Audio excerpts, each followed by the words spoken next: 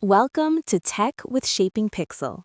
In this video, we're diving into the StudyCram and latest real exam questions and answers for the Amazon AWS Certified CloudOps Engineer Associate SOA-C03 exam certification. If you haven't subscribed to our YouTube channel yet, we'd love for you to join our growing community. Just hit that subscribe button. Want a downloadable PDF of these questions and answers? You can grab it from our website, www.shapingpixel.com. Full link is in the description below. Let's get started. This exam lasts 130 minutes and features 65 multiple choice or multiple response questions. Only 50 questions count toward your score, while 15 are unscored and used for evaluation.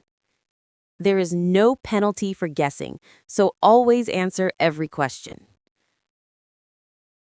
The passing score is 720 out of 1,000. The exam covers 5 domains: monitoring, logging, analysis, remediation, and performance optimization, reliability and business continuity, deployment, provisioning, and automation, security and compliance, and networking and content delivery. Each domain tests your skills in areas like configuring metrics with Amazon CloudWatch, implementing backup strategies with AWS Backup, automating deployments using CloudFormation and the AWS Cloud Development Kit, managing security with AWS Identity and Access Management, and optimizing networking with Amazon CloudFront and Route 53.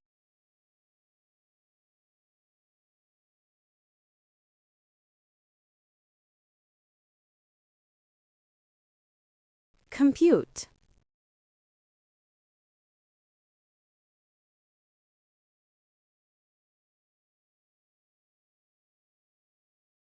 When we talk about compute in Amazon Web Services, or AWS, we are referring to the processing power and resources that applications and systems need to perform tasks. Compute resources are essentially the brains behind the operations, handling instructions and calculations. Traditionally, compute resources are found in physical servers within data centers. These servers are equipped with components like central processing units, or CPUs, and random access memory, or RAM. Together, they process instructions from operating systems and applications, powering everything from websites to databases. AWS offers a wide range of compute services and features to meet different needs. For example, Amazon Elastic Compute Cloud, or EC2, provides virtual servers that can run continuously for months or even years, handling billions of instructions. On the other hand, AWS Lambda allows you to run code for just a few milliseconds in response to events, without managing any servers. This flexibility means you can choose the right compute resources for your specific requirements, whether you need long-running servers or quick event-driven functions. Ultimately, the compute services you use in AWS will depend on your business goals and technical needs. Amazon Elastic Compute Cloud, or EC2, is a core service in Amazon Web Services that lets you deploy virtual servers in the cloud. EC2 is often the first compute service you'll use when working with AWS, powering a wide range of applications. To launch an EC2 instance, you start by choosing an Amazon Machine Image, or AMI. AMIs are templates that include an operating system and pre-installed applications, making it easy to spin up new servers quickly. You can use AWS-provided AMIs, create your own, or select from the AWS Marketplace or Community AMIs. This flexibility helps you scale and automate deployments efficiently. Next, select an instance type, which defines the virtual hardware such as CPU, memory, and storage. EC2 offers various instance families, including general purpose, compute optimized, and memory optimized, so you can match resources to your workload. For cost control, Choose from on-demand, spot, or reserved instances, each with different pricing and commitment levels. EC2 supports persistent storage with Amazon Elastic Block Storage, or EBS, and temporary storage with Instance Store Volumes. Security is managed through security groups, which act as firewalls and key pairs for secure login. Remember, keeping your operating system and security patches updated is your responsibility. EC2 Image Builder is a powerful tool from Amazon Web Services that automates the creation of secure, up-to-date virtual machine images for your EC2 instances and Docker containers. With EC2 Image Builder, you can set up a pipeline that handles everything from operating system updates and software installation to security patching and compliance checks. The pipeline can automatically test your images, ensuring they boot correctly, run sample applications, and meet your security policies. Once validated, your images can be distributed to selected AWS regions and rotated into your EC2 fleets, streamlining your deployment process. Getting started is simple. Define a pipeline with a name, description, tags, and a build schedule. Next, specify a recipe, which is a set of instructions for building your Amazon Machine Image, or AMI. You can use pre-built recipes or create your own, choosing from 6 supported operating systems. Add components to customize your image. Build components install software, while test components validate functionality. Each component uses a YAML-formatted document with build, validate, and test phases, allowing deep customization and automation. EC2 autoscaling is a feature in Amazon Web Services, or AWS, that automatically adjusts your EC2 resources to match demand. By using custom metrics and thresholds, it helps ensure your infrastructure is always right-sized for your needs. With EC2 autoscaling, you can set rules based on metrics like CPU utilization. For example, if your web server's CPU usage reaches 75%, autoscaling can automatically launch another EC2 instance to share the load. When demand drops and CPU usage falls to 20%, it can terminate unnecessary instances, keeping your environment efficient. This automation means your team does not have to manually add or remove servers. It leads to greater customer satisfaction since your applications remain responsive even during traffic spikes. Plus, you save money by only paying for resources when they are actually running, optimizing your costs. Pairing autoscaling with an elastic load balancer creates a flexible, scalable architecture. This ensures your applications can handle changing demand smoothly, providing a reliable experience for your users while keeping costs under control. EC2 autoscaling in Amazon Web Services, or AWS, helps you automatically adjust the number of EC2 instances in your environment. This ensures your applications always have the right resources, no matter the demand. To use EC2 autoscaling, you first need to define how new instances should be launched. You can do this with either a launch configuration or a launch template. Both options let you specify details like the Amazon Machine Image, or AMI, instance type, storage, security groups, and user data for automation. Launch templates are the newer, more advanced option. They allow you to set up all configuration options on a single page, including network settings, tags, and advanced features like spot instances or instance profiles. Templates can also be versioned for easy updates. Launch configurations are similar, but offer fewer advanced features and are created through a step-by-step process. While still supported, launch templates are now the preferred method. Once your template or configuration is ready, you create an auto-scaling group. This group manages how many instances run, scaling up or down based on policies like CPU utilization. Launch templates provide more flexibility and features, making them the recommended choice. Remember, without a launch configuration or template, autoscaling cannot launch or manage your EC2 instances. Autoscaling is a fundamental part of building elastic and fault-tolerant architectures in Amazon Web Services, or AWS. It acts as the glue that keeps your infrastructure running smoothly, automatically adjusting resources to meet demand. Yet, many people take autoscaling for granted, assuming it will just work out of the box. There are four main ways to control the number of instances in an autoscaling group. First, you can manually adjust variables, setting the upper and lower limits or the desired number of instances. Second, you can schedule scaling events to occur at specific times, adding or removing servers as needed. Third, dynamic scaling automatically responds to real-time demand, increasing or decreasing capacity as required. Finally, predictive scaling uses machine learning to analyze historical data and forecast future needs, provisioning resources in advance. Each autoscaling method has its strengths and weaknesses. Manual adjustments offer control, but require constant attention. Scheduled scaling is predictable, but may not react to unexpected changes.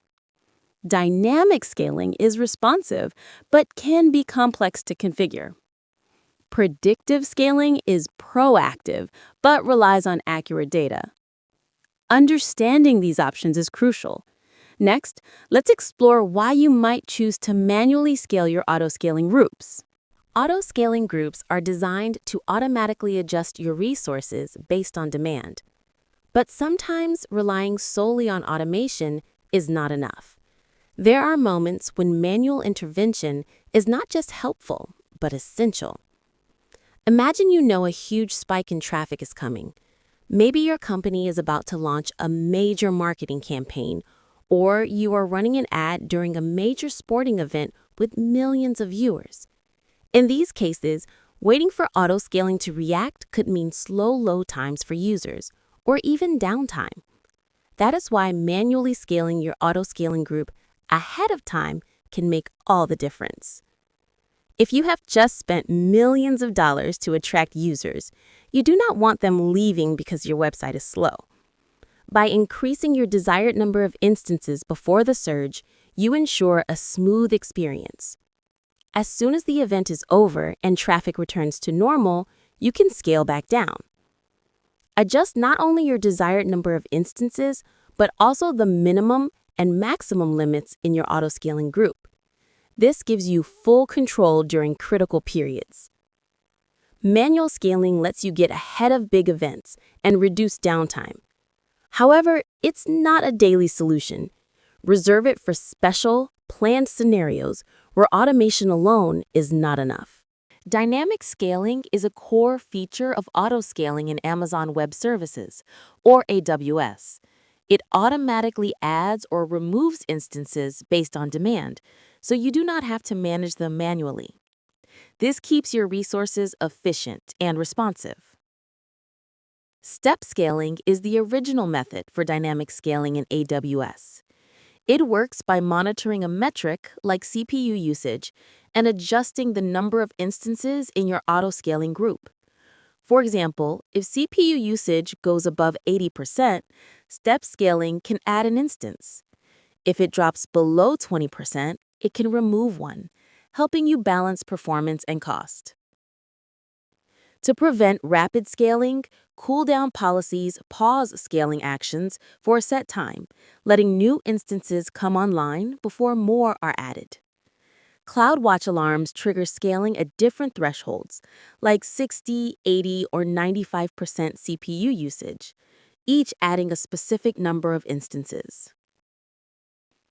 Target tracking simplifies scaling. You set a target metric, such as 40% CPU utilization, and AWS automatically manages scaling to keep that target. It is especially useful for those who want less manual setup. Remember, scaling up is aggressive, but scaling down is slower to avoid instability. For small groups, each instance change has a big impact. Never delete CloudWatch alarms created by target tracking policies. When managing cloud resources, scaling is key to keeping your systems running smoothly. There are two main approaches: dynamic scaling, which reacts to changes, and predictive scaling, which anticipates them. Dynamic scaling is reactionary. Imagine a surge in users during lunch breaks. The system notices the increased load and automatically adds more instances to keep performance steady. It responds to real-time demand, optimizing metrics as they fluctuate. Predictive scaling, on the other hand, aims to stay ahead of the curve. Instead of waiting for a spike, it uses machine learning to forecast when traffic will rise or fall. This is especially useful for cyclical or recurring workloads, like business hours or scheduled analytics. The system learns from your historical data using at least 24 hours of CloudWatch metrics and can look back up to 14 days.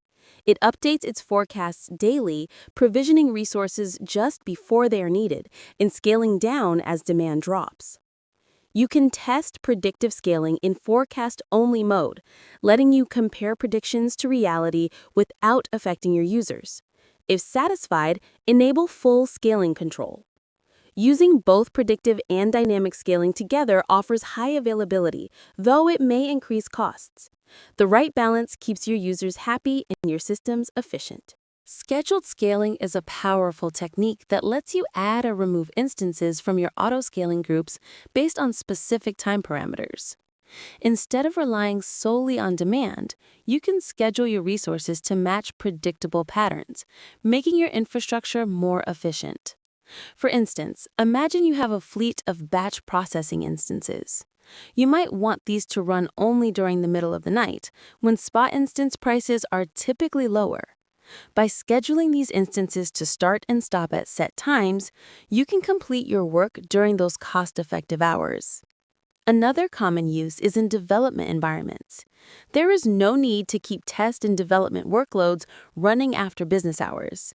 With scheduled scaling, you can automatically turn off these environments at night and bring them back online in the morning. Scheduled scaling can also work alongside other scaling mechanisms. For example, your development and test environments might be scheduled to turn off at night, but during the day, dynamic scaling can adjust the number of instances as needed, ensuring resources are always optimized.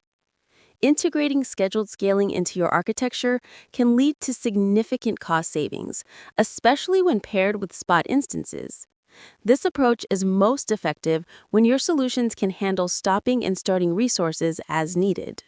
The AWS Elastic Load Balancer, or ELB, is a managed service that distributes incoming requests across multiple targets, such as EC2 instances, Lambda functions, or containers. This helps ensure your applications remain available and responsive. Relying on a single instance can lead to downtime if it fails or struggles with traffic spikes. By introducing an ELB and multiple instances, you gain high availability and automatic traffic distribution. ELB is elastic, scaling up or down as your traffic changes, all managed by AWS. There are three main types of ELB. The application load balancer is ideal for web applications using HTTP or HTTPS. The network load balancer offers ultra-high performance and low latency. The classic load balancer supports older EC2 classic environments.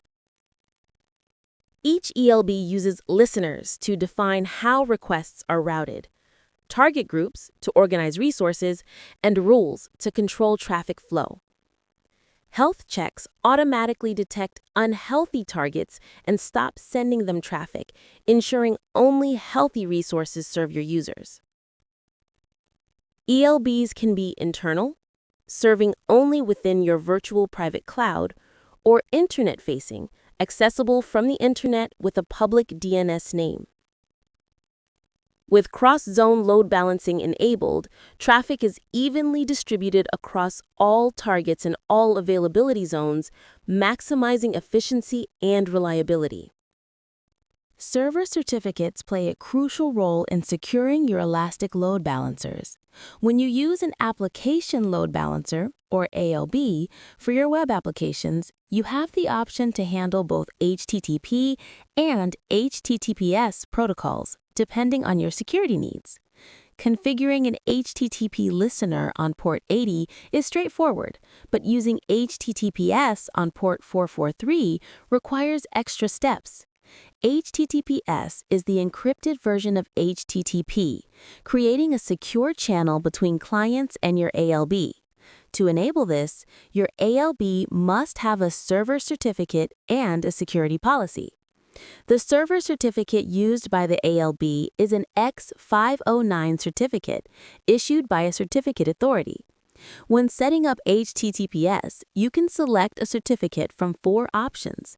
Choose or upload a certificate to AWS Certificate Manager, or ACM, or choose or upload a certificate to Identity and Access Management, or IAM. ACM simplifies creating and managing SSL or TLS certificates within AWS, making it the preferred choice. IAM is used for third-party certificates or in regions where ACM is not supported, offering flexibility for different deployment scenarios. Summary: understanding server certificates ensures your load balancers securely handle encrypted traffic, protecting your web applications and users. The Application Load Balancer, or ALB, is a key service in Amazon Web Services for distributing incoming application traffic.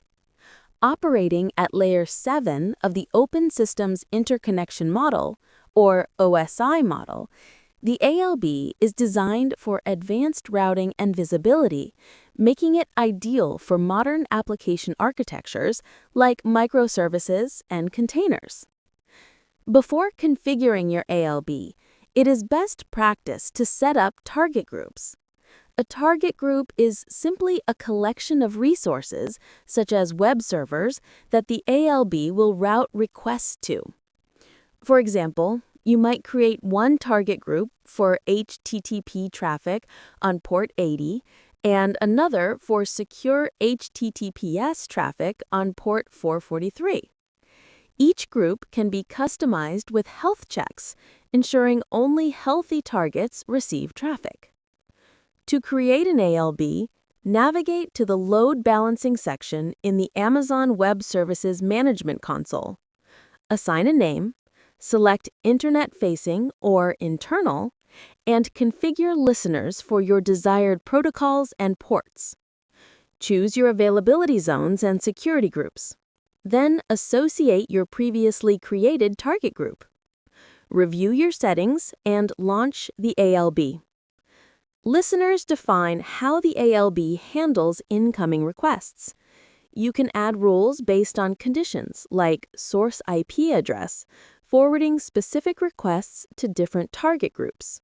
A network load balancer, or NLB, is designed to distribute incoming traffic across multiple targets, ensuring high availability and performance.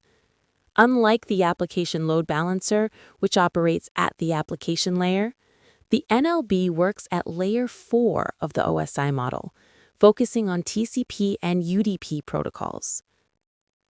The NLB supports listeners for TCP, Transport Layer Security or TLS, and UDP. It can handle millions of requests per second, making it ideal for ultra-high performance needs. If your application requires a static IP address, the NLB is the recommended choice. Cross-zone load balancing can be enabled or disabled, offering flexibility depending on your deployment requirements. To configure an NLB in the Amazon Web Services Management Console, navigate to EC2 under Compute, then select Load Balancers. Choose to create a network load balancer, give it a name, and select Internal or Internet-facing. Set your listener protocol and port, such as UDP on port 53 for DNS. Choose your availability zones, configure security settings, and create or select a target group. Register your targets, review your settings, and create the load balancer. The process is straightforward and similar to configuring an application load balancer, but with different protocol and port options. Your NLB is now ready to handle traffic efficiently. The classic load balancer is one of the original load balancing options in Amazon Web Services, or AWS. It supports TCP, SSL or TLS, HTTP, and HTTPS protocols, but it is not as feature-rich as newer options. Classic load balancers are unique because they support the EC2 Classic platform, which allowed instances to run in a single flat network shared with other customers. However, EC2 Classic is no longer available for accounts created after April 12, 2013. The Classic Load Balancer also supports TCP and SSL listeners, sticky sessions using application-generated cookies, and allows cross-zone load balancing to be enabled or disabled. To create a Classic Load Balancer, navigate to the EC2 dashboard, select Load Balancers, and choose to create a Classic Load Balancer. Assign a name, select your Virtual Private Cloud or VPC, and configure listeners such as port 80. Choose your availability zones and subnets, assign a security group, and configure health checks. Finally, select the EC2 instances to associate, add tags, review, and create. While the Classic Load Balancer is simple to set up, it is best practice to use the Application Load Balancer unless you have legacy needs. The ALB offers more features and flexibility for modern applications. AWS, or Amazon Web Services, is known for building services based on customer needs. One such innovation is the AWS Gateway Load Balancer, designed to simplify and enhance traffic management for virtual appliances in the cloud. Previously, deploying and scaling virtual appliances from AWS partners or the AWS Marketplace was challenging. To address this, AWS Gateway Load Balancer allows you to direct all inbound and outbound traffic from an internet gateway or virtual private gateway to a specific elastic network interface within your virtual private cloud or VPC. This is achieved using VPC ingress routing, which forwards traffic to the Gateway Load Balancer by updating route tables. The Gateway Load Balancer acts as a single point of access for all traffic, ensuring transparency and seamless flow. It automatically routes traffic through healthy virtual appliances and stops sending traffic to any that become unhealthy. This service also supports IP tunneling, preventing address conflicts, and enables you to add custom logic for inspecting and acting on network packets, all while maintaining sticky, transparent, and symmetric traffic flows. With AWS Gateway Load Balancer, managing and scaling virtual appliances becomes easier, more reliable, and more secure, empowering you to optimize your cloud network traffic with confidence. Elastic Load Balancers, or ELBs, and EC2 Autoscaling are two powerful Amazon Web Services tools that work best together. Let us quickly explore how they complement each other to boost both performance and cost efficiency. On their own, each service solves specific challenges. ELBs distribute incoming traffic across your resources using target groups and rules. EC2 Autoscaling automatically adjusts the number of instances in response to demand. However, using only one can create extra manual work. Without autoscaling, you must manually add or remove targets from your ELB. Without an ELB, distributing traffic evenly to your EC2 fleet becomes difficult.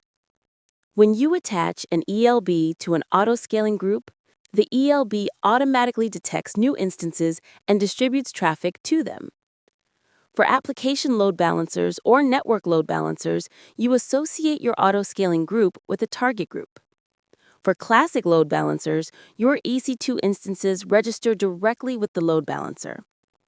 This seamless integration ensures your infrastructure scales efficiently as demand changes.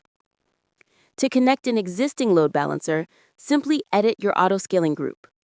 Select your classic load balancer or the appropriate target group for application or network load balancers, then save your changes. To understand serverless compute, imagine all the work involved in managing a server, installing software, patching, scaling, and configuring storage. With serverless, that maintenance disappears from your to-do list, letting you focus entirely on your code and business logic. AWS Lambda is Amazon Web Services' serverless compute service. Instead of managing servers, you write functions, small pieces of code that handle specific tasks. Lambda takes care of the infrastructure, so you only need to worry about your application's logic and configuration. A Lambda function has three main parts: input, the function itself, and output. You upload your code, choose the runtime, like Python, Java, or Node.js, and set how much memory and power your function needs. Lambda then allocates proportional CPU, network, and disk resources. Your Lambda function can be triggered in several ways: directly through the AWS console, software development kits or command line tools, via an HTTP endpoint, or automatically by AWS services like Amazon S3 or API Gateway, responding to events or schedules. Lambda automatically monitors your functions with logs and metrics, sending data to Amazon CloudWatch. You only pay for what you use, the number of requests, the duration your code runs, and the compute power you provision. Serverless means efficiency and simplicity. Amazon EC2 Container Service, or Amazon ECS, is a managed service that lets you run Docker-enabled applications as containers across a cluster of EC2 instances. With ECS, you do not need to handle complex cluster management yourself. Amazon Web Services, or AWS, manages it for you. Docker is software that automates installing and distributing applications inside Linux containers. A container holds everything an application needs to run except for the operating system, making it lightweight and portable. AWS Fargate is an engine that allows ECS to run containers without you managing servers or clusters. ECS offers two deployment models: Fargate Launch, which is simple and requires minimal configuration, and EC2 Launch, which gives you more control over instance types and scaling. Monitoring is handled by AWS CloudWatch, which tracks metrics and can send notifications when events like scaling occur.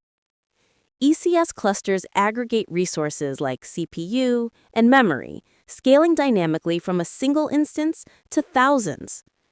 Clusters are region-specific but can span multiple availability zones.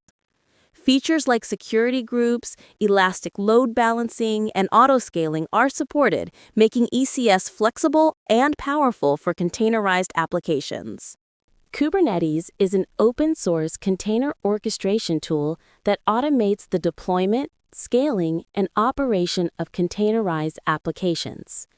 It is designed to handle everything from a handful to millions of containers and works with different container runtimes like Docker. Elastic Container Service for Kubernetes, or EKS, is a managed service from Amazon Web Services that lets you run Kubernetes clusters on AWS infrastructure. With EKS, AWS manages the Kubernetes control plane, so you only need to focus on your worker nodes. The control plane is the brain of Kubernetes, scheduling containers onto nodes and tracking the state of your clusters. AWS provisions and manages this across multiple availability zones for resiliency. Worker nodes are the machines that actually run your containers, and you are responsible for managing these within EKS. To start, create an IAM service role with the Amazon EKS service policy and Amazon EKS cluster policy permissions. Next, set up a virtual private cloud using AWS CloudFormation. Install kubectl, the Kubernetes command line tool, and the AWS IAM Authenticator for secure access. Create your EKS cluster, configure kubectl, and provision worker nodes. Once connected, your EKS environment is ready for deploying applications with Kubernetes, combining AWS reliability with Kubernetes flexibility. Elastic Container Registry, or ECR, is a fully managed service from Amazon Web Services that lets developers securely store, manage, and distribute Docker images. With ECR, there is no need to provision infrastructure. AWS handles it all. ECR consists of several key components: the registry, authorization tokens, repositories, repository policies, and images. The registry is where your Docker images are hosted. Each AWS account gets a default registry, accessible via a unique URL. Within this registry, you can create multiple repositories to organize your images. Before your Docker client can interact with ECR, it must authenticate as an AWS user. This is done using an authorization token generated by running the AWS command line interface get-login command. The resulting Docker login command authenticates your client for 12 hours. Access to your registry and repositories is managed through AWS Identity and Access Management, or IAM, policies and repository policies. These policies allow you to control who can push or pull images, ensuring your Docker images remain secure. Once authenticated, use the Docker push command to upload images and the Docker pull command to retrieve them, making ECR a central hub for your container images.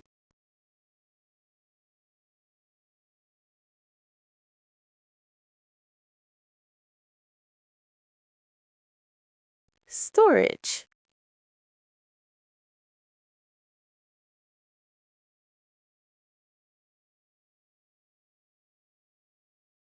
As organizations move to the cloud, they seek benefits like flexibility, scalability, cost efficiency, and security.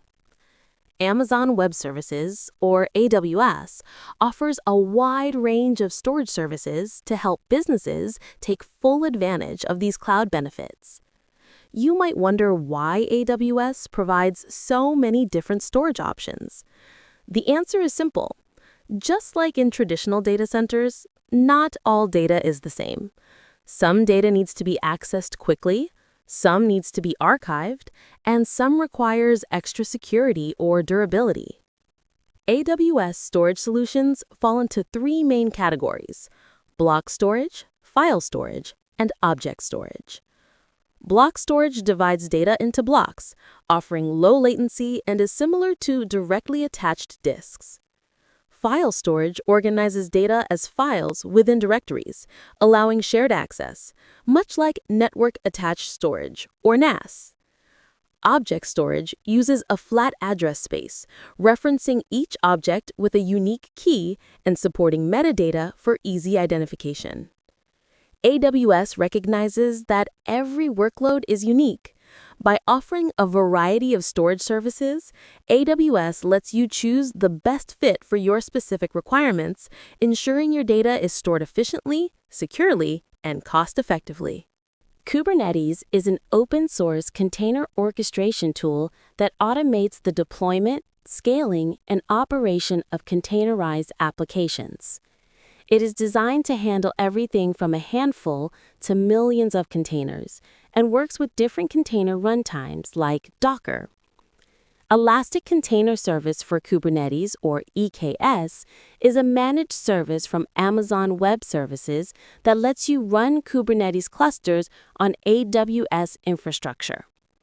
With EKS, AWS manages the Kubernetes control plane, so you only need to focus on your worker nodes. The control plane is the brain of Kubernetes, scheduling containers onto nodes and tracking the state of your clusters. AWS provisions and manages this across multiple availability zones for resiliency. Worker nodes are the machines that actually run your containers, and you are responsible for managing these within EKS. To start, create an IAM service role with the Amazon EKS service policy and Amazon EKS cluster policy permissions. Next, set up a virtual private cloud using AWS CloudFormation. Install kubectl, the Kubernetes command line tool, and the AWS IAM Authenticator for secure access. Create your EKS cluster, configure kubectl, and provision worker nodes. Once connected, your EKS environment is ready for deploying applications with Kubernetes, combining AWS reliability with Kubernetes flexibility. Amazon S3 offers a range of storage classes, each designed for different data access needs and cost considerations. Let's break down the key options so you can choose the best fit for your data. S3 Standard is the go-to for frequently accessed data, offering high throughput, low latency, and 11 nines or 99.9999999% durability across multiple availability zones. S3 Intelligent Tiering automatically moves your data between frequent, infrequent, and archive tiers based on usage, optimizing costs when access patterns are unpredictable. Both support Secure Sockets Layer, or SSL, encryption, and lifecycle rules for automated management. Amazon Simple Storage Service, or S3, offers a powerful feature called bucket versioning.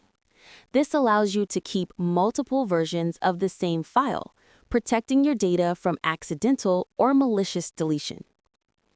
When versioning is enabled, every time you overwrite or delete an object, S3 automatically creates a new version. Only the latest version appears by default, but all previous versions are still accessible. Versioning is not enabled by default, and once turned on, it cannot be disabled, only suspended. You can enable versioning during bucket creation or on an existing bucket through the AWS Management Console.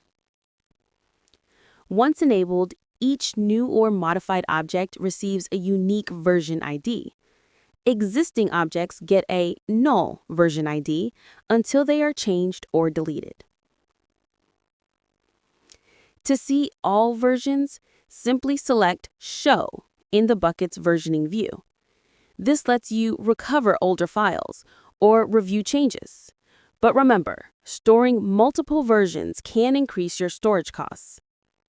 Deleting an object adds a delete marker, hiding it from view but not erasing previous versions. To permanently remove a version, you must specify its version ID when deleting. Hosting a static website on Amazon's Simple Storage Service, or S3, is straightforward if you follow the right steps. Let's walk through how to configure your S3 bucket for static website hosting. First, open your S3 bucket's properties page. Find the static website hosting tile and select it. By default, this feature is disabled. Choose Use this bucket to host a website. You'll need to provide an index document which acts as your home page and optionally an error document for handling errors. For your website to be accessible, you must make your bucket publicly readable. Go to the Permissions tab. Edit the Block Public Access settings and uncheck Block All Public Access. Save and confirm these changes. Next, add a bucket policy that allows everyone to perform the Get Object action, making your website files readable by the public. Upload your index.html file and any other necessary files to your bucket. When uploading, ensure you grant public read access to each object so visitors can view your website content. Once everything is set, use the provided S3 website endpoint to test your site. Your static website should now be live and accessible to anyone with the endpoint URL. Object-level logging with S3 buckets is a powerful feature that lets you track exactly what happens to your data. But did you know this capability is actually managed by AWS CloudTrail, not S3 itself?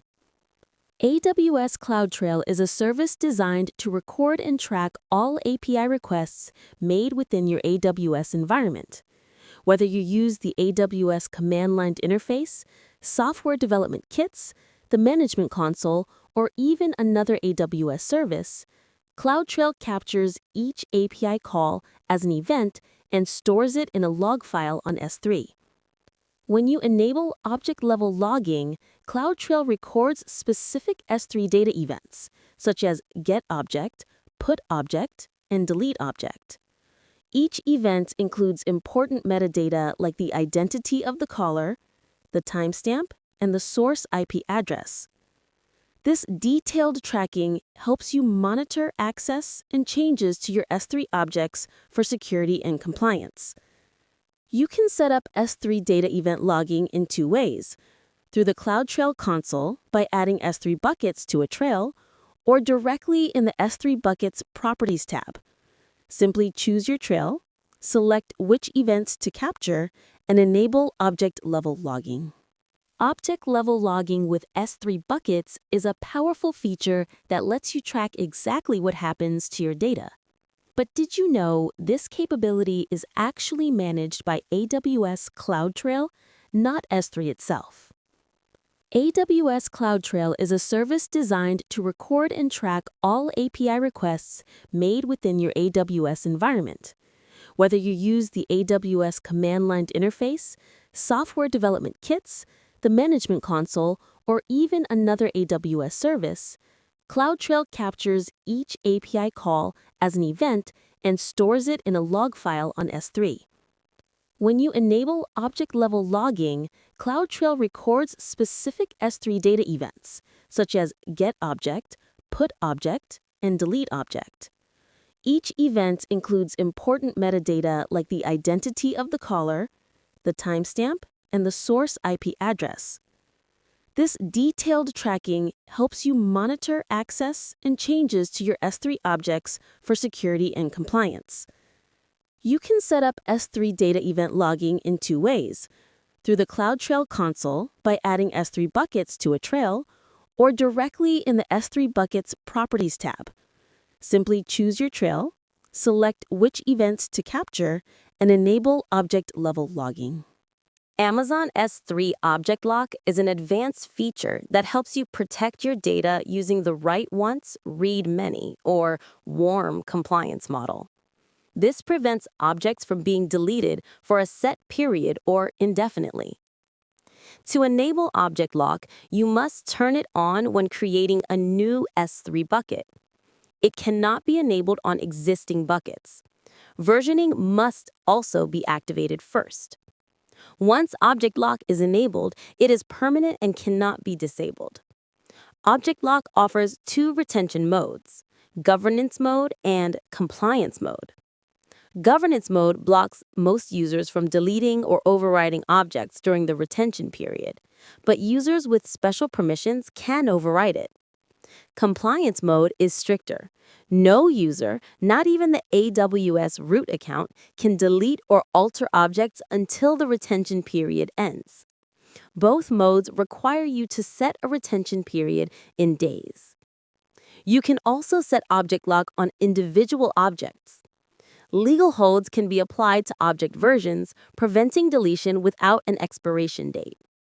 Only users with specific permissions can remove a legal hold. Object Lock in S3 buckets ensures your data stays protected, helping you meet strict compliance requirements like those from the Financial Industry Regulatory Authority. Speeding up your long-distance Amazon S3 data transfers is easier than you might think. With transfer acceleration, you can move data into or out of S3 buckets much faster, especially over large distances. Transfer acceleration leverages Amazon CloudFront, which is a content delivery network, or CDN. CloudFront uses edge locations in major cities around the world to route your data. When you upload or download data with transfer acceleration enabled, your request first goes to the nearest CloudFront edge location. From there, it travels through Amazon's high-speed, optimized network directly to your S3 bucket, reducing latency and improving transfer speeds. It is important to note that transfer acceleration comes with additional costs. While standard data transfers into S3 from the internet are free, using transfer acceleration incurs a per gigabyte fee based on the edge location. The same applies to data transferred out of S3, whether to the internet or another AWS region. To enable transfer acceleration, simply select your S3 bucket in the console, go to Properties, and choose the Transfer Acceleration option. Remember, your bucket name must be DNS compliant and cannot contain periods. Transfer acceleration does not support certain operations, such as listing buckets, creating or deleting buckets, or cross-region copies using put object copy. Configuring bucket event notifications in Amazon Web Services, or AWS, lets you monitor specific actions in your storage buckets. You can send alerts to an Amazon Simple Notification Service topic, or an Amazon Simple Queue Service queue, or a Lambda function. To get started, create a new topic in Amazon Simple Notification Service, or SNS. Give your topic a name like S3 Put Event and accept the default settings. Next, create a subscription to this topic using your email address. Confirm the subscription from your inbox to start receiving notifications. Now, head to your S3 bucket's properties and select the Events section. Add a new notification, name it, and choose the event type you want to monitor, such as Put Events for new uploads. You can filter events by prefix or suffix, but for now, leave those blank. Set the destination to your SNS topic. Upload a file to your bucket. When the event occurs, Amazon S3 sends a notification to your SNS topic, which then emails you details about the event, including the source, region, and file name. That's how you configure S3 bucket event notifications and receive real-time alerts using Amazon SNS in AWS. Let's explore an advanced Amazon Simple Storage Service, or S3, bucket property called Requester Pays. This feature changes who is responsible for certain cost when accessing data stored in an S3 bucket, making it especially useful for buckets with high public access or shared datasets. When Requester Pays is enabled, the requester, not the bucket owner, pays for the costs associated with requests and data transfer. However, the bucket owner still covers the storage costs for the objects in the bucket. This setup is ideal for scenarios where multiple users or organizations need access to the same data, ensuring fair distribution of data transfer expenses. To enable Requester Pays, simply select the Requester Pays option in the bucket's properties. You can choose to enable or disable this feature, then save your changes. From that point on, any post, GET, or HEAD requests must include the XAMZ request payer header, confirming the requester accepts the associated costs. A crucial requirement is that all access must be authenticated. Anonymous requests are not supported, as Amazon Web Services, or AWS, needs to identify which account to charge. This ensures transparency and accurate billing for every data access. Amazon S3 Server Access Logging lets you track requests made to your S3 bucket and its objects. Each log entry can include the request type, resource accessed, IP address, or AWS identity and access management user, timestamp, response status, error code, and object size. Enabling logging is useful for root cause analysis after incidents and may be required for audit or governance compliance. However, Amazon S3 only provides these logs on a best effort basis, so they are not guaranteed to capture every request. Logs are delivered every few hours, and there's no guarantee that every request will be logged or that logs will arrive within a specific time frame. Sometimes a log might not be sent at all, so use them to understand traffic patterns rather than for complete auditing. To enable logging, select your bucket in the Amazon S3 console, go to the Properties tab, and find the Server Access Logging section.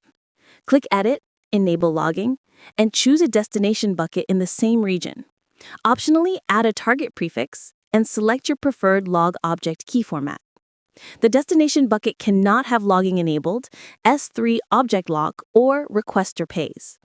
Default encryption is supported but not SSE KMS. Storage costs apply for log files. When setting up logging for your Amazon Web Services Simple Storage Service, or AWS S3, you need to ensure that your source bucket can write logs to a destination bucket. This process involves configuring specific permissions. The S3 logging service requires access to write log files into your destination bucket. If you are using the AWS Management Console, these permissions are set automatically. However, if you are configuring logging programmatically, you must set these permissions yourself to ensure logs are delivered correctly.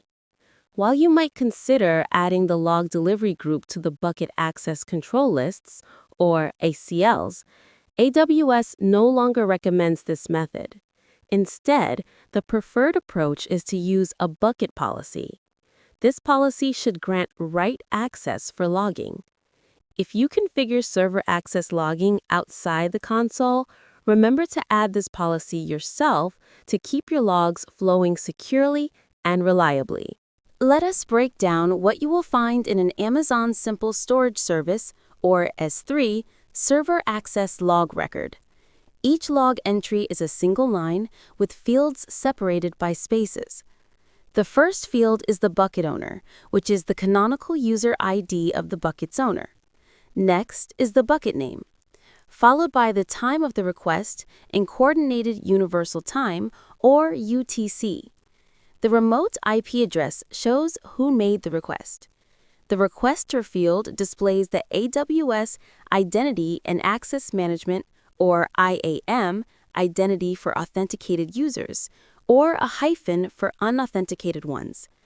Request ID is a unique string for each request. Operation tells you what action was performed, and key is the object name. Request URI shows the HTTP request's Uniform Resource Identifier. HTTP status is the numeric status code, and error code appears if something went wrong.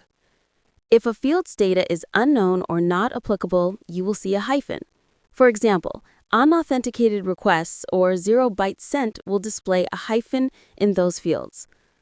Other fields include bytes sent, object size, total time, turnaround time, referrer, user agent, version ID, host ID, signature version, cipher suite, authentication type, host header, TLS version, access point Amazon resource name, or ARN, and ACL required. Identity-based policies are attached to an AWS Identity and Access Management, or IAM, user, group, or role. These policies define which S3 resources, like buckets or objects, a user can access. For example, a policy might allow a user to perform all S3 actions on a specific bucket, such as S3 Deep Dive.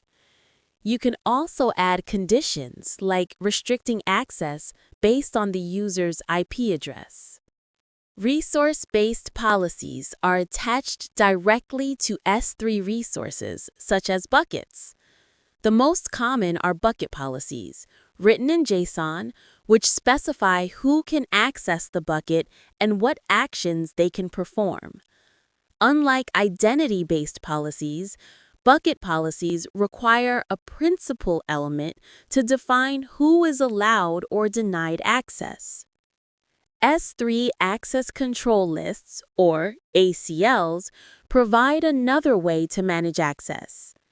ACLs can grant permissions to specific AWS accounts or predefined groups like the bucket owner or everyone. However, ACLs are less granular than policies and do not support conditions or explicit denies. When multiple policies apply, AWS evaluates them together. By default, access is denied unless explicitly allowed.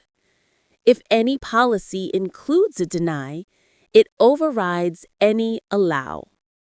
For example, if a bucket policy denies delete actions, that deny takes precedence.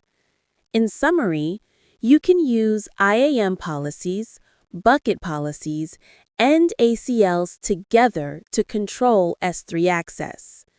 Remember, deny always overrides allow, ensuring the principle of least privilege is maintained for your S3 resources.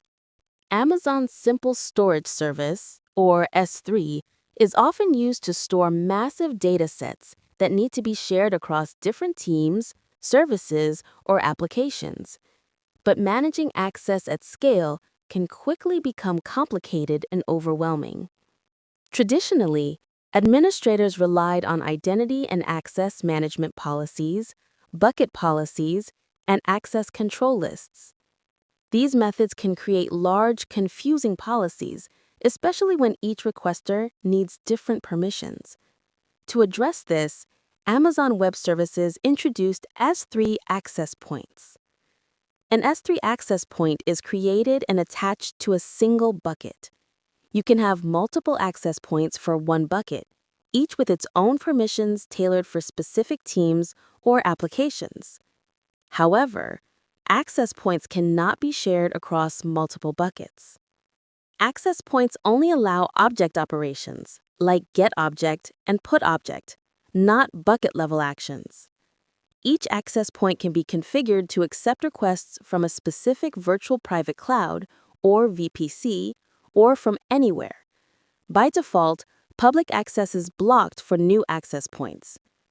Access point policies work alongside bucket policies, but can only be as permissive as the bucket allows. Each access point has a unique Amazon resource name, or ARN, and can be managed through the AWS console, SDKs, or REST APIs. Data leaks from unprotected Amazon S3 buckets have caused major security breaches and financial penalties for organizations. To help prevent these incidents, Amazon Web Services, or AWS, has improved security features for S3 buckets. When you create a new S3 bucket, AWS automatically blocks all public access by default. This means you must actively change the setting if you want to allow public access. The default setting is designed to keep your data safe from accidental exposure. If you need some public access, you can turn off the block and choose from 4 specific options. These let you control access through access controllers, bucket policies, and cross-account permissions. You can mix and match these settings to fit your security needs. Even if you try to grant public access through access control lists or ACLs, the block all public access setting overrides your changes. You will see warnings and access denied errors, ensuring your bucket stays protected unless you intentionally change the settings. If you remove the block, AWS warns you about the risks. Granting public access is possible, but AWS highlights the security implications. Re-enabling the block instantly removes public access, making it a powerful tool for securing your data. Amazon S3's Access Analyzer is a powerful tool designed to help you keep your data secure. It alerts you whenever your S3 buckets are configured to allow public access or access from other Amazon Web Services or AWS accounts, including third-party accounts. Access Analyzer scans your buckets and identifies which ones are exposed, what level of access has been granted, and how that access is provided. For example, if a bucket is public or accessible by another account, Access Analyzer will show you the details, such as whether access is given by an access control list, or ACL, a bucket policy, or an access point policy.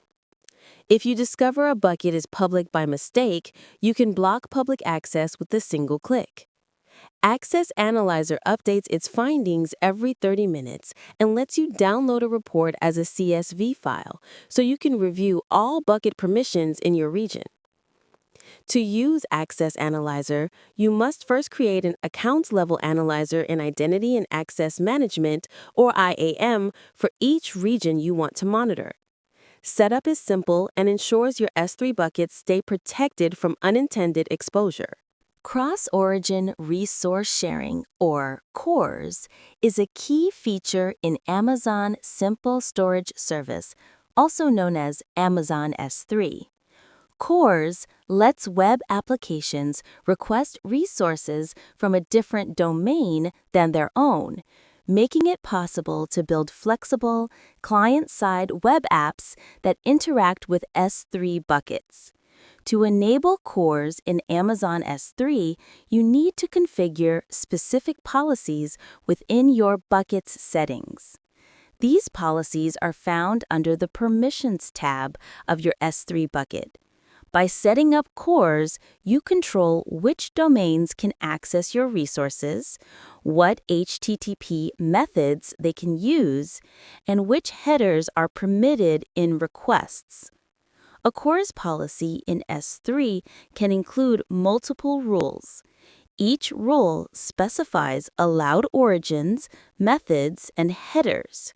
For example, you might allow put, post, and delete requests from www.cloudacademy.com and permit all headers in pre-flight requests.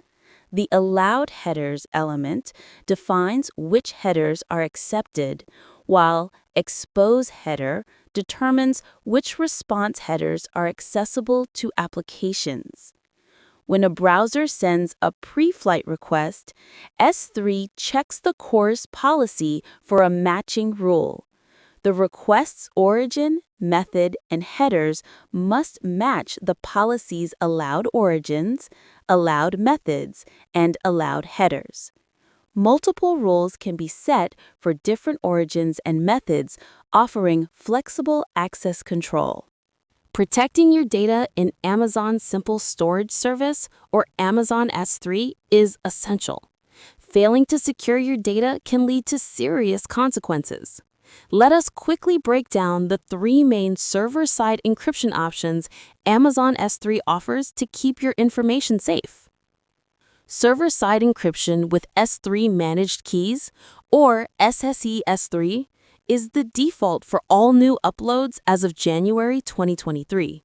With SSE S3, Amazon Web Services, or AWS, handles all key management, including rotation. You simply upload your data, and S3 takes care of the rest. Server-side encryption with Key Management Service Managed Keys, or SSE KMS, uses AWS Key Management Service to generate encryption keys. You can choose between AWS managed keys or customer managed keys for more control. SSE KMS also allows you to track and audit key usage with AWS CloudTrail, adding an extra layer of security.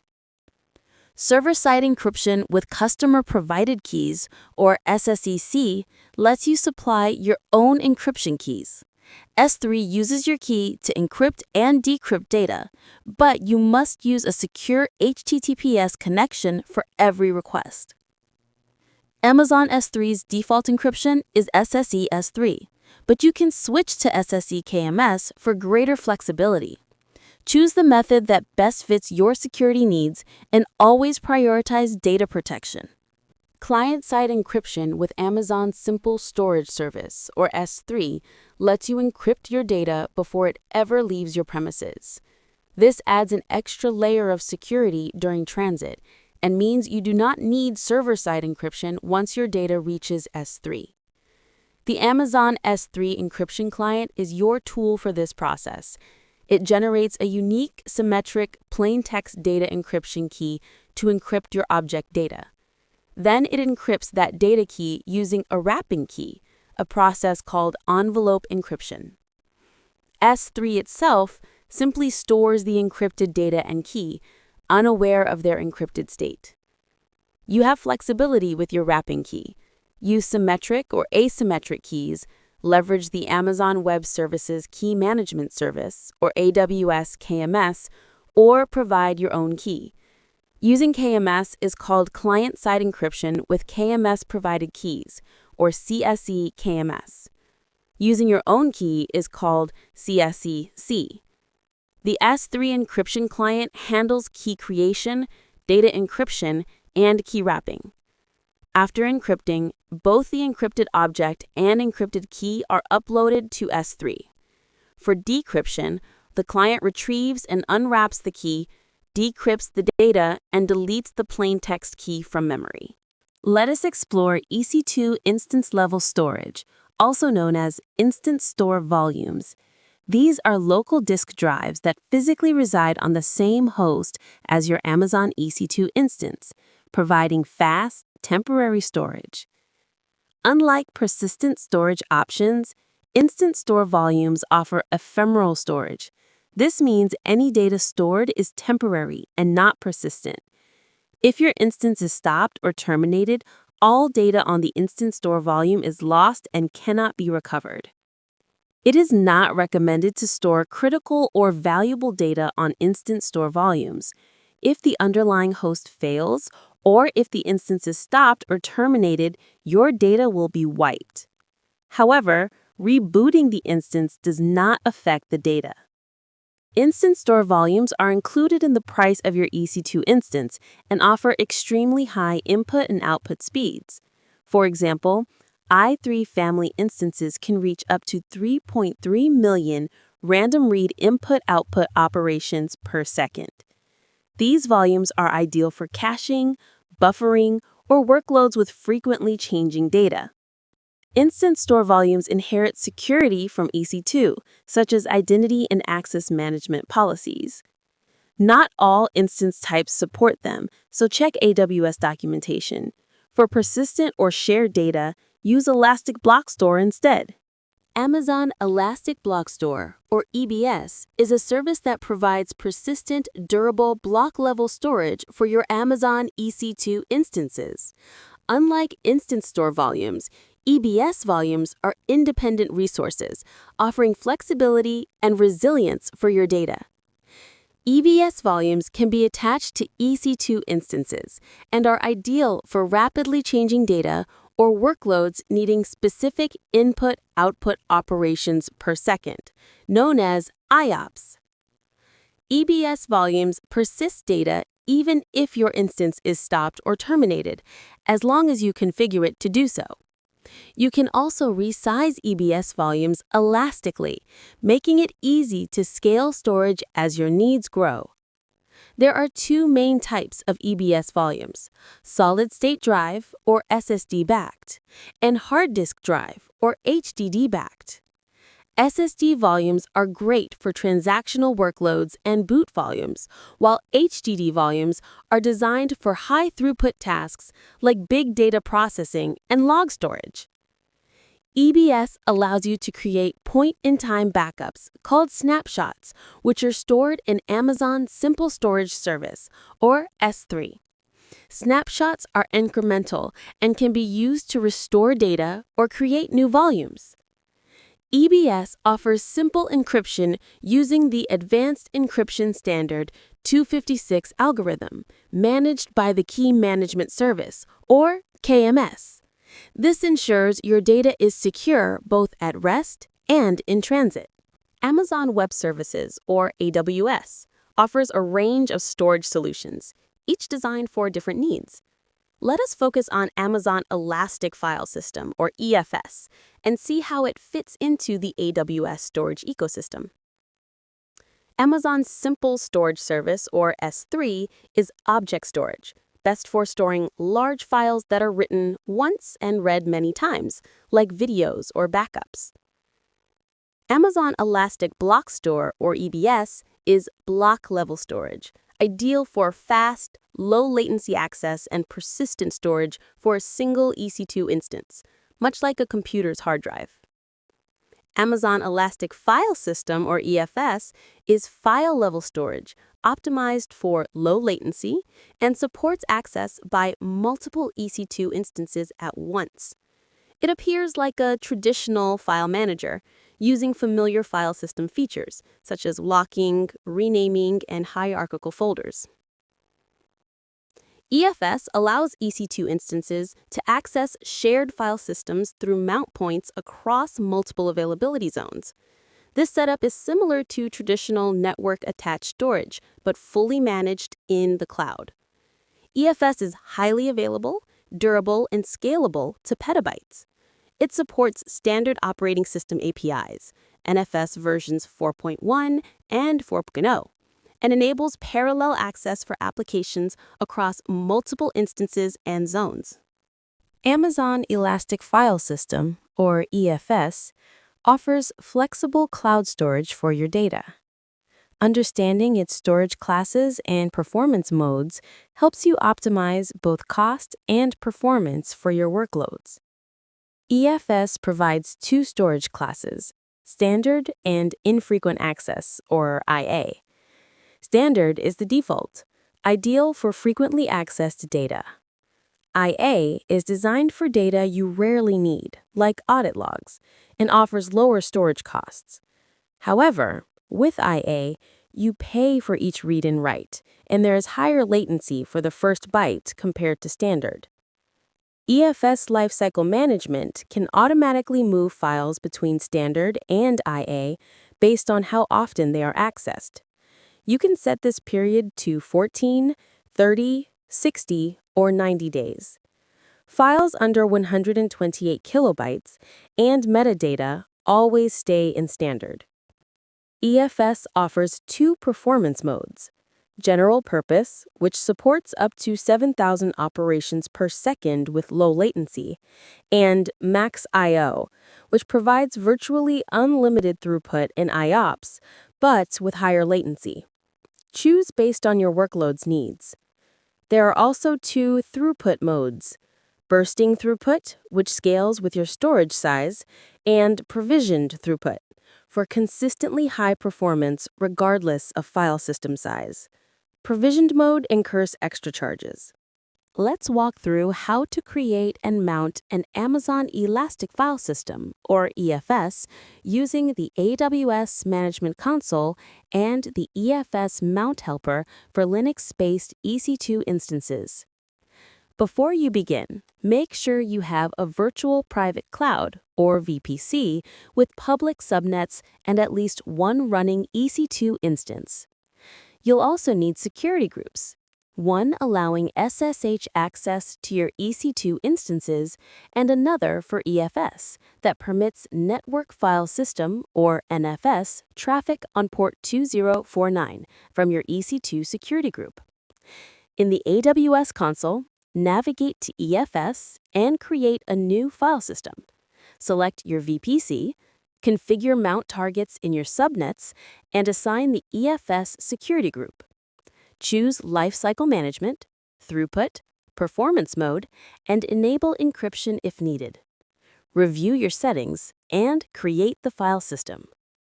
Install the EFS Mount Helper utility on your EC2 instances.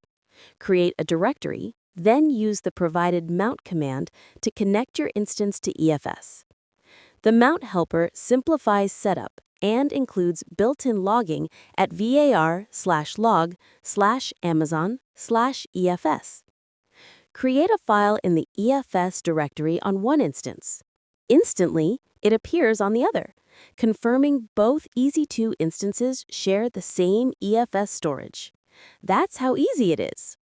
Let us explore the essentials of securing your Elastic File System, or EFS, focusing on access control, permissions, and encryption. These are critical for protecting sensitive data stored in the cloud. Before creating or managing an EFS file system, you need specific permissions. For EFS, you must allow Elastic File System create file system and Elastic File System create mount target. For Amazon Elastic Compute Cloud or EC2 permissions, like describe subnet, create network interface, and describe network interfaces, are required. These permissions enable you to create the file system and its mount targets. When using the AWS Management Console, additional permissions allow you to view EFS resources, query EC2 for network details, and use the Key Management Service, or KMS, if encryption is enabled. EFS supports encryption at rest using AWS Key Management Service. You can select a customer master key, or CMK, managed either by you or by AWS. These keys encrypt your data encryption keys, ensuring your files remain protected while stored. To secure data moving between EFS and your client, enable encryption in transit using the Transport Layer Security, or TLS protocol. The EFS Mount Helper simplifies this process, creating a secure tunnel for your data. With the right permissions and encryption, EFS keeps your cloud data secure both at rest and in transit. If you need to move your on-premise data into Amazon Elastic File System, or EFS, there is a straightforward solution. Many organizations want to migrate existing datasets, like employee home directories, from local file servers to EFS to take advantage of its scalability and flexibility. The recommended approach is to use AWS DataSync. AWS DataSync is a service designed to securely migrate, move, and synchronize data from your on-premise environment to AWS storage services such as EFS or Amazon Simple Storage Service, also known as S3. Data transfer can happen over a direct connect link or the internet. To get started, you download the DataSync agent as a VMware ESXi host, configure it with your source and destination, and associate it with your AWS account. The agent acts as a bridge between your on-premise file system and EFS. AWS DataSync is also useful for transferring files between EFS file systems, even across AWS accounts. You can migrate NFS file systems, enable lifecycle management for cost savings, or replicate EFS file systems across regions for disaster recovery. While setup details are beyond this overview, AWS provides documentation and quick start guides to help you get started with DataSync and streamline your data migration to EFS. When storing data in Amazon Web Services or AWS, you have several options. Amazon FSx stands out by offering fully managed file systems tailored for specific workloads, making it easier to choose the right storage for your needs. Amazon FSx for Windows File Server delivers a scalable, fully managed Microsoft Windows file system. It is perfect for Windows-based applications needing shared storage, supporting thousands of concurrent connections worldwide. Features include user quotas, end-user file restore, and integration with Microsoft Active Directory, which can be managed by AWS or on-premises. Data is encrypted at rest and in transit, and you can enable data deduplication to save space. Amazon FSx for Lustre is designed for high-performance computing.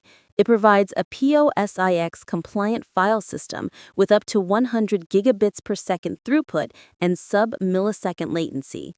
FSx for Lustre integrates deeply with Amazon's Simple Storage Service, or S3, allowing you to link S3 buckets and access objects as files, making it ideal for machine learning and data analytics.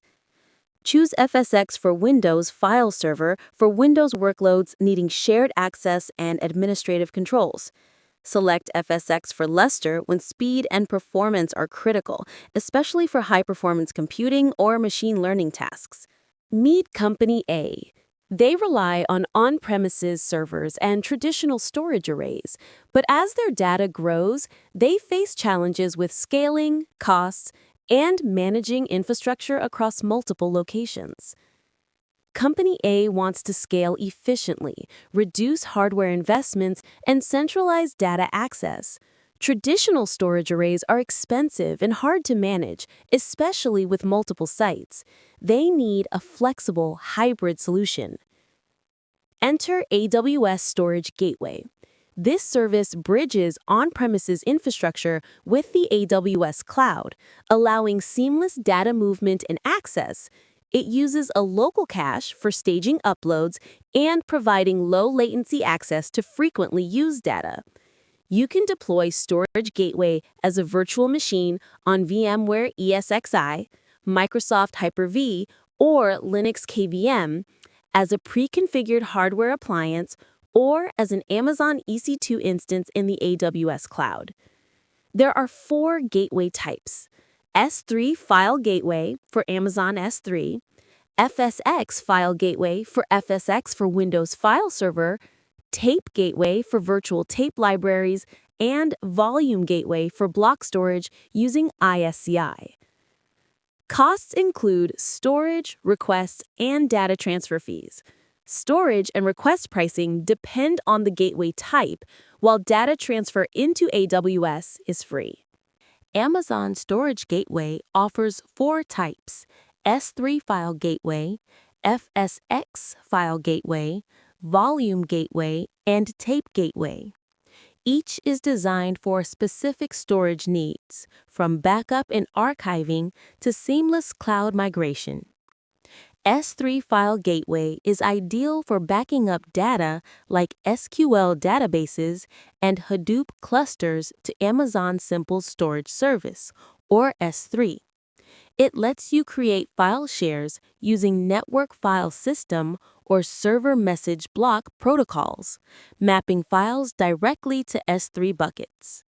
With features like S3 object lock, versioning, and lifecycle configurations, you can optimize costs by moving data to lower-cost storage tiers such as S3 Glacier Flexible Retrieval. FSX File Gateway is perfect for organizations needing a Microsoft Windows file system experience.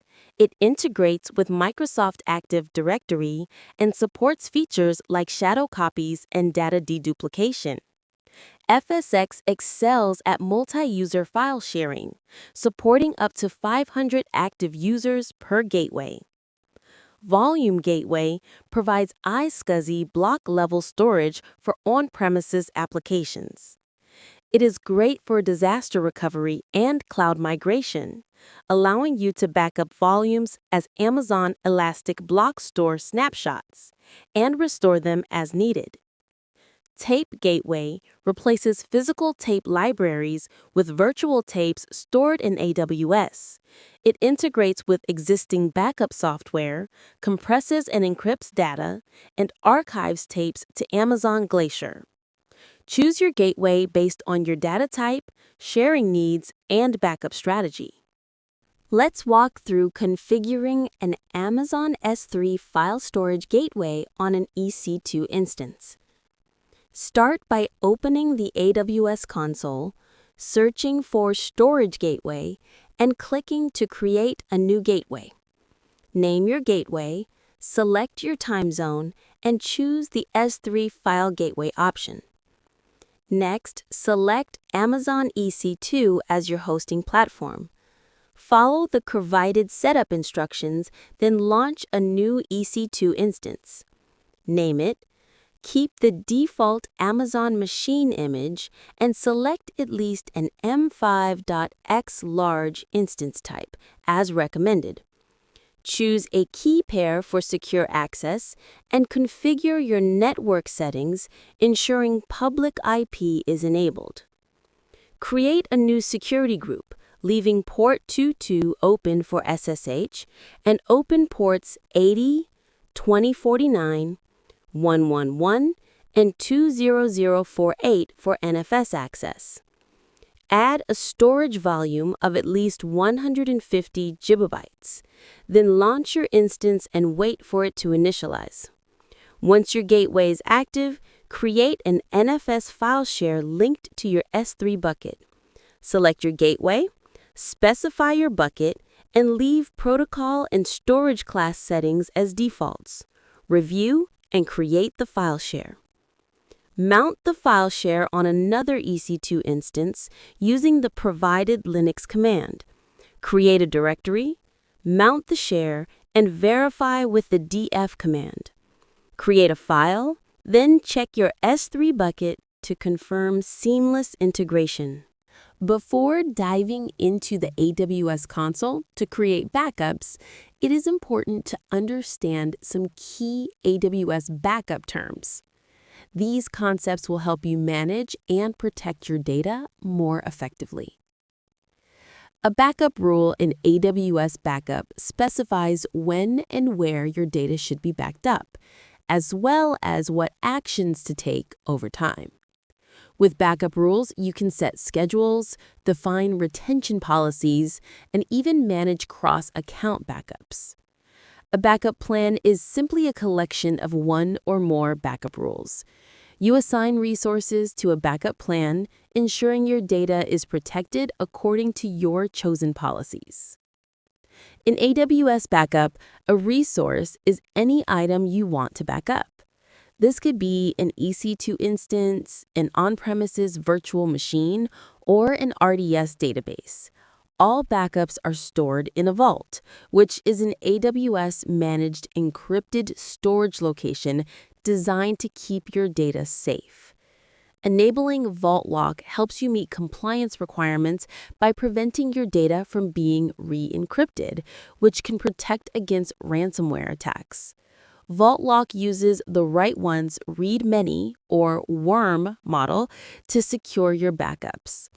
A job is the process of creating or restoring a backup according to your backup plan. Jobs allow you to track all backup and restore activities performed by AWS Backup. AWS Data Sync is a managed service designed to simplify and secure data transfers.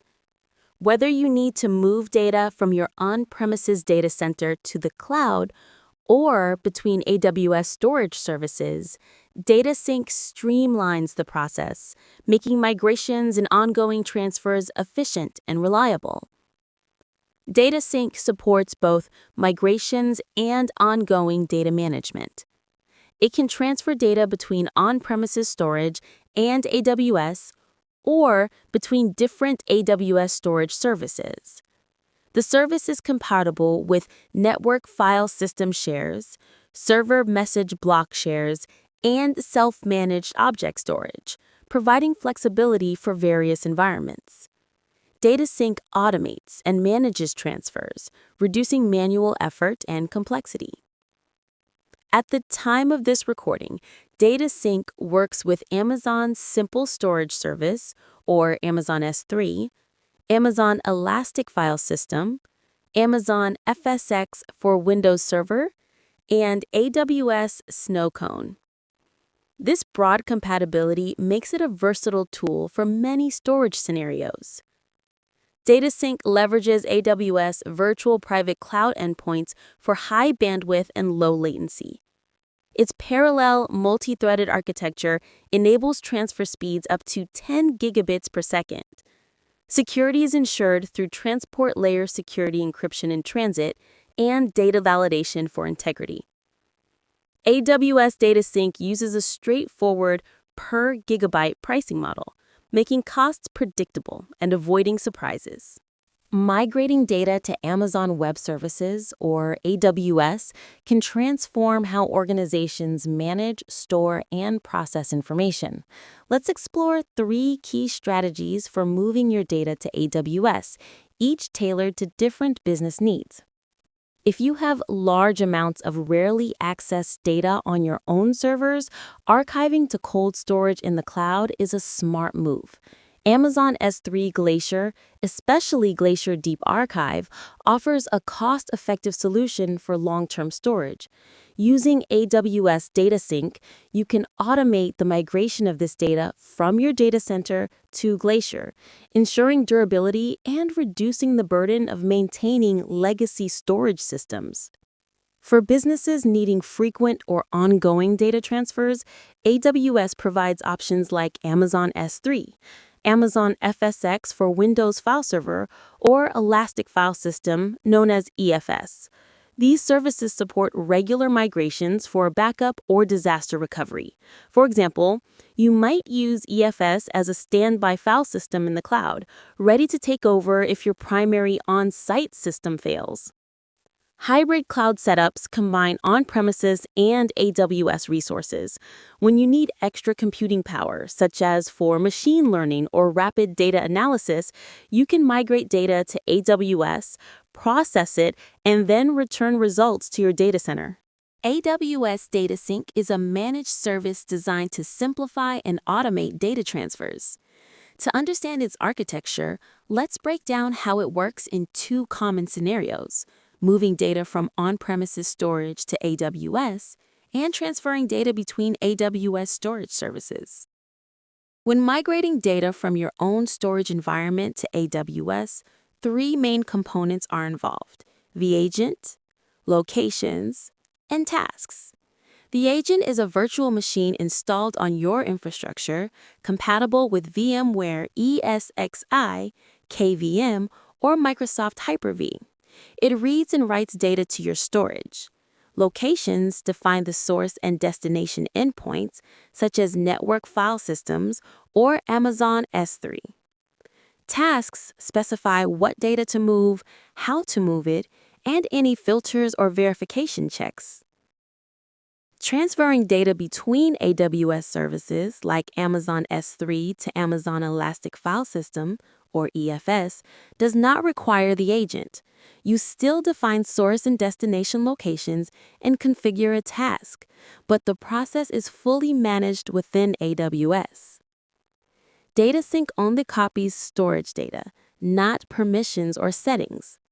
You can enable logging with Amazon CloudWatch logs to monitor transfers and troubleshoot errors, ensuring secure, encrypted data movement every time.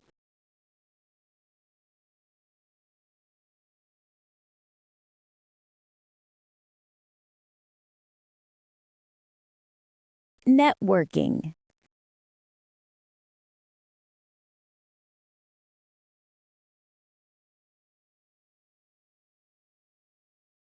Let's break down what a virtual private cloud, or VPC, really is. Imagine the Amazon Web Services, or AWS cloud, as a massive digital space. Inside this space, your VPC is your own private, isolated section. When you create a VPC, only your AWS account can access it. No one else, not even other AWS customers, can see or interact with your VPC. There are millions of VPCs worldwide, but each one is completely separate. This isolation is key to keeping your resources secure. So, what do you actually do with the VPC? It's where you deploy resources like compute power, storage, databases, and networking tools. This setup lets you build and run your own solutions in the cloud, all within your secure environment. Setting up a VPC is straightforward. You give it a name and define an IP address range using something called a classless interdomain routing block, or CIDR block. By default, you can create up to 5 VPCs per region in your AWS account. In summary, a VPC is your secure, private slice of the AWS cloud, perfect for deploying resources safely. Next, we'll explore how to segment your VPC for even more flexibility. Let's break down virtual private clouds, or VPCs, and subnets in Amazon Web Services. Understanding these concepts is key to building secure, scalable, and resilient cloud infrastructure. A VPC is your own isolated network within AWS. When you create a VPC, you assign it a CIDR block, which defines its range of IP addresses. Subnets are segments within your VPC, each with their own CIDR block that fits inside the VPC's range. Subnets help organize resources and improve management. Subnets can be public or private. Public subnets connect to the internet through an internet gateway and a special route in their route table. Private subnets, like those for databases, have no route to the internet gateway and are isolated by default. Every subnet starts private until you add internet access. For high availability, spread your subnets across multiple AWS availability zones. This way, if one zone fails, your resources in other zones keep running, ensuring your services stay online and resilient. Each subnet reserves 5 IP addresses for networking and AWS functions. For example, in a subnet with 256 addresses, only 251 are usable for your resources. This ensures smooth network operations within your VPC. Security is crucial in Amazon Web Services, or AWS, especially when managing your virtual private cloud. One key component is the Network Access Control List, or NACL. NACLs act as virtual firewalls at the subnet level, controlling both incoming and outgoing traffic. Each subnet in your virtual private cloud automatically gets an NACL. By default, these lists allow all traffic, but for better security, you should configure them to only permit the traffic you want. NACLs use rules based on protocol, port range, source or destination, and an action to allow or deny. For example, a public subnet hosting web servers might have inbound rules allowing HTTP on port 80 and HTTPS on port 443 from any source. Any other traffic is denied by a default rule, ensuring only web traffic reaches your servers. It is important to remember that NACLs are stateless. This means you must explicitly allow both request and response traffic in your rules, as NACLs do not automatically track connections. In contrast, security groups in AWS control traffic at the instance level, not the subnet level. They provide another layer of security, working alongside NACLs to protect your resources. Let us break down the difference between security groups and network access control lists, or NACLs, in cloud security. Both filter traffic, but they operate at different layers and serve unique purposes. NACLs, or network access control lists, work at the subnet level. Imagine 3 private subnets, each with its own IP address range. A single NACL can be associated with all 3, controlling which types of traffic are allowed in or out of the subnet. Security groups, on the other hand, operate at the instance level. For example, you might have a security group attached to your database instances. These groups specify which sources can access specific ports, like allowing only MySQL or Aurora traffic from a certain subnet. When a request is made, it first passes through the NACL at the subnet boundary. If allowed, it then reaches the security group attached to the instance. Only if both layers permit the traffic does it reach its destination. Otherwise, it is blocked. NACLs are stateless, meaning you must set rules for both inbound and outbound traffic. Security groups are stateful, so return traffic is automatically allowed. This layered approach enhances your cloud security. Let us break down the role of a NAT gateway in a virtual private cloud, or VPC. Imagine your VPC has 2 subnets, one public and one private. The private subnet is where your application servers, like EC2 instances, live. These servers need updates, but they cannot access the internet directly. To solve this, you place a NAT gateway in the public subnet. NAT stands for Network Address Translation. The NAT gateway gets a public IP address, called an elastic IP address, and connects to the internet through the Internet Gateway. You then update the private subnet's route table to send outbound internet requests to the NAT gateway. This way, your private EC2 instances can download updates or patches from the internet, but they remain hidden from direct inbound internet traffic. The NAT gateway only allows outbound connections from within your VPC. It blocks any inbound connections initiated from the internet, keeping your private subnet secure. AWS manages the NAT gateway for you, making setup simple and ensuring high availability. In short, a NAT gateway lets private subnets access the internet securely, while blocking unsolicited inbound traffic, helping you keep your EC2 instances updated and protected. Let us explore how to create private subnets with IPv6 using an egress-only internet gateway to maintain privacy while allowing outbound connectivity. Traditionally, with Internet Protocol version 4, or IPv4, private subnets are isolated from direct internet access. Resources in these subnets use a Network Address Translation, or NAT, gateway to reach the internet. This setup ensures that connections can only be initiated from within the private subnet, and responses from the internet are allowed back in. However, unsolicited inbound connections from the internet are blocked, keeping the subnet private. With Internet Protocol version 6, or IPv6, every address is globally unique and publicly addressable.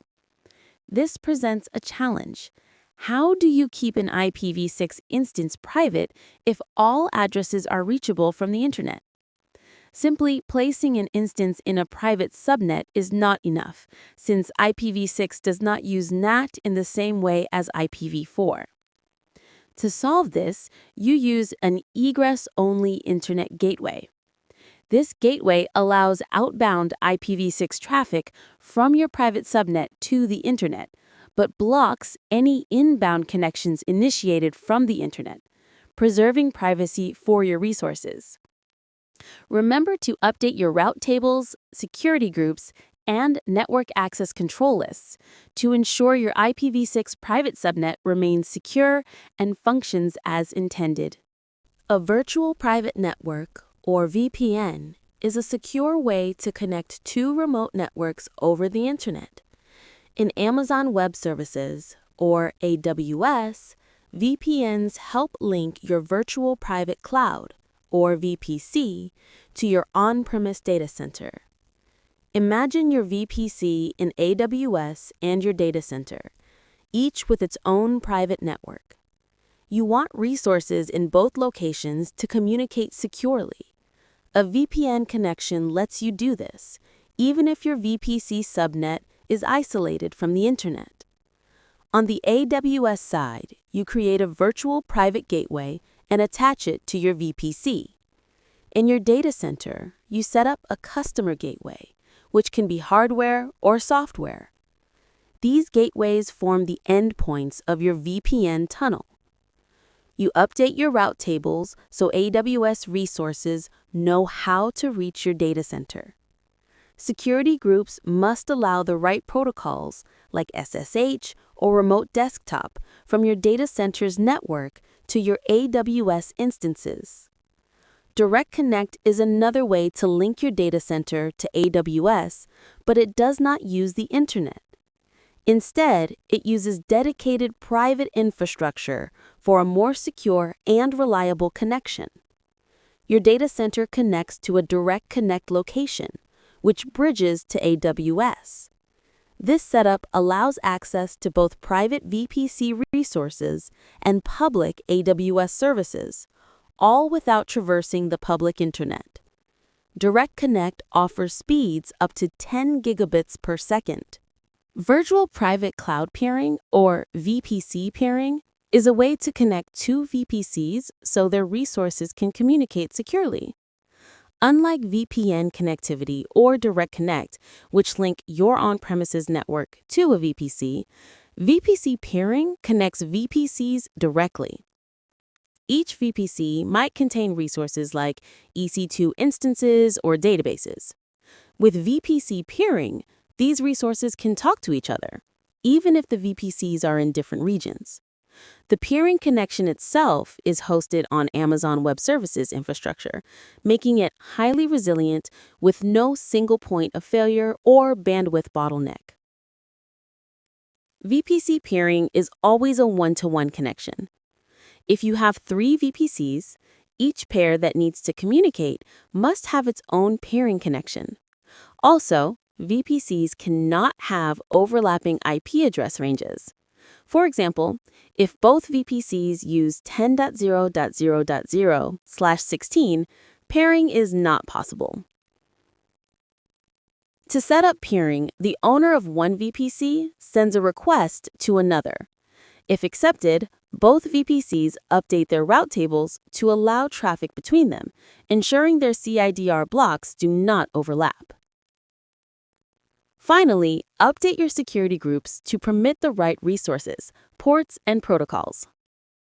That's VPC pairing, a simple, resilient way to connect VPCs for secure communication. Navigating networking in Amazon Web Services, or AWS, can be complex. From route tables to CIDR blocks, connecting virtual private clouds, or VPCs, is essential for building secure cloud environments. While VPC peering and VPN connections are common, managing dozens or hundreds of connections quickly becomes overwhelming. Each new VPC or on-premises network adds complexity, making traditional methods hard to scale and maintain. Enter AWS Transit Gateway, Amazon's managed network transit hub. It acts as a regional router, allowing you to interconnect hundreds of VPCs and on-premises networks without the hassle of maintaining countless peering or VPN connections. Transit Gateway uses attachments to connect VPCs, VPNs, and direct connect gateways. Each attachment serves as a source and destination for traffic. Route tables within the Transit Gateway direct packets based on destination IP addresses, enabling flexible and secure network topologies. Transit Gateway scales automatically, supports multiple route tables, and simplifies adding new networks.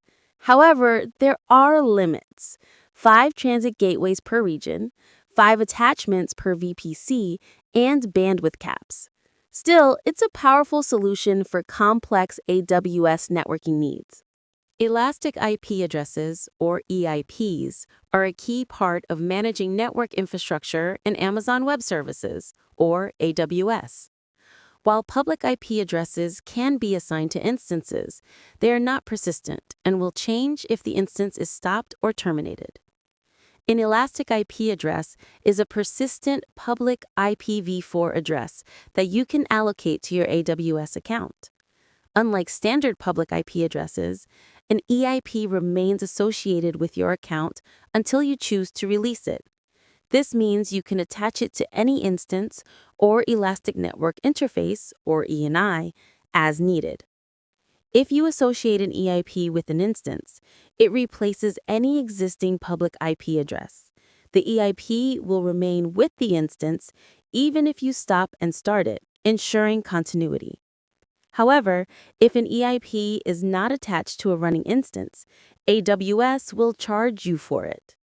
Always release unused EIPs to avoid unnecessary costs. In practice, associating an EIP is simple.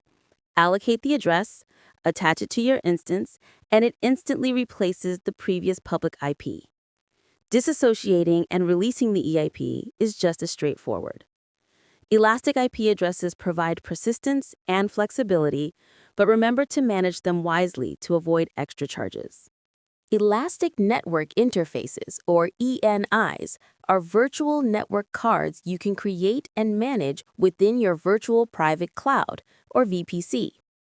ENIs let you add flexible networking options to your Amazon EC2 instances, making your cloud environment more adaptable. Every EC2 instance starts with a primary network interface called ETH0, which cannot be removed. However, sometimes you need more than one interface. For example, you might want to separate management traffic from production traffic by adding a secondary ENI. To do this, you can create a new ENI in the AWS Management Console. Assign it to a different subnet, like a management subnet, and attach it to your instance. The ENI's configuration, such as its IP address and security group, keeps its configuration even if you detach and reattach it to another instance. Detaching or deleting an ENI is simple. Just select the interface, choose Detach, confirm, and then delete if it is no longer needed.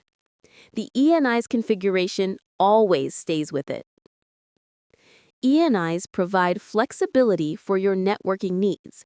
Remember, the number of ENIs you can attach depends on your EC2 instance type. Check AWS documentation for details. If you want to boost your Amazon EC2 instance's network performance, enabling enhanced networking with the Elastic Network Adapter, or ENA, is the way to go. Let's explore how ENA can help your workloads. The Elastic Network Adapter is a custom network interface designed to optimize network speeds for EC2 instances. With ENA, you can achieve network speeds of up to 100 gigabits per second for supported Linux compute instances. Enhanced networking also delivers higher bandwidth, increased packets per second performance, and best of all, it comes at no extra cost. To use ENA, your instance must be one of the supported types and run a compatible Linux kernel version, such as 2.6.32 or 3.2 and above. If you launch an instance using Amazon Linux 2 or the latest Amazon Linux AMI on a supported instance type, enhanced networking is enabled by default. For the most current list of supported EC2 types, check the AWS documentation. To confirm ENA is active, ensure the ENA module is installed and the ENA support attribute is set. Run modinfo ENA in your terminal and use the AWS command line interface to check ENA support. With ENA, your EC2 instances can reach new levels of network performance simply and efficiently. VPC endpoints let you privately access Amazon Web Services or AWS services using the AWS internal network instead of the public internet. This means you do not need to set up an internet gateway, NAT gateway, virtual private network, or direct connect. There are two types of VPC endpoints: interface endpoints and gateway endpoints. Each type connects your virtual private cloud, or VPC, to AWS services in a different way, providing flexibility and security for your cloud resources. Interface endpoints are elastic network interfaces, or ENIs, placed within your subnet. They use private link to create secure private connections between your VPC, AWS services, and even on-premises applications. Communication must start from your VPC, not the service. Gateway endpoints are targets in your route tables, allowing access to supported services like Amazon S3 and DynamoDB. When you create a gateway endpoint, selected route tables are automatically updated to route traffic through the endpoint. Gateway endpoints only support IPv4. When you create an interface endpoint, AWS automatically creates a private DNS hostname in your VPC. Applications using the default DNS name will seamlessly connect through the internal AWS network with no need for reconfiguration. Everything stays private and secure. Let's spotlight a powerful tool in your Amazon Web Services toolbox, the VPC Reachability Analyzer. Whether you are new to cloud computing or an experienced user, this feature can save you time and frustration. In the past, diagnosing connectivity issues in Amazon Web Services could be overwhelming. Forgetting a security group rule or missing an internet gateway often left users stuck searching for answers. The VPC Reachability Analyzer changes that by making network troubleshooting much simpler. The VPC Reachability Analyzer tests connectivity between 2 points in your architecture. It checks each network component along the path, from security groups and elastic network interfaces to network access control lists. At the end, it provides a detailed report highlighting any issues it finds. For example, if you want to check connectivity between 2 instances, just select them, choose your protocol like TCP or UDP, and run the analysis. If there's a problem, the tool points out exactly where the connection fails, such as missing inbound rules. This tool supports many endpoints, including VPN gateways and VPC peering connections. For just 10 cents per run, it's a smart way to keep your cloud network running smoothly. Troubleshooting connectivity between Amazon EC2 instances can get complicated as your network grows. Today, let's see how to quickly diagnose connection issues between 2 instances in the same virtual private cloud, or VPC, using the VPC Reachability Analyzer. First, identify your source and destination instances. For this example, we'll test connectivity from Instance 1 to Instance 3, both inside VPC 1. Open the VPC Reachability Analyzer, create a new analysis, and select Instance 1 as the source and Instance 3 as the destination. Since we want to test Secure Shell or SSH connectivity, set the port to 22 for both source and destination. Start the analysis. In just a few seconds, the tool will show whether the connection is possible. If the result says not reachable, click the Analysis ID to view details. The tool displays a network path diagram. In this case, it highlights that none of the security group ingress rules allow the traffic, blocking the connection. Edit the security group for Instance 3 to add an inbound rule for SSH. Save the changes, then rerun the analysis. This time, the result shows reachable, confirming the issue is resolved. That's how you troubleshoot EC2 connectivity with VPC Reachability Analyzer. Let us explore how the VPC Reachability Analyzer can help troubleshoot connectivity issues between 2 virtual private clouds, or VPCs, in Amazon Web Services. This tool is essential for diagnosing routing problems, especially when using VPC peering connections. Imagine you have 2 VPCs, VPC1 and VPC2, connected by an active peering connection. You want to test if an instance in VPC2 can reach a web server running on port 80 in VPC1. Using the Reachability Analyzer, you set the source as VPC2 Instance 1 and the destination as VPC1 Instance 2. After running the analysis, you receive a not reachable error. Investigating further, you discover the route table in VPC2 does not have a route to the peering connection. The analyzer highlights this issue, showing the traffic path and pinpointing the missing route as the problem. To resolve this, you add the correct routes in both VPC's route tables, ensuring traffic can flow in both directions through the peering connection. Rerunning the analysis and conclusion. Rerunning the analyzer now shows the connection is reachable. The VPC Reachability Analyzer quickly identifies and helps fix network issues, saving valuable troubleshooting time.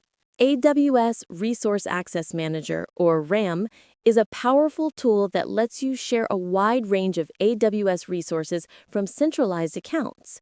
With RAM, you can share resources like Aurora database clusters, dedicated hosts, resource groups, and especially virtual private cloud subnets.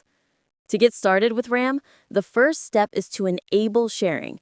You can do this through the Resource Access Manager console or by using the AWS command line interface. Once sharing is enabled, you create a resource share. This involves naming your share and selecting the resources you want to share. For example, you might create a share called DevTeam1 and include 3 subnets from the same virtual private cloud. Next, you assign permissions to your resource share. These permissions control what actions other users, called principals, can perform on the shared resources.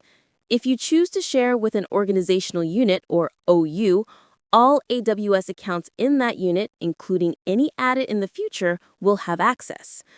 Finally, complete the wizard. The shared resources, such as the 3 subnets, will quickly appear in the virtual private cloud console of the selected AWS accounts, making collaboration seamless and efficient. AWS Global Accelerator is a global service designed to speed up and secure your application traffic. By leveraging the AWS global infrastructure, it routes user requests more reliably than the public internet, reducing latency and improving security for both UDP and TCP traffic. When you set up AWS Global Accelerator, you receive 2 static Internet Protocol version 4, or IPv4, addresses linked to a domain name system, or DNS name. These addresses act as fixed entry points for your users, directing traffic to your application endpoints, which can be load balancers, EC2 instances, or elastic IP addresses. The accelerator intelligently routes requests through the optimal AWS edge locations, ensuring low latency and high availability. To configure AWS Global Accelerator, start by creating an accelerator and choosing your IP addresses. Next, add listeners to specify protocols and ports. Then create endpoint groups for each region. You can set traffic dials to control distribution and configure health checks to monitor endpoint health. Finally, register your application endpoints and assign traffic weights as needed. With AWS Global Accelerator, you can easily add or change endpoints across regions without updating DNS or static IP addresses, making it simple to scale and maintain high availability for your applications. Amazon Route 53 is a powerful global service from Amazon Web Services, or AWS, designed to help you register and manage domain names. It goes far beyond basic domain registration, offering robust tools for worldwide domain management. With Route 53, you can register domain names and manage the domain name system, or DNS, for your resources. The service routes internet traffic to your domain's resources and checks their availability using health checks. Route 53 leverages AWS's global infrastructure, using edge locations for high availability and redundancy.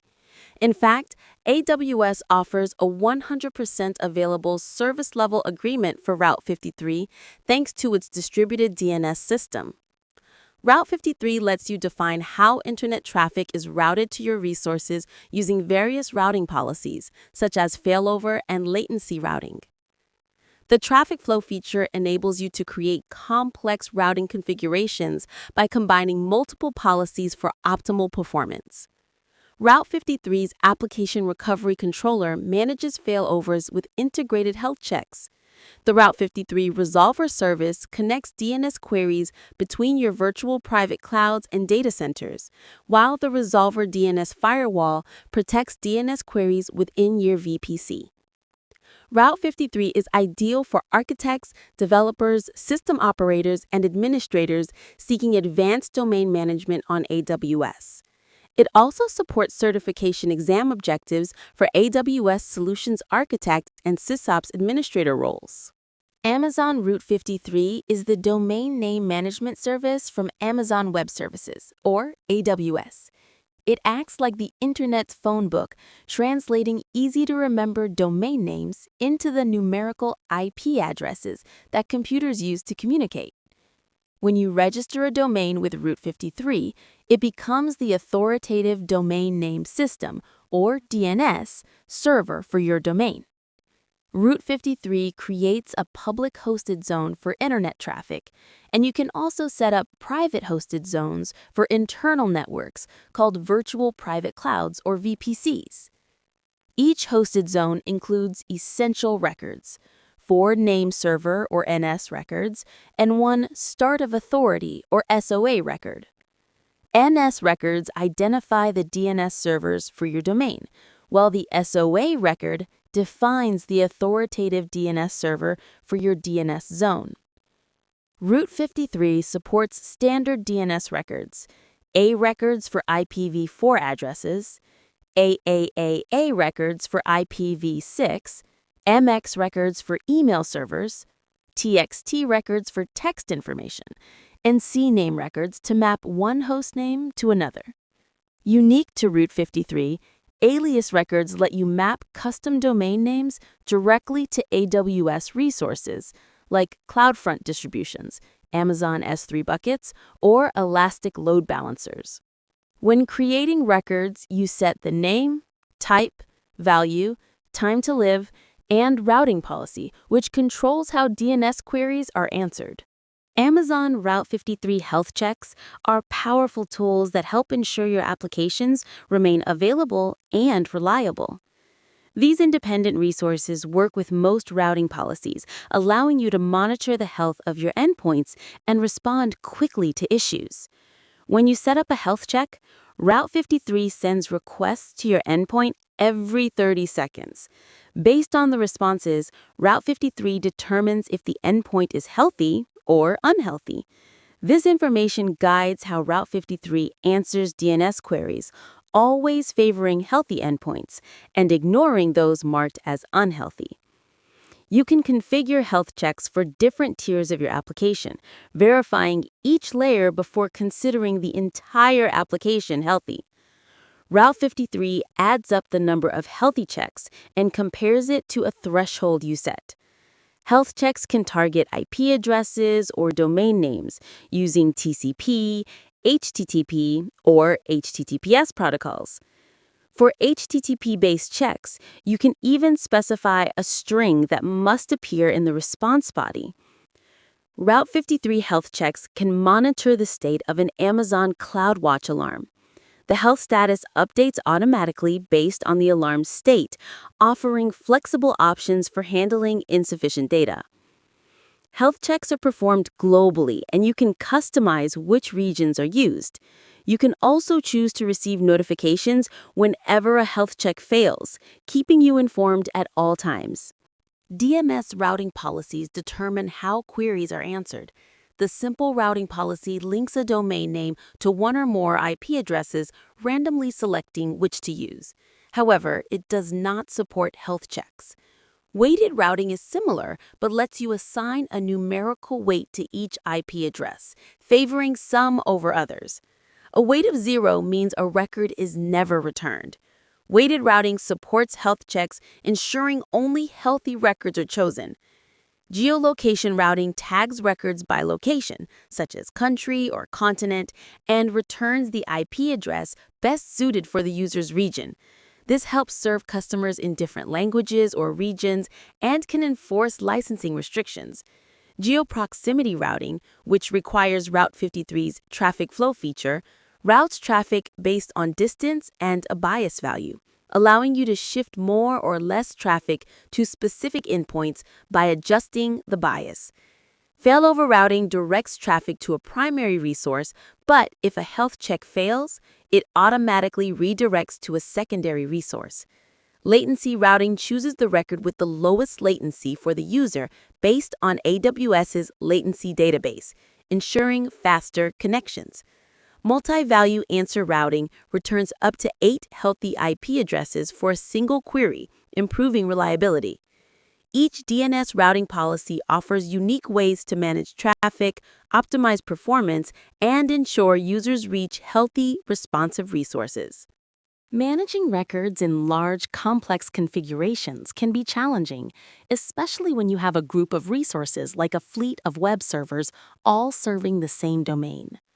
Traffic flow is designed to simplify this process, making record creation and maintenance much easier.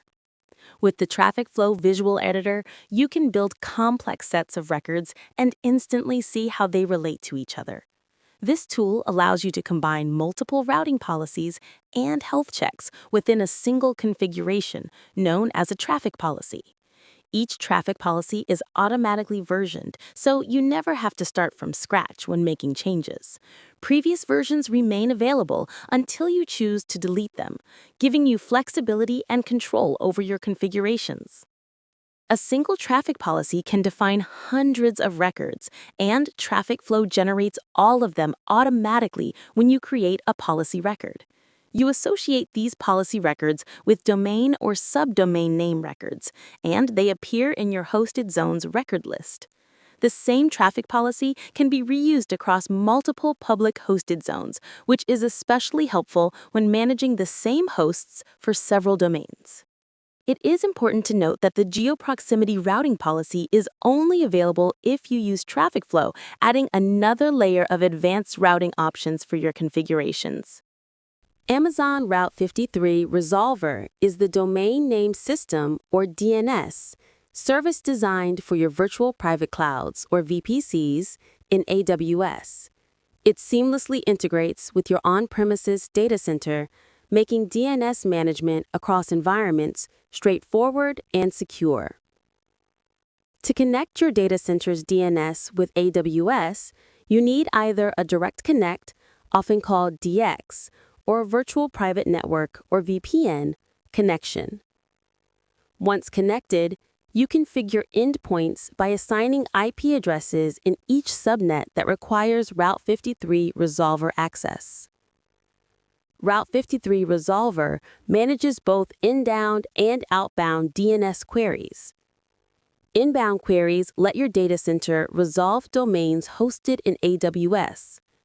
For outbound queries, you set up conditional forwarding rules. These rules specify which domains, hosted in your data center, should be forwarded from AWS.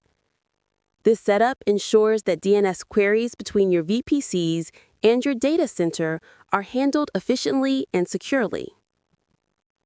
The Route 53 Resolver DNS Firewall is a managed service that inspects and filters DNS queries originating from your VPCs. You define firewall rule groups, listing domains to monitor and actions to take. You can allow, alert, or block queries, and apply these rules to protect your VPC's outgoing DNS traffic. Amazon Route 53 Application Recovery Controller is designed to help you keep your applications resilient. It continuously monitors your application's ability to recover from failures and manages recovery across multiple availability zones, regions, and even your own data centers. With Route 53 Application Recovery Controller, you can define readiness checks to monitor AWS resource configurations, capacity, and network routing policies. These checks cover resources like auto-scaling groups, Amazon EC2 instances, Amazon Elastic Block Store volumes, Elastic Load Balancers, Amazon Relational Database Service instances, and DynamoDB tables. Readiness checks ensure your recovery environment is always prepared to take over when needed, verifying that capacity and scaling setups are consistent across regions before any failover. Readiness checks work alongside routing controls, which let you fail over an entire application based on custom conditions such as application metrics, partial failures, increased error rates, or latency. You can also initiate failover manually.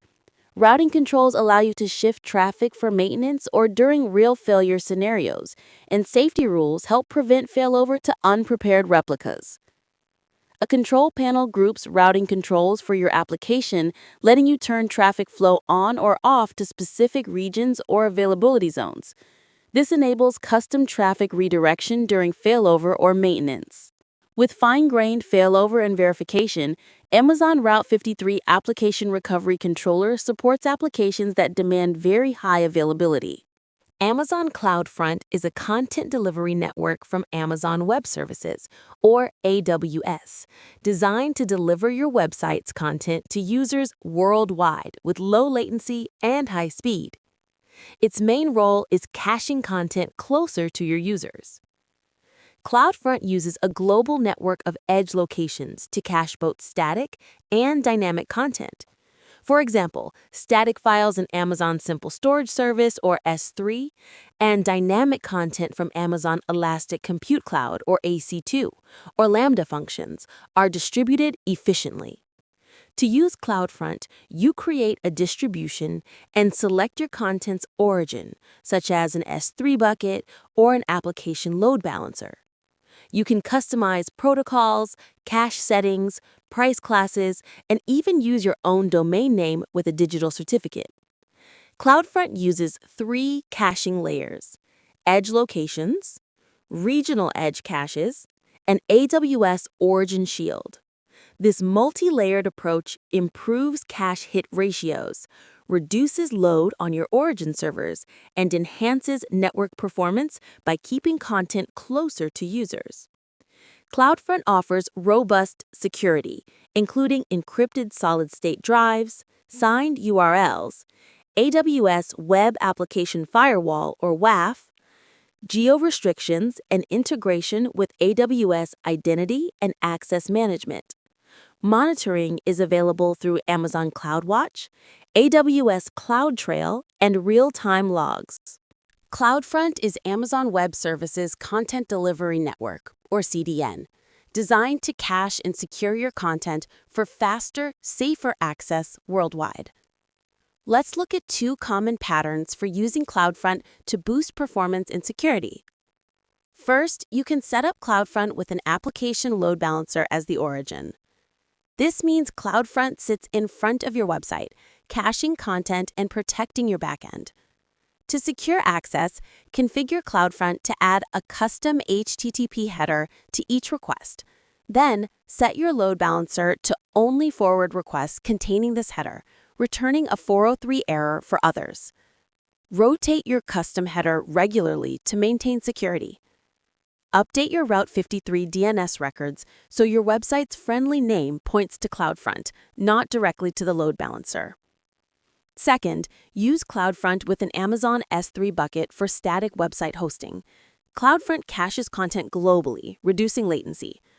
To secure access, create an Origin Access Identity, or OAI, and update your S3 bucket policy so only CloudFront can retrieve content. Use AWS Certificate Manager, or ACM, to enable HTTPS, ensuring secure delivery.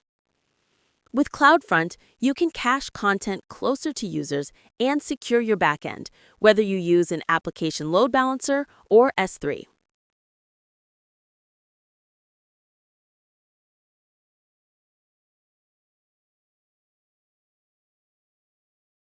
Databases.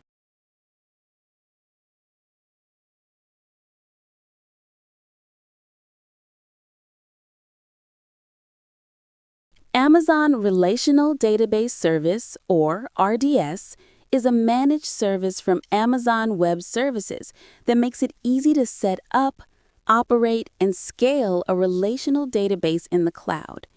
AWS handles routine tasks like backups and patching for you.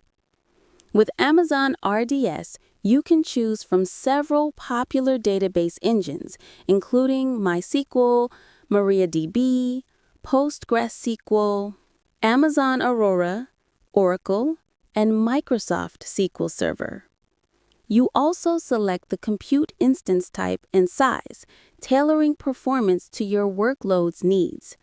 For high availability, RDS offers multi-availability zone, or multi-AZ deployments. This feature automatically creates a standby database in another availability zone, providing failover protection if your primary instance becomes unavailable. RDS supports storage autoscaling, so your database storage can grow automatically as needed. Most engines use elastic block storage, or EBS, for storage, while Aurora uses a shared cluster storage architecture that scales seamlessly as your data grows. Automatic backups are enabled by default, storing data in Amazon's Simple Storage Service, or S3. You can set retention periods and use the Key Management Service, or KMS, for encryption. Manual snapshots and Aurora's backtrack feature offer additional recovery options. To create an Amazon Relational Database Service, or RDS, database on Amazon Web Services, start at the AWS Management Console, head to the Database category and select RDS, which brings you to the Amazon RDS dashboard. Click Create Database to begin. Choose to create a new database, then select the standard Create method for more configuration options. Pick your database engine, such as MySQL, and select your preferred version. For a full feature set, select the production template. Enter a database instance identifier, set your master username, and choose or create a password. Next, pick your instance size from standard classes, selecting the smallest if you want to minimize resources. For storage, general purpose is a good default, and you can enable auto-scaling to allow storage to grow as needed. Select your virtual private cloud, or VPC, and decide if your database should be publicly accessible. For private databases, only resources inside the VPC can connect. Assign a security group to control access. Configure backup retention, enable encryption with the AWS Key Management Service, and set up monitoring. Choose a maintenance window and enable deletion protection to prevent accidental loss. Review your settings, then click Create Database. Your RDS instance will launch in just a few minutes. Amazon RDS Proxy is a managed service from Amazon Web Services that acts as a middle layer between your application and your database. It is especially useful for serverless applications, which often create and close many database connections rapidly. In serverless environments, like those using multiple Lambda functions for create, read, update, and delete operations, each function may open its own database connection. This can quickly overwhelm your database, consuming excessive CPU and memory and slowing down your application's response times. RDS Proxy helps by pooling and managing these connections, reducing the load on your database and improving performance. As a managed service, it handles installation, patching, scaling, and maintenance for you. It also boosts security by allowing you to enforce the use of identity and access management credentials and integrate with AWS Secrets Manager, so you do not need to hard-code credentials. Additionally, RDS Proxy increases application availability by automatically rerouting connections if your database fails or switches instances. RDS Proxy is ideal for unpredictable workloads, applications that frequently open and close connections, and those that keep idle connections open for quick responses. Overall, Amazon RDS Proxy streamlines connection management, enhances security, and keeps your applications running smoothly. Multi-AZ, an Amazon Relational Database Service, or RDS, stands for Multi-Availability Zone. This feature is all about resiliency and business continuity, ensuring your database remains available even if something goes wrong in one zone.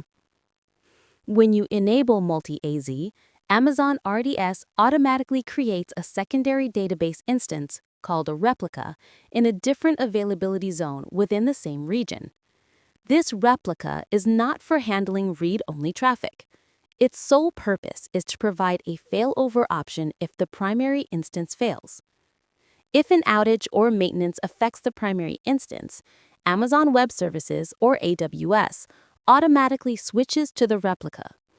The domain name system, or DNS, record is updated, and this process usually takes between 60 and 120 seconds, depending on database size and activity.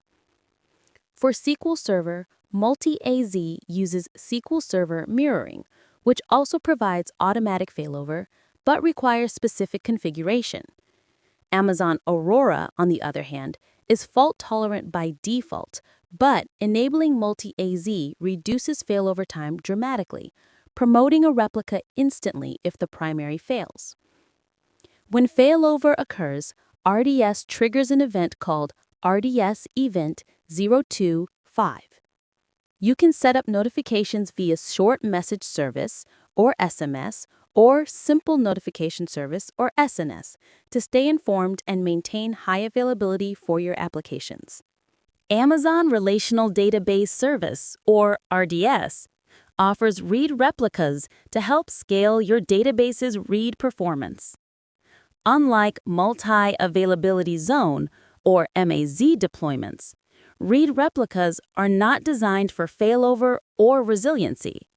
Instead, they serve read-only queries from a separate instance. When your primary RDS instance is overwhelmed by read-heavy traffic, you can create a read replica. A snapshot of your database is taken, and a secure asynchronous link is established between the primary and the replica. This allows applications and users to direct read-only queries to the replica, easing the load on the primary database. Read replicas are available for MySQL, MariaDB, and PostgreSQL engines. You can deploy up to 5 read replicas per source database, and even place them in different regions for disaster recovery. With MySQL and MariaDB, you can nest replicas up to 4 layers deep, but this is not possible with PostgreSQL. MySQL requires version 5.6 or later and InnoDB storage. MariaDB supports any version. Monitor synchronization using the Amazon RDS replica lag metric in Amazon CloudWatch to ensure your replicas stay up to date. Restoring a database from an existing backup in Amazon Relational Database Service, or RDS, is a straightforward process, whether you are using automatic backups or manual snapshots.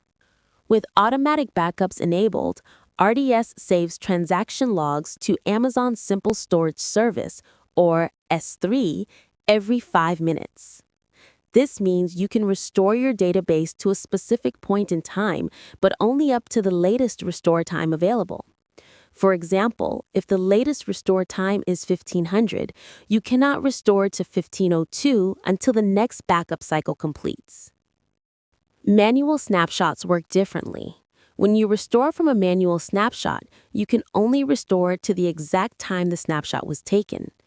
During the restore, you can change storage types, such as switching from general-purpose SSD to provisioned IOPS, but this may increase restore time.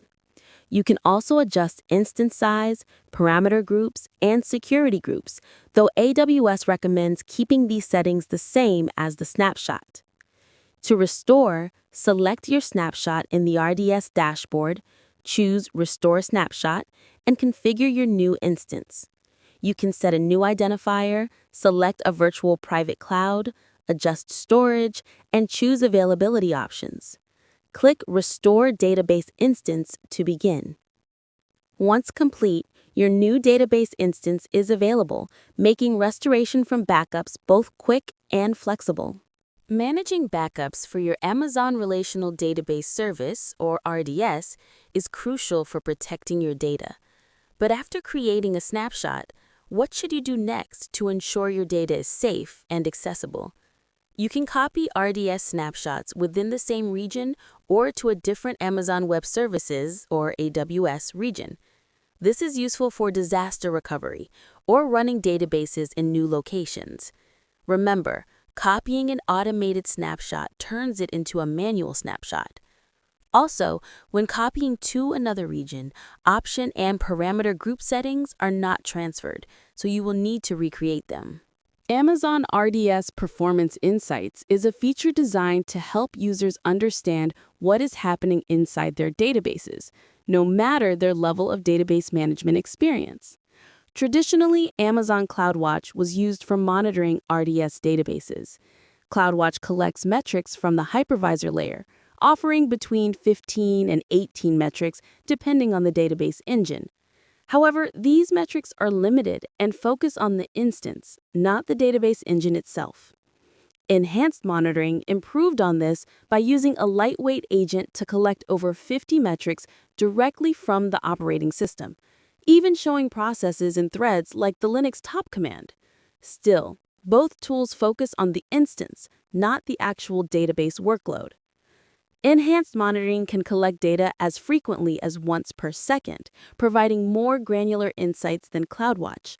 Yet, it still leaves users piecing together clues from multiple graphs, trying to determine the root cause of performance issues. Performance Insights changes the game by collecting metrics directly from the database engine. Its dashboard in the RDS console visualizes database load, filtering by SQL, user, host, and wait. This condenses complex data into a single actionable metric. With Performance Insights, users no longer play detective. Instead, they get clear, focused insights, making it easier to identify and resolve database performance issues. Amazon RDS Performance Insights helps you understand your database's workload without adding significant overhead.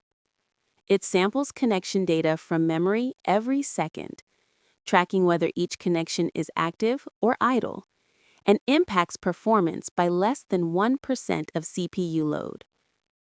Performance Insights collects details about each active connection, including the SQL query, its state, the originating host, and the user. This information is condensed into a single metric called Average Active Sessions, or AAS, which measures database load over time. The Performance Insights dashboard features a load chart displaying recent database load in AAS units, color-coded by wait type. Below, the top activity table highlights the SQL statements, waits, hosts, or users contributing most to the load, ordered by impact. Sampling every second means some fast queries are missed, but this actually reduces noise in the data. Like frames in a video, these samples create a seamless visualization of database activity, balancing clarity with minimal resource use. AAS is calculated by averaging active connections per minute. Regardless of query length or user count, the load chart visualizes overall activity, helping you pinpoint performance bottlenecks and optimize your Amazon RDS database. Active Average Session, or AAS, is a key metric used by Performance Insights to reveal the load on an Amazon Relational Database Service instance.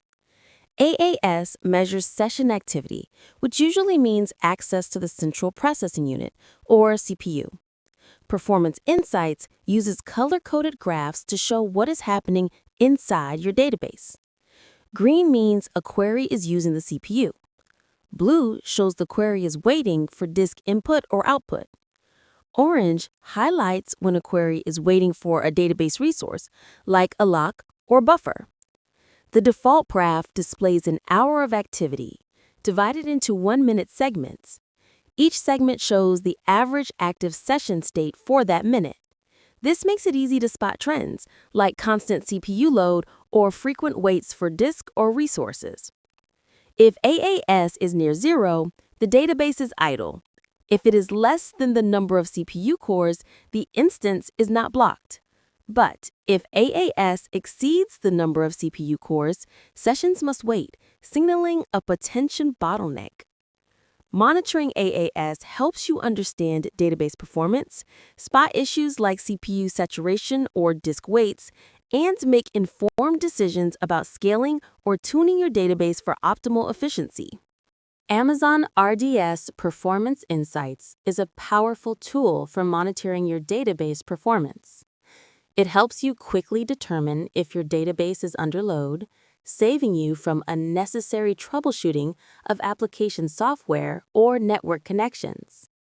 When users report slow performance, Performance Insights shows if the database is the culprit. If the average active sessions, or AAS, is less than 1, the database is not blocked. If AAS exceeds the number of available CPU cores, the database is overloaded, confirming the issue is with the database itself. Performance Insights also helps right-size your RDS instance. If AAS is consistently lower than your CPU core count, your instance may be too large. If AAS is higher, your instance could be too small. Monitoring I/O-based weights can also highlight storage issues. You can access Performance Insights from the Amazon RDS Management Console, either through the menu or the Current Activity column, which visually indicates database load and capacity. Performance Insights data is published to Amazon CloudWatch, where you can set alarms and monitor metrics like DB load CPU, and DB load non-CPU for deeper insights. For advanced users, Performance Insights data is available via a public API and the AWS command line interface, enabling custom dashboards and automated monitoring solutions. Aurora Serverless version 2 is designed to make database management easier by automatically scaling your database instance capacity as your workload changes. This means you only pay for the resources you actually use, eliminating the need for complex capacity planning. Aurora Serverless v2 adjusts your database's capacity by increasing or decreasing Aurora Capacity Units, or ACUs. The number of ACUs determines how much memory, CPU, and networking your database has. Currently, Aurora Serverless v2 can scale between 0 and 256 ACUs, ensuring your database can handle anything from minimal to heavy workloads. You can set minimum and maximum capacity limits to control your costs. One ACU provides about 2 gigabytes of memory, along with matching CPU and networking resources. If you set your minimum capacity to 0 ACUs, your database can scale down during periods of inactivity, so you only pay for storage, not compute. When a new connection arrives after inactivity, Aurora Serverless v2 will start the database and scale up ACUs to meet demand. This process can take up to 15 seconds, making it ideal for applications that can tolerate a brief startup delay. Amazon DynamoDB is a fully managed NoSQL database from Amazon Web Services, or AWS.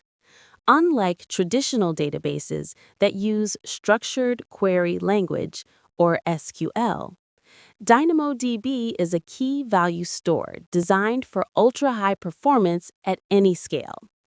DynamoDB is popular for gaming, web, mobile, and Internet of Things applications. It delivers single-digit millisecond latency, making it ideal for workloads that demand speed. As a fully managed service, AWS handles all the database administration, backups, and scaling, so you can focus on your application's logic. Setting up a DynamoDB table is simple. Just provide a table name and a primary key. Tables are schemaless, so each item can have different attributes.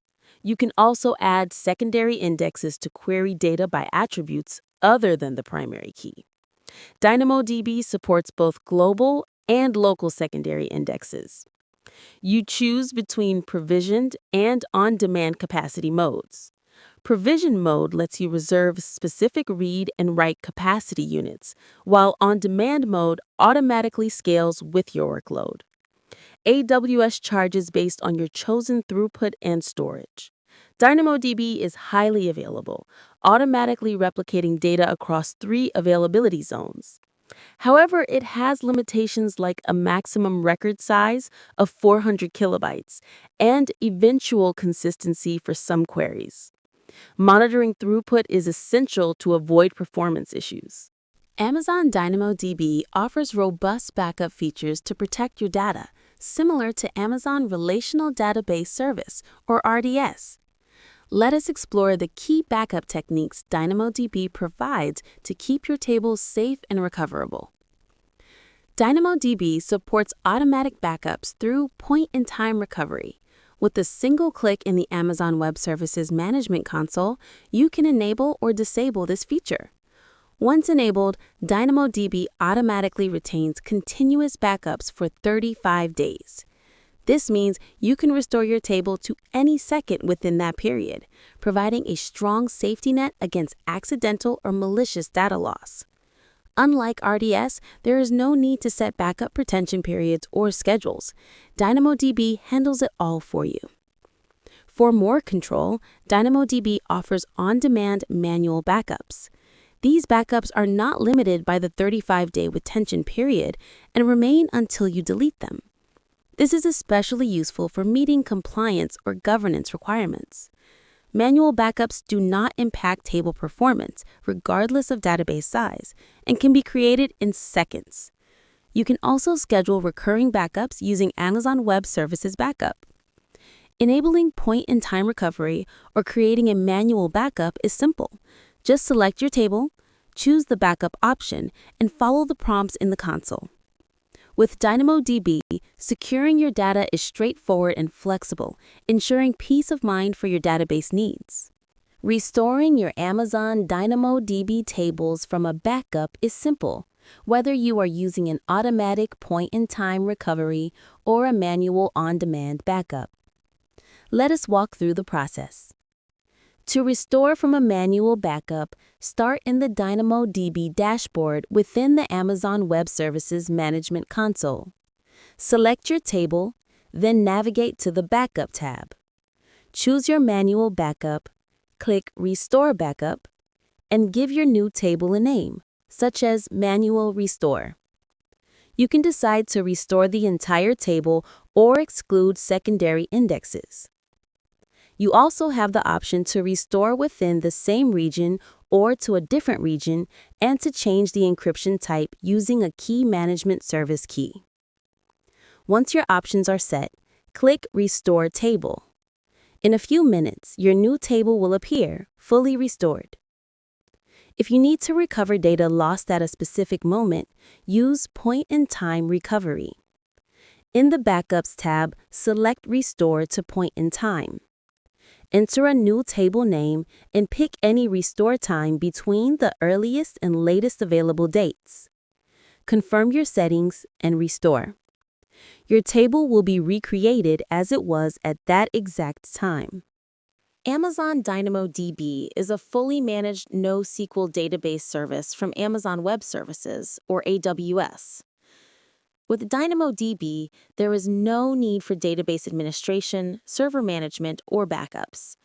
You simply set up your tables and configure the provision throughput, while AWS handles the rest, including replication across multiple availability zones for high availability. DynamoDB is designed for speed, delivering read and write operations in just milliseconds, regardless of table size. However, because data is replicated across zones, some queries may return older data due to eventual consistency. For most applications, this is seamless, but certain use cases may require even faster, more consistent reads. This is where DynamoDB Accelerator, or DAX, comes in. DAX is an in-memory cache that boosts DynamoDB's performance up to 10 times, reducing response times from milliseconds to microseconds. It is fully managed by AWS and integrates seamlessly with existing DynamoDB applications. DAX can handle millions of requests per second, supports clusters with up to 10 nodes, and reduces DynamoDB read capacity needs, lowering costs. It is fully compliant with DynamoDB API calls, requiring no changes to your application logic. DAX clusters reside within your virtual private cloud, or VPC, and support encryption at rest using the Advanced Encryption Standard and AWS Key Management Service. Application performance is more than just a technical concern. It directly affects your business's bottom line, influencing everything from revenue to customer loyalty and even your brand's reputation. Studies consistently show that delays in web and application performance can hurt key business metrics. For example, a 2017 study by Strangeloop found that just a 1-second delay in page load time leads to a 7% loss in conversions, 11% fewer page views, and a 16% decrease in customer satisfaction. When applications are unavailable, businesses not only lose revenue, but also risk damaging customer trust and their public image. On the other hand, improving performance pays off. Shopzilla, for instance, reduced their site load time from 6 seconds to 1.2 seconds, resulting in a 12% increase in revenue and 25% more page views. Ultimately, every second counts. Investing in application performance is investing in your business's success and customer satisfaction. Caching is a powerful technique that can dramatically improve application performance. By adding a high-speed data layer between your applications and their data stores, caching helps deliver information much faster than traditional methods like database queries or disk access. The core idea behind caching is simple: store frequently accessed datasets in memory. This allows applications to retrieve data at lightning speed, since in-memory access is at least 50 times faster than disk access. Latency drops from milliseconds to microseconds, making a noticeable difference. Implementing a caching solution brings several advantages. Not only does it boost performance, but it also enhances resiliency and scalability. Caching helps manage the size of databases and application instances, ensuring your systems can handle more users and data without slowing down. Many large-scale applications, such as social media platforms, gaming services, media sharing sites, and news outlets, rely heavily on caching. For example, Amazon Elasticache stores strategic datasets in memory, improving latency and throughput for read-heavy workloads. In high-performance computing, where massive datasets must be accessed quickly across multiple nodes, an in-memory data layer is essential. Disk-based access simply cannot keep up, making caching the only viable solution for these demanding scenarios. Amazon Elasticache is a web service designed to make deploying and operating an in-memory cache simple. It automates tasks like provisioning machines, installing software, patching, failure detection, and recovery, so you can focus on your application's performance. Elasticache creates an in-memory data layer between your applications and data stores, accelerating read operations. It integrates with services like Amazon EC2, Amazon RDS, CloudFormation, Elastic Beanstalk, and AWS OpsWorks. Monitoring metrics are sent to Amazon CloudWatch, helping you quickly evaluate and diagnose issues. Elasticache supports two key value in-memory engines, Memcached and Redis. Memcached is multi-threaded, leverages large multi-core instances, and is widely used as a caching solution without persistence. Redis, on the other hand, supports complex datasets, disk persistence, and can be deployed across multiple availability zones with automatic failover. You can scale your cache clusters by adding or removing nodes as your application needs change. Elasticache from Memcached includes AWS discovery and automatic node replacement, making it easy to manage clusters even during workload spikes. Elasticache for Redis supports role-based access controls and encryption, meaning compliance standards like PCI DSS, HIPAA, and FedRAMP. This makes it suitable for applications with strict security requirements.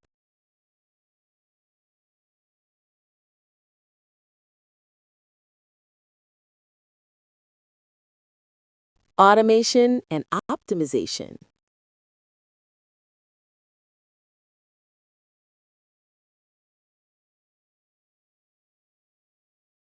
Disaster recovery is about restoring operations quickly with minimal data loss after a catastrophic event. Disasters can range from natural events like earthquakes or floods, which may impact entire regions, to unauthorized access or accidental deletion of resources. Two key metrics in disaster recovery planning are Recovery Time Objective, or RTO, and Recovery Point Objective, or RPO. RTO is the maximum time a service can be unavailable before it causes unacceptable business damage. RPO is the maximum period in which data loss is tolerable, measuring the acceptable gap between your last backup and a service interruption. For example, if your RTO is 2 hours and an outage occurs at 9 in the morning, your service must be restored by 11. If your RPO is 8 hours and an outage happens at 3 in the afternoon, you must restore data from no earlier than 7 that morning. AWS offers several disaster recovery strategies: Backup and Restore, Pilot Light, Warm Standby, and Multi-Site Active-Active. Each method decreases RTO and RPO, but increases complexity and cost. Careful planning ensures your backup and recovery strategies meet your organization's RTO and RPO requirements, minimizing business impact during disasters. When planning for disaster recovery, two critical metrics come into play: Recovery Time Objective, or RTO, and Recovery Point Objective, or RPO. Understanding these helps ensure your business can survive unexpected disruptions. RTO is the maximum acceptable time your application can be down after a disaster.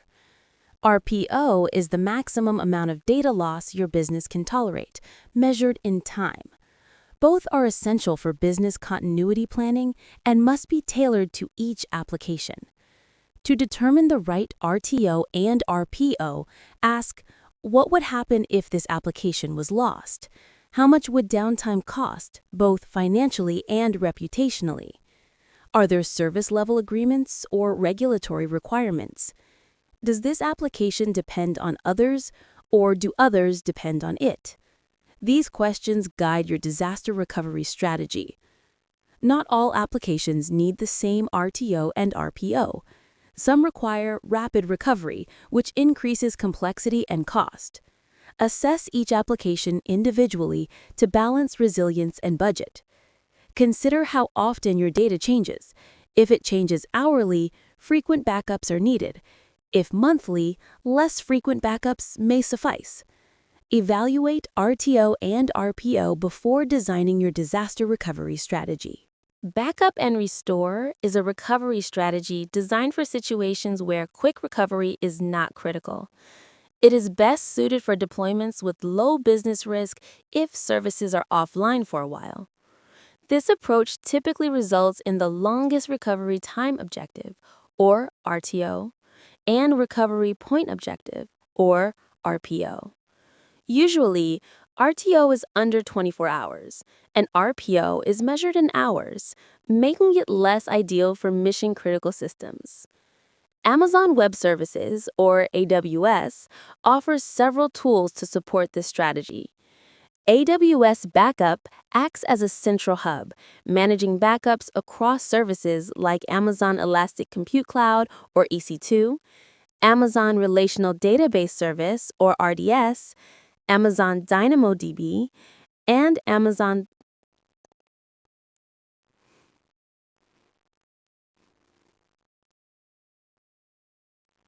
It provides scheduling, lifecycle rules, and centralized monitoring.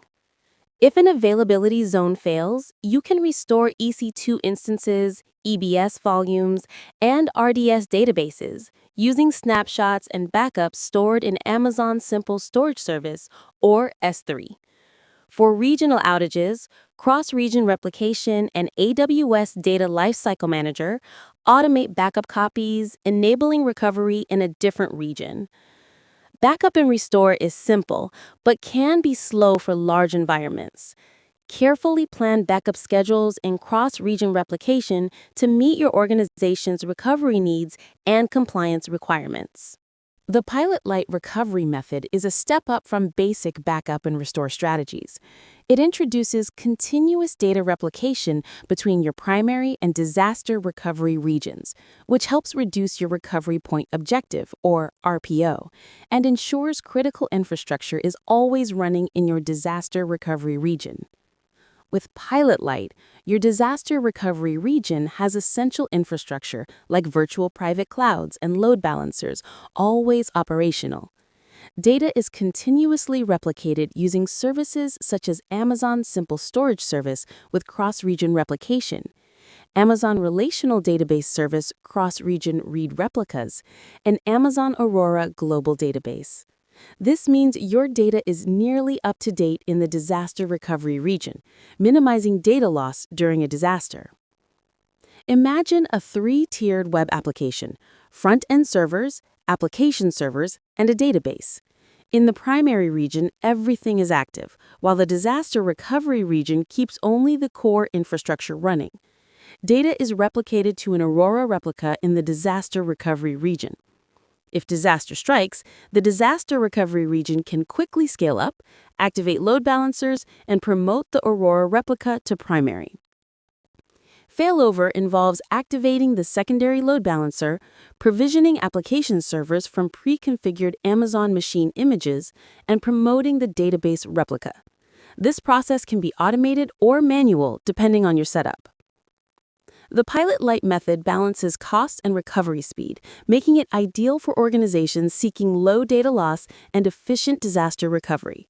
When planning for disaster recovery, minimizing downtime is crucial.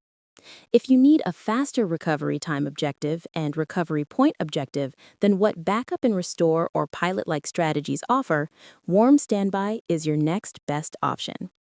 Warm Standby builds on the Pilot Light approach by keeping a scaled-down, operational version of your primary environment running in your disaster recovery region. This means essential resources are always active, ready to process requests immediately if a failure occurs. While this increases complexity and cost compared to Pilot Light, it significantly reduces recovery time, since resources do not need to be spun up from scratch. Imagine your primary region hosts a web application with traffic managed by Route 53, load balancers, and Amazon EC2 instances. Data is stored in an Aurora Global Database, replicated asynchronously to the disaster recovery region. In Warm Standby, your disaster recovery region already runs scaled-down web and application servers, plus an Aurora replica with write forwarding. If the primary region fails, Route 53 redirects traffic and your disaster recovery infrastructure is ready to serve requests almost instantly. Warm Standby reduces downtime, but comes with higher costs due to always-on resources. Auto-scaling groups help manage increased demand, but brief connectivity issues may occur during scaling. Multi-site active-active is the most complex and costly disaster recovery strategy, but it delivers the lowest recovery time objective and recovery point objective. This makes it ideal for critical applications that cannot afford downtime or data loss. Unlike other recovery options that require provisioning extra resources after a disaster, multi-site active-active deploys your infrastructure at full scale across multiple regions. There is no designated disaster recovery region. Customers can access your applications from any region, and if one region fails, another seamlessly takes over. For example, Routes 53 routes traffic based on specific policies, while the Elastic Load Balancer distributes requests across availability zones. The application layer connects to DynamoDB, which uses global tables for automatic data replication and continuous backups in both regions. This setup ensures your services remain available without manual intervention. Despite its strengths, multi-site active-active is not without challenges. Regular disaster recovery testing is essential to confirm that remaining regions can handle increased traffic during a failure. Additionally, issues like data corruption or deletion may still require restoring databases from backups, which can impact recovery time. Multi-site active-active offers unmatched resilience for mission-critical workloads, but it demands careful planning, ongoing testing, and significant investment to ensure true business continuity. Decoupling in application development means letting each component work independently. This approach ensures that changes or failures in one part do not impact others, making applications more resilient and easier to maintain. In a tightly coupled system, layers depend on each other directly. For example, if a processing layer fails, it can disrupt the entire application. Decoupling solves this by introducing a messaging mechanism between layers, isolating failures and changes.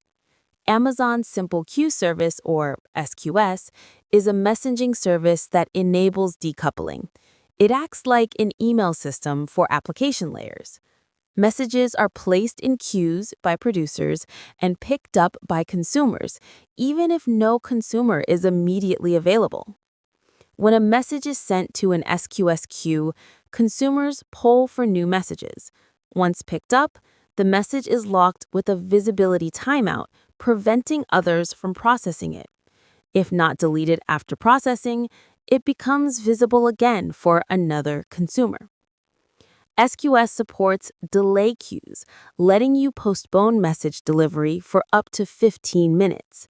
The default visibility timeout is 30 seconds, but it can be adjusted up to 12 hours to match your application's processing needs. Amazon Simple Queue Service, or SQS, offers two ways for consumers to receive messages: short polling and long polling. With short polling, SQS responds immediately to a request even if no messages are available. This happens when the wait time seconds parameter is set to 0. Long polling, on the other hand, waits up to 20 seconds for messages, reducing empty responses. By default, SQS messages can be between 1 byte and 256 kilobytes. If you need to process larger messages, the Amazon SQS Extended Client Library for Java lets you handle messages up to 2 gigabytes by storing them in Amazon Simple Storage Service, or S3. Standard queues in SQS offer at least once delivery and best effort ordering, supporting up to 120,000 in-flight messages. For guaranteed order and exactly once delivery, use FIFO queues, which support up to 20,000 in-flight messages but may perform slightly slower. If a message is not deleted after processing, it becomes visible again. To avoid endless retries with corrupted messages, use dead letter queues. Dead letter queues capture problematic messages for review. Combine SQS with Simple Notification Service, or SNS, to trigger alerts and automate remediation. The Simple Notification Service, or SNS, is Amazon Web Services' solution for distributing messages from one publisher to many subscribers. SNS uses a topic-based model, where a topic acts like a virtual mailbox for messages. When a publisher sends a message to a topic, SNS instantly pushes that message to all current subscribers. Unlike queues, topics do not store messages. Once a message is published, it cannot be recalled and there is no message preservation. Subscribers can be mobile devices, desktops, HTTPS endpoints, email addresses, AWS Lambda functions, or even phone numbers via short message service, or SMS. SNS supports global SMS delivery, making it ideal for notifications, multi-factor authentication, and one-time passwords. SMS allows subscribers to set filter policies using JSON, so they only receive messages relevant to them. Delivery policies control retry patterns, and undeliverable messages can be sent to a dead letter queue for further analysis. SNS can fan out messages to multiple Amazon Simple Queue Service, or SQS, queues.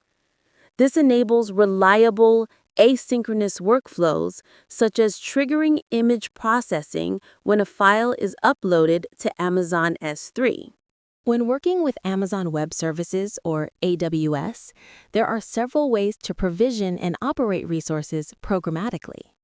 While the AWS console is great for simple, one-time tasks, developers and administrators often need more powerful, automated solutions.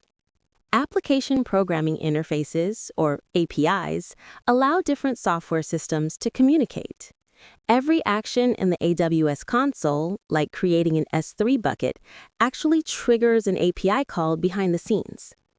Developers can write custom code to call these APIs directly, but must handle authentication and request signing themselves. To simplify this, AWS offers software development kits, or SDKs, for languages like Python, Java, PHP, and .NET. These SDKs handle the complexity of signing requests and make it easier to interact with AWS services using familiar programming languages. For those who prefer command line tools, the AWS Command Line Interface, or CLI, is a powerful option.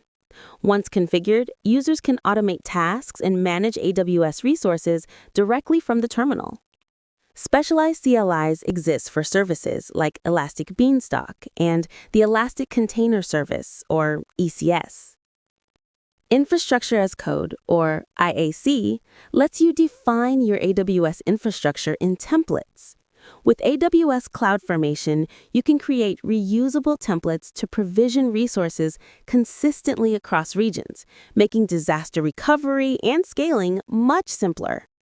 By leveraging APIs, SDKs, the CLI, and infrastructure as code, AWS users can automate, scale, and manage resources efficiently and reliably. The AWS console is a user-friendly way to create and manage cloud resources, but as your infrastructure grows, you might notice that some tasks become repetitive and time-consuming when done manually. Imagine you have dozens of EC2 instances powering your website. If you need to generate a daily report of their public IP addresses, you could log into the console and copy each one by hand. However, this process is tedious and prone to mistakes, especially as IP addresses can change frequently. This is where the AWS Command Line Interface, or AWS CLI, comes in. Instead of clicking through the console, you can use simple commands in a terminal to interact directly with AWS services. Every action you take in the console actually makes an API call behind the scenes. With the AWS CLI, you make those same API calls, but through scripts or commands, using a Linux shell, the built-in Mac terminal, an EC2 instance, or even a program like Putty on Windows. Scripting with the AWS CLI is not only faster, but also safer and less error-prone. It allows you to automate repetitive tasks and manage resources more efficiently. In short, the AWS CLI is a powerful tool that gives you greater flexibility and control over your AWS resources. Ever spent hours clicking through endless screens in the Amazon Web Services console just to launch a single EC2 instance, only to make a mistake and start over? You are not alone. Manually creating resources in Amazon Web Services is time-consuming and error-prone. Even using the Command Line Interface, or CLI, still leaves you with manual updates and maintenance. There is a better way. Amazon Web Services CloudFormation lets you automate the creation, updating, and deletion of your infrastructure. Instead of writing shell scripts or custom logic, you define your resources declaratively in a CloudFormation template using either YAML or JSON. You write your infrastructure as code in a template, upload it to CloudFormation, and this service creates a stack, a collection of resources managed as a single unit. If any resource fails, CloudFormation rolls back everything, ensuring your environment is always consistent. With CloudFormation, you can version your templates, test changes, and deploy through continuous integration pipelines. This makes it easy to replicate environments like development, staging, and production. Stop wasting time with manual setup. Automate your Amazon Web Services infrastructure with CloudFormation and focus on building, not clicking. CloudFormation templates are the backbone of automating infrastructure in Amazon Web Services, or AWS. Whether you use JSON or YAML, every template follows the same structure, making it easy to standardize deployments. Each template includes several main sections: the format version, description, parameters, mappings, conditions, transform, resources, and outputs. The format version is always set to 2010-09-09. The description is optional, letting you document your infrastructure for collaborators. Resources is the only required section, where you declare at least one AWS resource, like an EC2 instance. Each resource has a logical ID, a resource type, such as AWS EC2 instance, and properties, like instance type or image ID. To avoid hard-coding values, use the parameters section. Parameters let users customize things like instance type or key pair name at stack creation, making templates flexible. CloudFormation provides intrinsic functions like !ref, !get@, and !find and map for dynamic references. Mappings act as lookup tables, helping you select values like the correct Amazon Machine Image, or AMI, for different regions. Conditions control resource creation based on logic, while the transform section enables macros for advanced processing. The outputs section returns information, such as an instance's public IP, after stack creation. CloudFormation is Amazon Web Services tool for managing infrastructure as code, but how does it actually work behind the scenes? Let's break down what happens internally when you create, update, or delete a stack using CloudFormation. A stack in CloudFormation acts as a state machine. When you create a stack, CloudFormation takes your template and parameters, then transforms them into a stack with actual resources. Updating a stack means CloudFormation compares your new template and parameters with the existing stack and then applies the necessary changes. Deleting a stack removes all the resources provisioned by that stack, turning it back into nothing. Each resource in your stack follows a similar life cycle: create, update, and delete. CloudFormation analyzes your template to determine dependencies, creating resources in the correct order. If resources are independent, CloudFormation can create them in parallel. During updates, it checks if changes are needed and only acts if necessary, minimizing disruptions. Understanding CloudFormation's internal process helps demystify the service.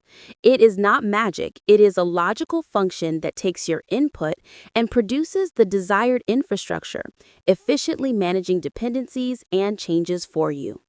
Let us break down the life cycle of a stack in AWS CloudFormation, focusing on how information flows when you create, update, or delete a stack. Everything starts with a command, either from a person or a machine, sent to CloudFormation using the AWS command line interface, console, software development kit, or HTTP APIs.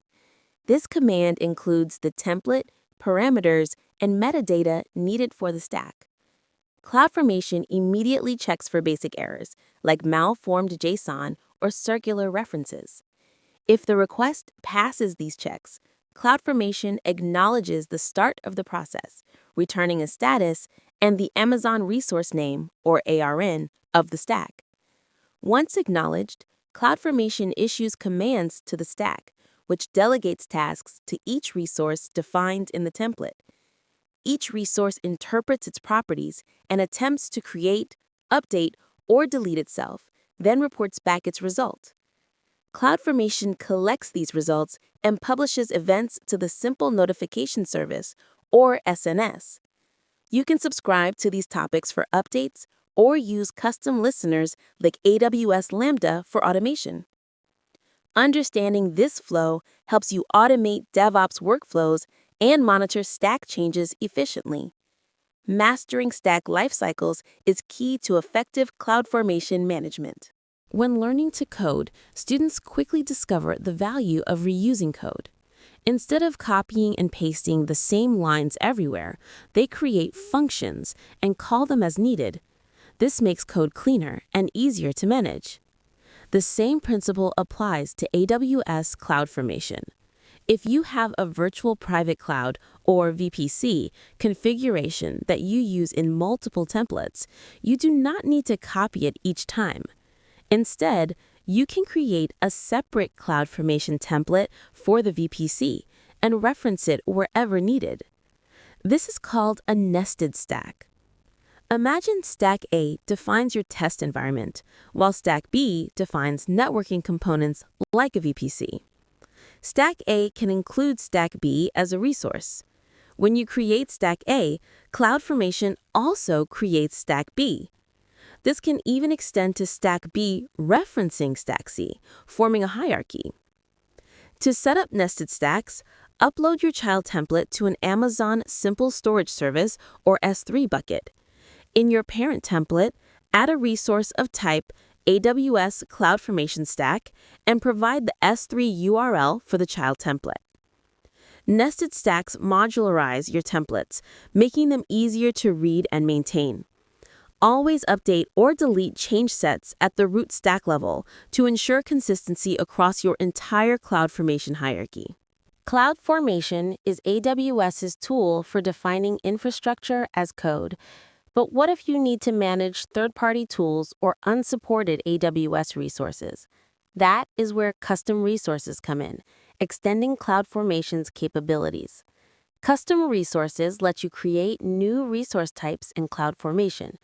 This means you can automate provisioning for things like a MongoDB database or any tool not natively supported by AWS.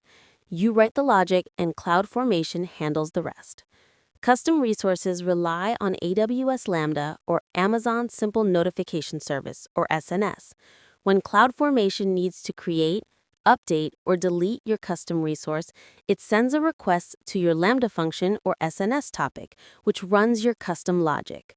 First, write a Lambda function that handles create, update, and delete events. Next, declare your custom resource in your CloudFormation template, specifying the service token property. This property points to your Lambda's Amazon resource name or ARN.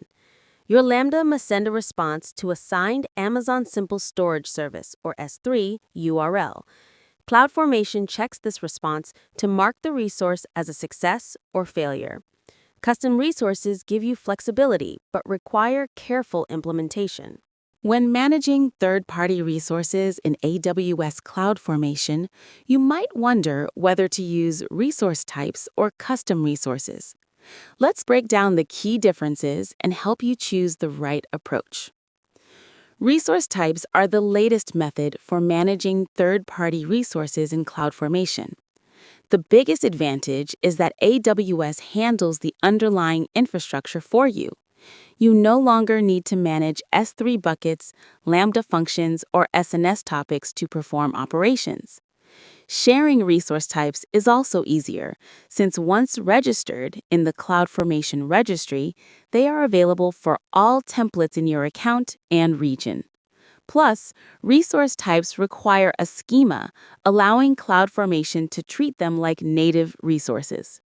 This enables features like drift detection, change sets, and AWS config integration. However, developing resource types can be more challenging.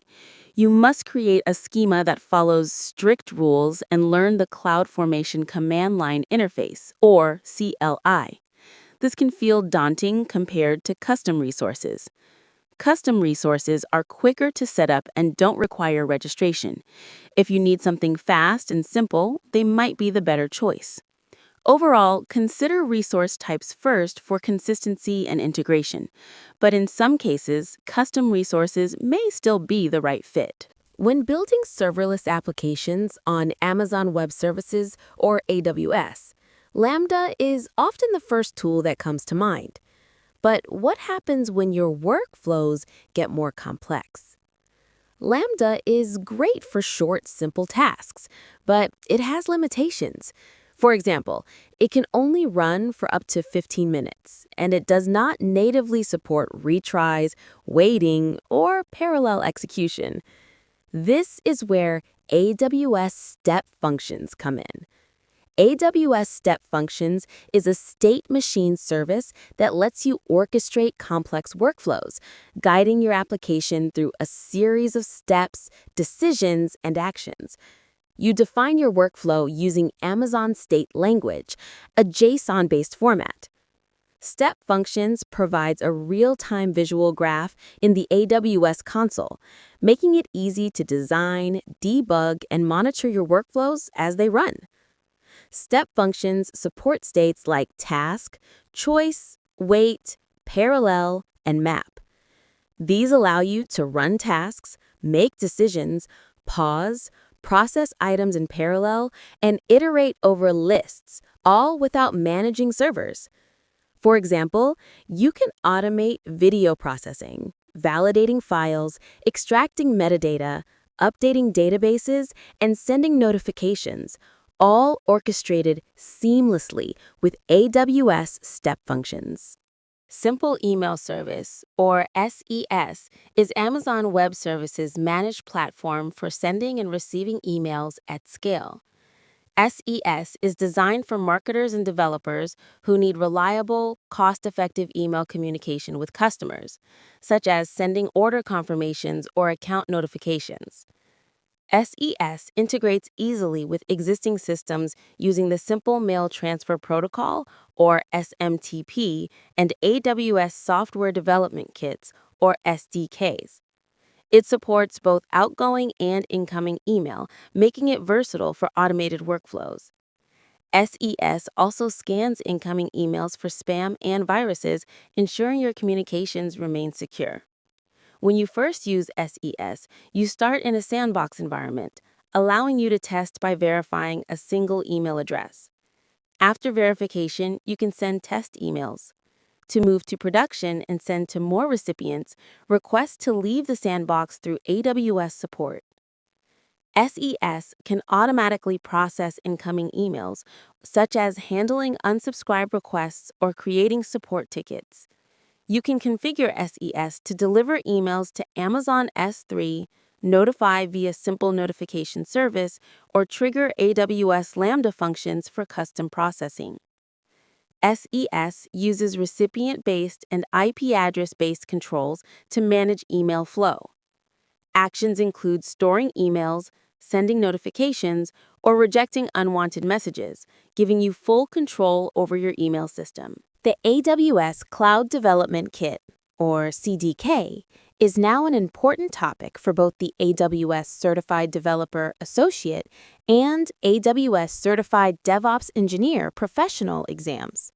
Let's take a quick look at what makes the CDK so useful for developers. The AWS Cloud Development Kit is an open-source software development framework that lets you define AWS infrastructure and resources using code. Instead of writing complex YAML templates, the CDK automatically generates AWS CloudFormation templates at compile time, making infrastructure management more accessible and efficient. With the CDK, you can use familiar programming languages like Python, C#, Java, JavaScript, and TypeScript. This means you can leverage your existing skills and use common programming constructs such as functions, loops, and conditionals. The CDK also includes libraries called constructs, which help you define AWS resources like S3 buckets, DynamoDB tables, Lambda functions, and API gateway APIs. You can even create your own custom constructs. Developers interact with the CDK using its command line interface to create, build, and deploy applications to specific environments, streamlining the entire process. Explore the CDK further to gain hands-on experience and start building your own cloud applications. Good luck on your certification journey.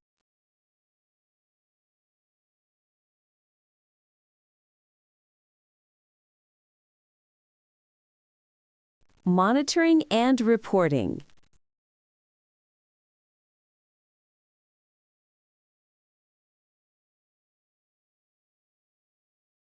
Amazon CloudWatch is a global monitoring service designed to give you deep visibility into the health and performance of your applications and infrastructure. It collects and presents operational data, helping you minimize incidents and optimize your environment. CloudWatch offers a suite of powerful features. With CloudWatch dashboards, you can build custom visualizations of metrics and alarms from resources across multiple regions. CloudWatch metrics track key data points like disk reads or number of objects, and support anomaly detection using machine learning to spot unusual activity. CloudWatch alarms let you automate actions or send notifications when thresholds are crossed, integrating seamlessly with dashboards for real-time awareness. Dashboards are fully customizable, allowing you to display exactly the data you need for specific projects, customers, or regions. Metrics can be standard or custom, and detailed monitoring is available for deeper insights, with data collected as frequently as every minute. Alarms can trigger automated responses, such as scaling resources or sending alerts.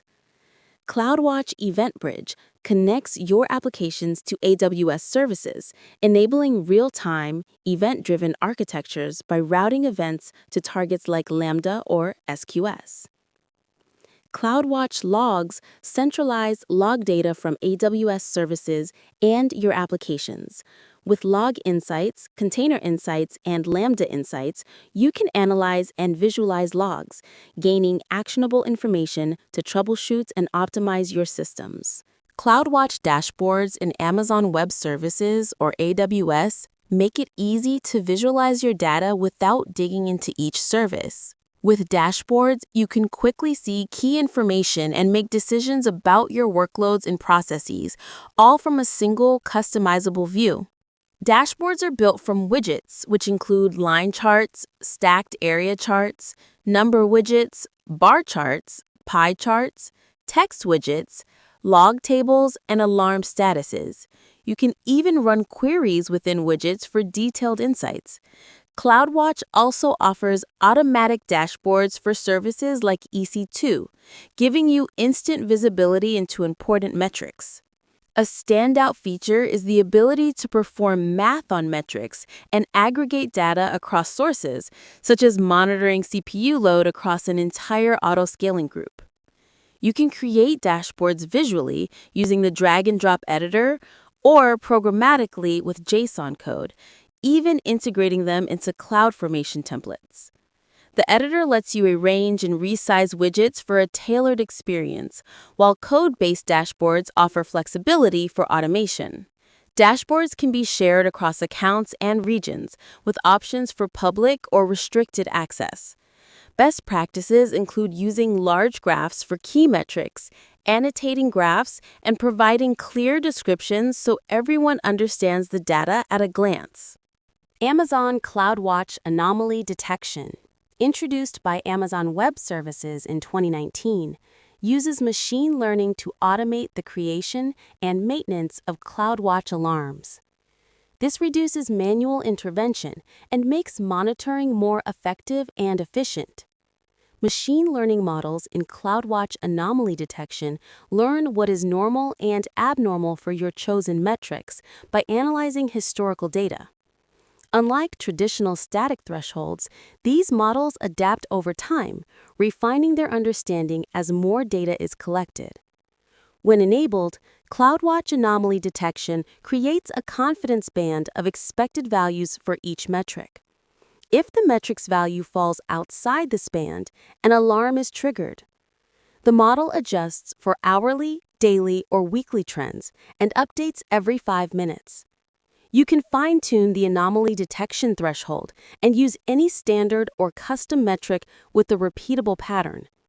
The service supports configuration through the AWS Management Console, AWS Command Line Interface, and AWS Software Development Kits. The model's accuracy depends on the quality and quantity of historical data. Exclude abnormal periods from training data for best results.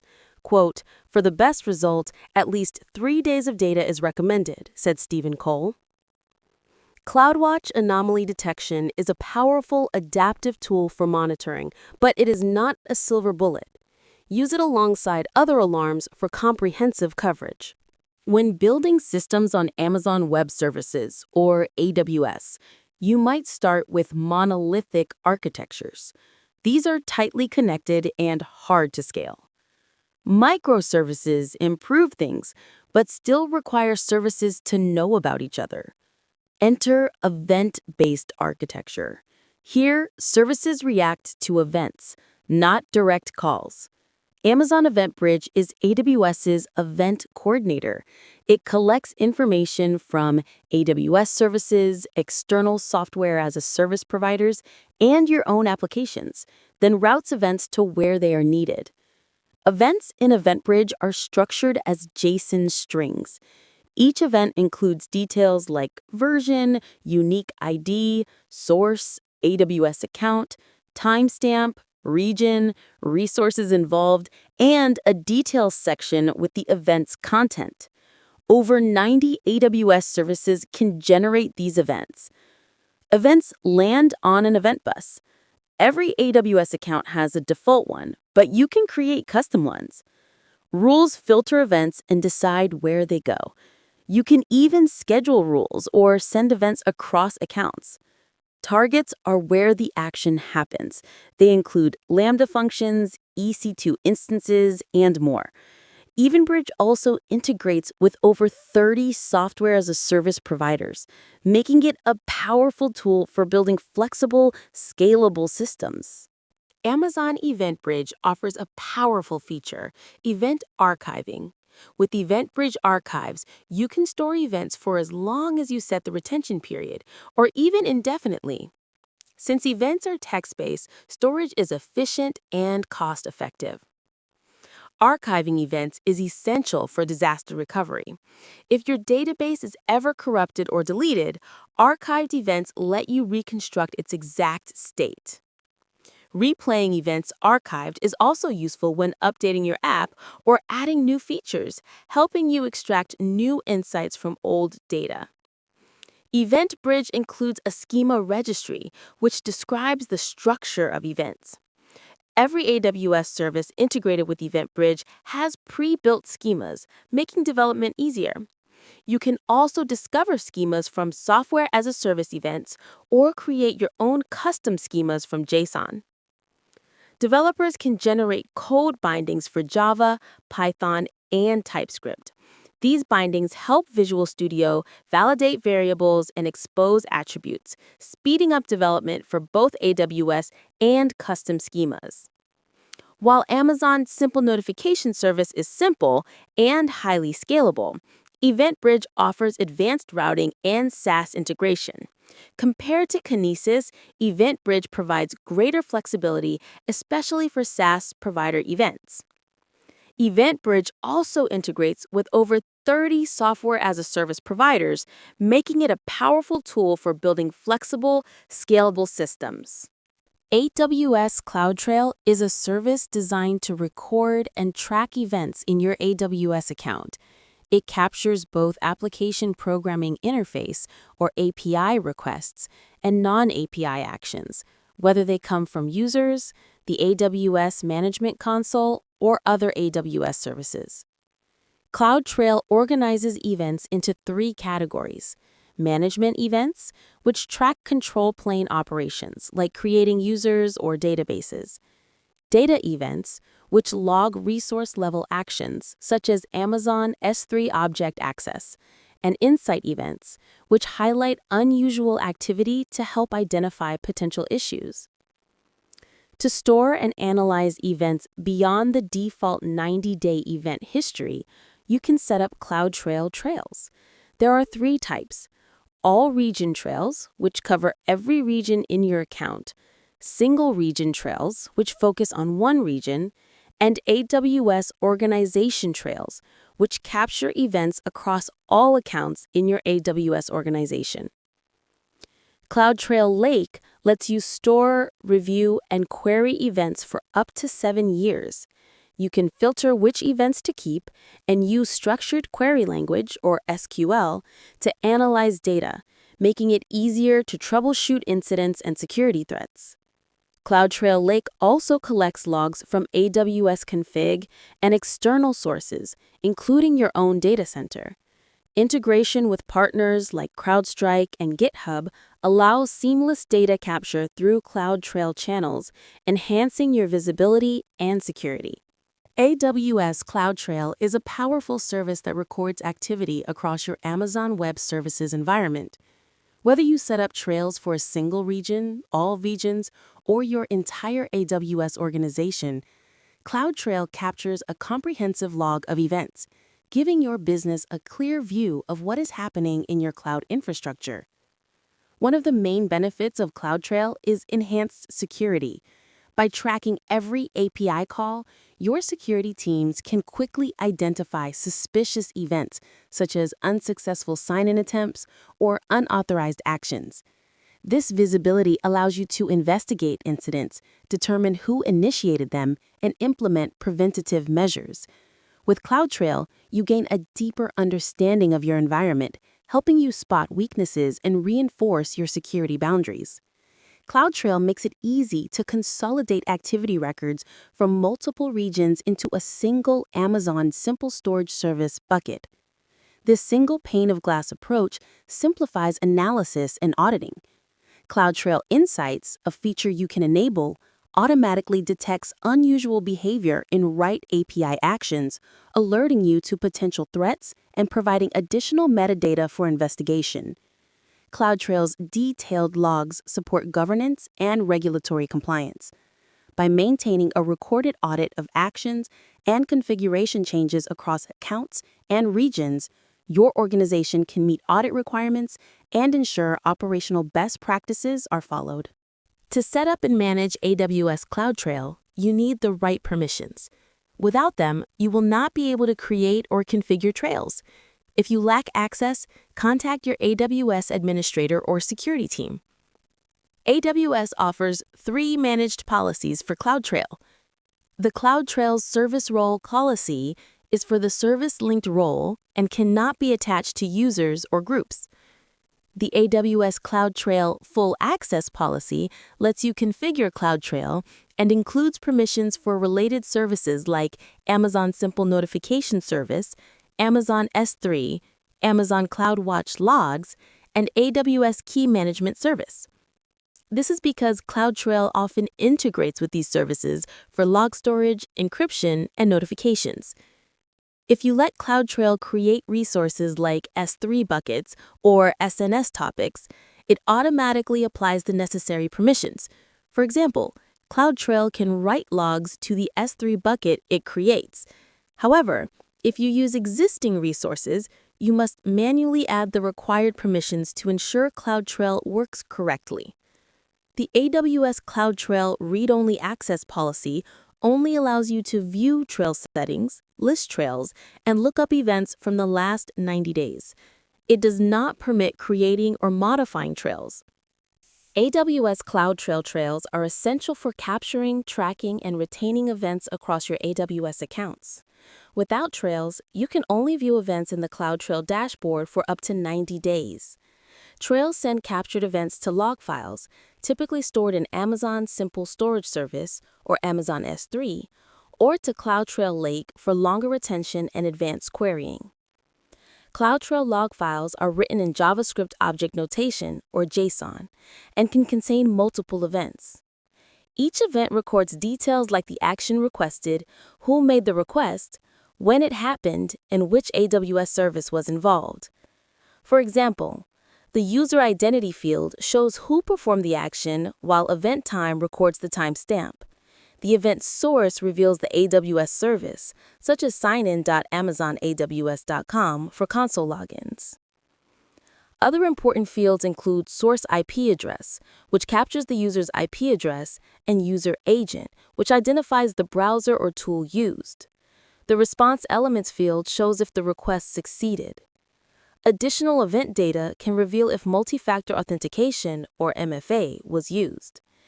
Each event also has a unique event ID and indicates if it was read-only.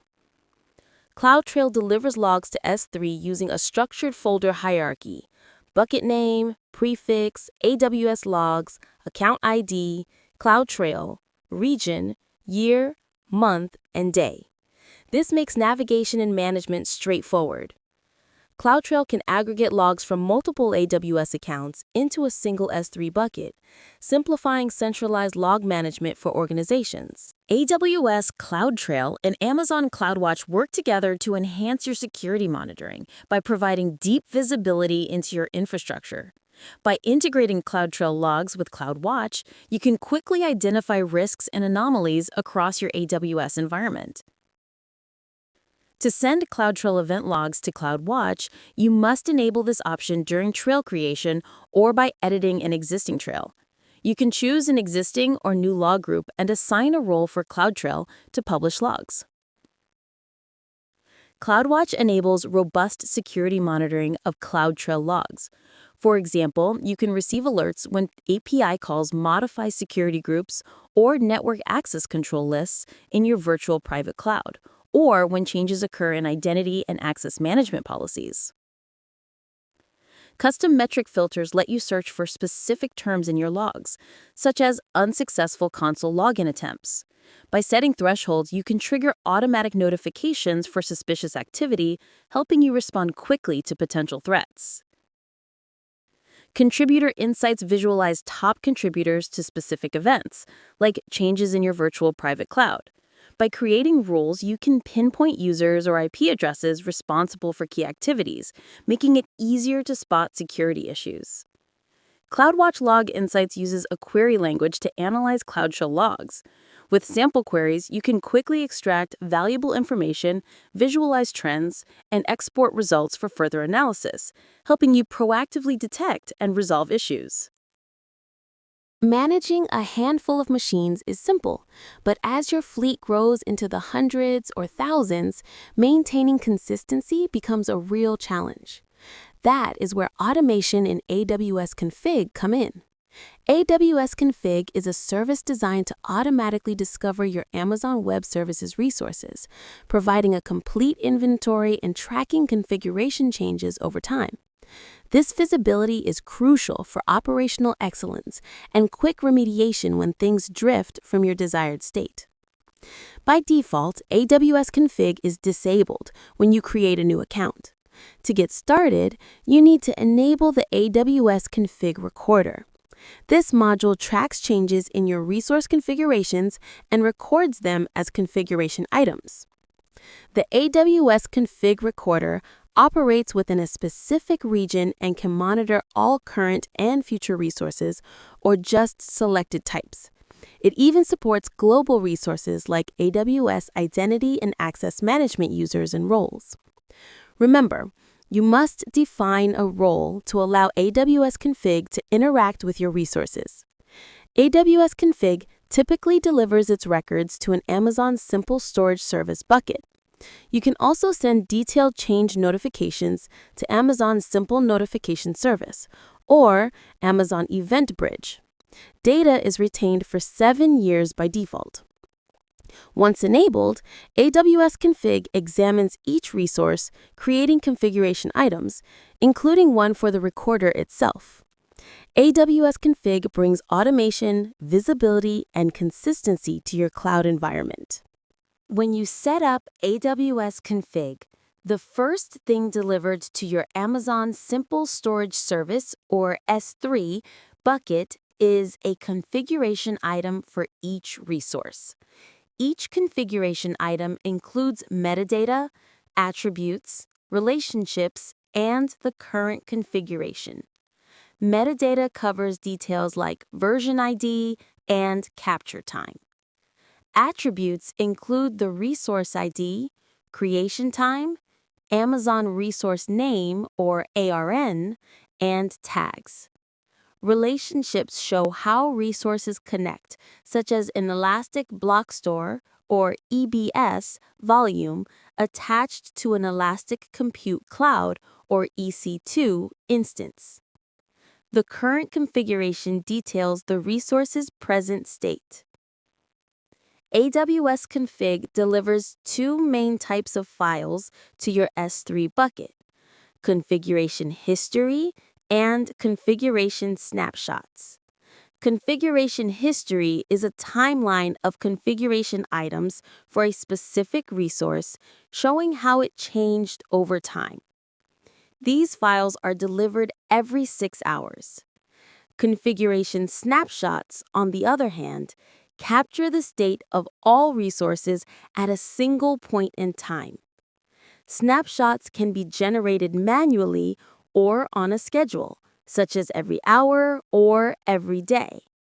Both histories and snapshots are in JSON format and stored in separate folders within your S3 bucket. Aggregators in AWS Config consolidate configuration and compliance data from multiple AWS accounts and regions. This means you can view all your configuration items and compliance results in one place, making it easier to manage resources across your organization. Aggregators provide a unified view for better visibility and control. AWS config rules help you define the desired configuration state for your AWS resources. AWS config continuously evaluates your resources and marks them as compliant or non-compliant based on the rules you set. AWS offers over 320 managed rules covering more than 55 AWS services. These rules are ready to use or customize. For example, the EIP attached rule checks if elastic IP addresses are attached to EC2 instances, while EC2 volume in use check ensures EBS volumes are in use. The restricted SSH rule helps enforce security by limiting SSH access. Custom roles. If you need more flexibility, you can create custom roles using AWS Lambda. Associate your rule with a Lambda function to define your own compliance logic. The AWS Config Rule Development Kit, or RDK, simplifies this process for those comfortable with the AWS command line interface. CloudFormation Guard is an open-source policy-as-code tool. It uses a domain-specific language to define rules that validate CloudFormation templates, Terraform files, and Kubernetes configurations, ensuring compliance before deployment. You can choose proactive or detective evaluation modes and set triggers based on configuration changes or specific time intervals. Some rules require parameters like max access key age. Tags help organize and group resources as your AWS environment grows. AWS Config gives you visibility into your cloud resources by tracking their configurations and evaluating them against defined rules. Compliance in AWS Config means a resource follows all applicable rules. If it fails even one, it is marked non-compliant.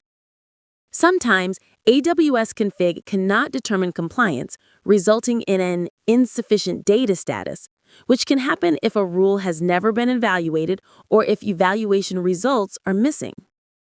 When resources are non-compliant, AWS Config does not block their creation, but highlights the issue for remediation. Remediation can be manual or automatic. Automatic remediation uses AWS Systems Manager automation documents to trigger corrective actions as soon as non-compliance is detected.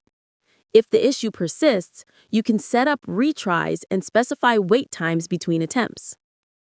Hundreds of predefined remediation actions are available, and you can also use Systems Manager Change Manager to schedule changes or require approvals.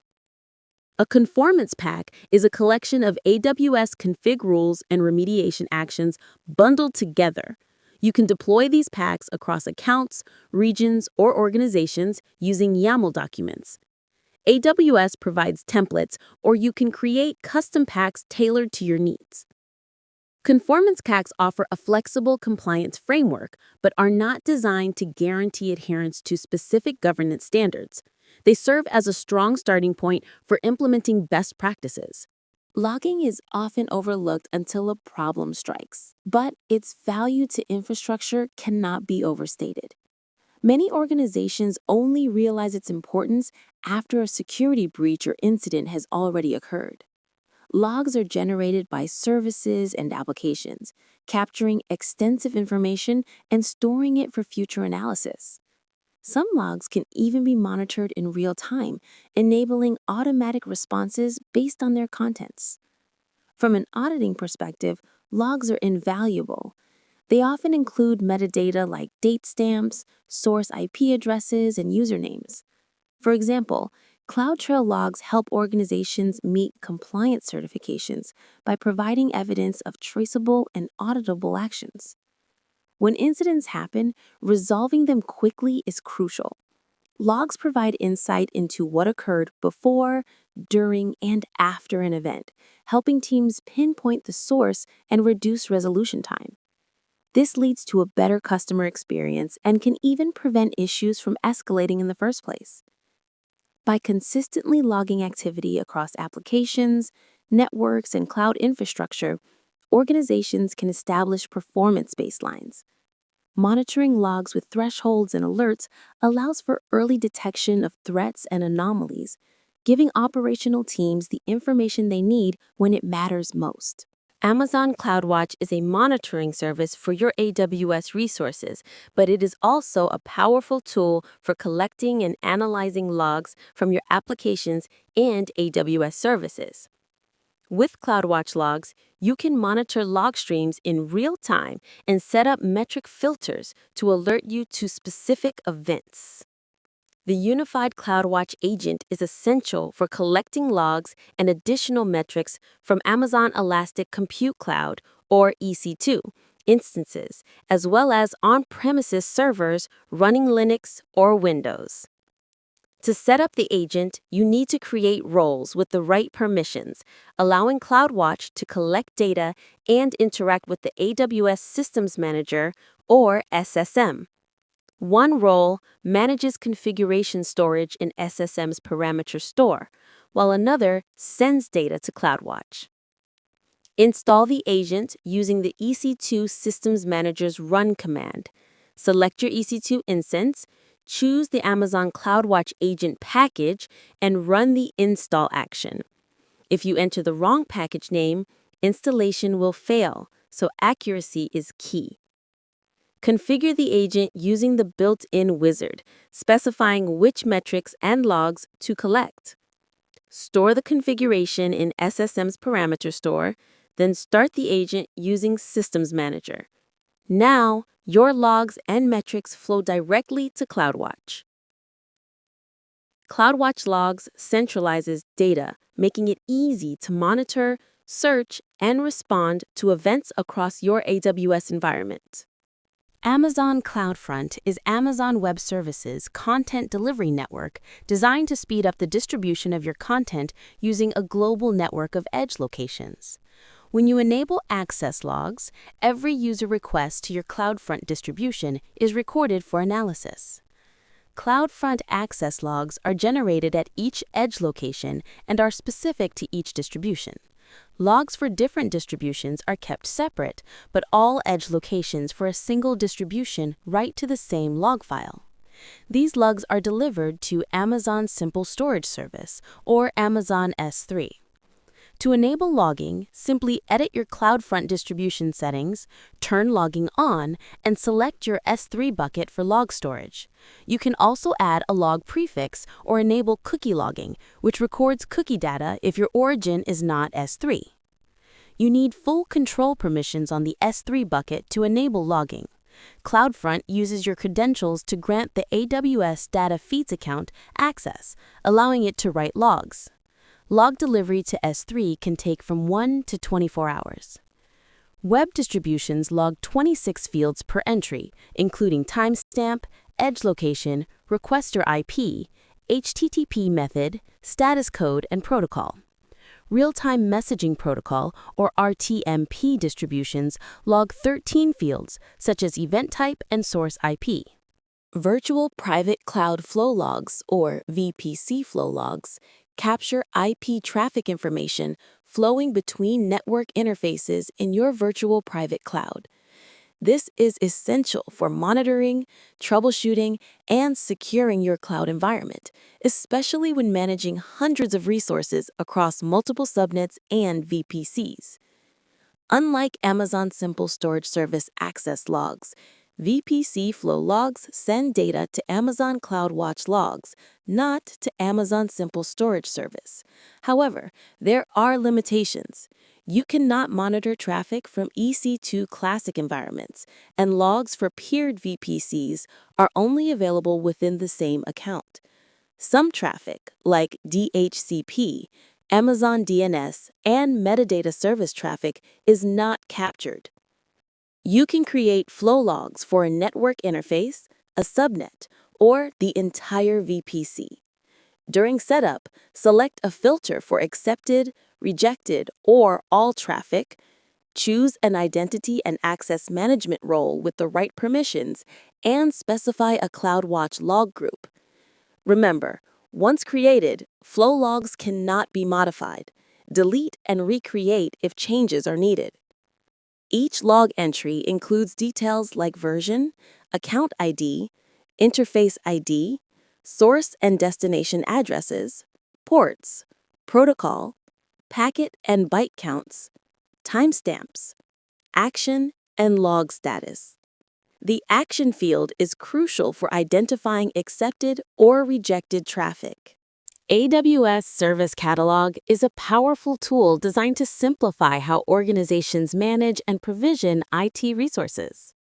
It lets IT admins pre-approve services like EC2 instances, databases, and software, making it easy for end users to deploy secure, compliant stacks without constant admin intervention. Within AWS Service Catalog, a product is any IT service you want to make available, from a single EC2 instance to a complex multi-tiered application.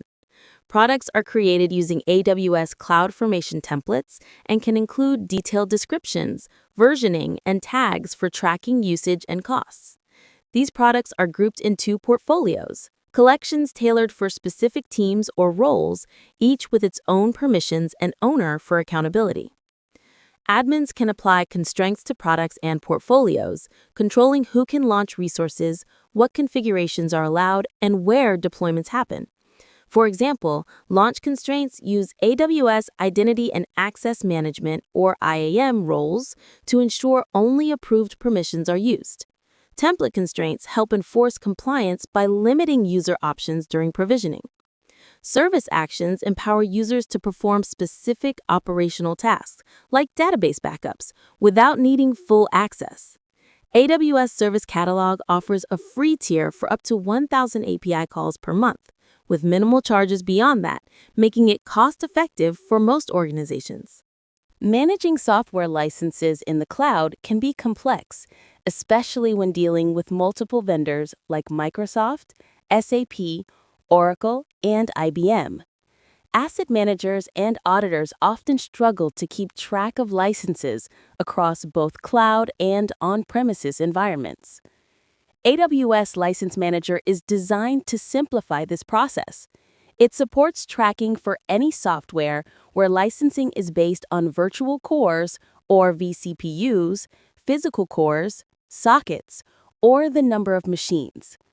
With AWS License Manager, you can create license configurations that include customizable rules tailored to your specific licensing agreements. These rules define how licenses are counted, set minimum and maximum thresholds for resources, and specify the total number of licenses available. You can set hard limits to block the launch of instances that would breach your license agreements, or soft limits that allow launches but send notifications. Rules can also specify which Amazon Elastic Compute Cloud, or EC2, tenancy types can consume a license, such as shared tenancy, dedicated instances, or dedicated hosts. AWS License Manager integrates with AWS Systems Manager and AWS organizations, enabling centralized monitoring across multiple AWS accounts and on-premises environments. It also supports Bring Your Own License from AWS Marketplace. AWS License Manager streamlines license management, helping you stay compliant and organized across all your environments. The AWS Health Dashboard is your central hub for monitoring the health of Amazon Web Services. It is divided into two main sections: events affecting everyone and events specific to your account's resources. Let's break down how each section helps you stay informed. First, you'll find Open and Recent Issues, which displays current problems across the AWS platform. If there are no major incidents, this section may be disabled. Below that, Service History provides a timeline of past issues, making it easy to investigate outages that happened over weekends or holidays. Switching to your account health, the dashboard correlates global AWS issues with your own resources. For example, if you run an EC2 instance, you might see scheduled events indicating upcoming maintenance. Simply stopping and restarting your instance moves it to new hardware, minimizing disruption. To avoid manually checking the dashboard, use EventBridge. EventBridge can monitor AWS health events, notify your operations team, and even trigger custom actions like creating support tickets, ensuring a fast response to any incident. With the AWS Health Dashboard and EventBridge, you can quickly identify, understand, and respond to issues, keeping your AWS environment running smoothly. Let's take a quick look at the AWS Management Console. The first step is always to get a broad overview of your environment. This means understanding which services you use, your current and past usage, and your overall expenses. To start analyzing costs, head to the Billing Dashboard. You can find it by typing Bill in the search bar or navigating through the menu. The Billing Dashboard is your main platform for tracking expenses and usage. The first thing to check is your bill from the previous month. Select the last month from the drop-down menu to see your total spending, tax details, and payment summaries. You can also download your bill as a CSV file or PDF. Focus on the most expensive services. For example, if Elastic Compute Cloud is your biggest cost driver, prioritize it in your analysis. Smaller expenses, like those for API Gateway or CloudFront, may not need deep investigation if their impact is minimal. Check which regions are being used. Some, like those in Asia, are more expensive than others, such as Northern Virginia. Ask why multiple regions are necessary and use this insight to guide further optimization. AWS Cost Explorer is a powerful built-in tool for managing your cloud finances on Amazon Web Services. It helps you analyze costs, spot trends, and identify major cost drivers in your environment, all at no extra charge for basic use. To access Cost Explorer, head to your AWS Billing Dashboard and launch the tool. You'll see a menu that lets you explore costs grouped by service, with a default 6-month overview displayed as a bar chart for easy comparison. You can adjust the time frame to view costs daily, monthly, or even forecast future spending. Use filters to focus on specific regions, services like EC2, or even drill down to instance types. The data table below the chart provides detailed breakdowns, which you can export for deeper analysis. Enable hourly and resource-level data for more granular insights, noting that this incurs a small fee. Choose between unblended and amortized cost views to match your accounting needs, especially if you use reserved instances or savings plans. Leverage filters to isolate untagged resources or analyze API operations for services like S3. With these features, AWS Cost Explorer empowers you to optimize spending and make informed financial decisions in the cloud. The AWS Cost and Usage Report, or CUR, is the most essential tool for capturing your AWS billing data. This detailed CSV file records every aspect of your cost and usage data across all AWS resources, providing historical, by-the-hour insights that help you spot trends and make informed decisions. To start using the CUR, head to the AWS Management Console. On the billing dashboard, find the Cost and Usage Report option in the left menu. By default, it is disabled, so you will need to enable it and create a new report. Give your report a name and be sure to include resource IDs for unique tracking. Next, choose an Amazon S3 bucket to store your CUR files. You can select an existing bucket or create a new one, set a path, and pick your preferred time granularity. Remember, more granular data means larger files. You can also decide whether to create new report versions or overwrite existing ones. CUR files can be exported for use with Amazon Athena, Redshift, or QuickSight. Athena uses Parquet files for serverless SQL analysis, while Redshift and QuickSight use CSV files for big data queries and visual dashboards. Expect minimal S3 storage costs for your CUR data. Before cloud computing, companies had predictable costs thanks to fixed procurement processes. Contracts were signed up front, and expenses were easy to track. But with the shift to the cloud, costs have become variable. While this brings speed and flexibility, it also makes it harder to understand and control spending. Now, application and finance teams must collaborate more closely to manage budgets effectively. To tackle these challenges, teams need to track usage, set budgets, and receive alerts when spending exceeds limits. AWS Budgets is designed for exactly this.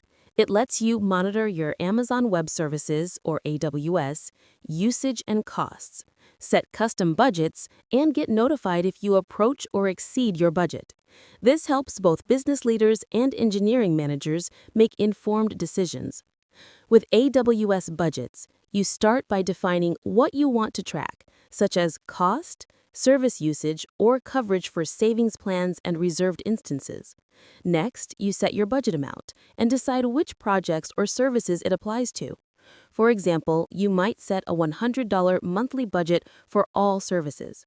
You can configure alerts at thresholds like 80% of your budget and choose notifications via email, simple notification service, or AWS chatbot. AWS Budgets can even automate actions such as changing permissions or stopping instances and generate reports for leadership to review. Understanding where your cloud budget goes is crucial. In Amazon Web Services, or AWS, cost allocation strategies help you track spending by resource and service. The key to this visibility? Tagging every resource in your cloud environment. Tags in AWS are simple key and value pairs attached to resources. For example, you might tag resources with environment, production, or service backend. These tags let you instantly see which resources belong to which business unit, project, or application. AWS offers the Cost and Usage Report, also known as CUR. This report tracks your monthly costs and usage, breaking down data by product, usage type, and operation. CUR files are stored in Amazon Simple Storage Service, or S3, and can be updated up to 3 times daily. Start tagging resources from the very beginning.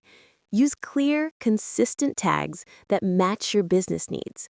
Avoid retroactively tagging resources, as it can be frustrating and confusing. Consider policies that require tags before deploying new resources. A well-planned tagging strategy makes cost allocation simple and insightful.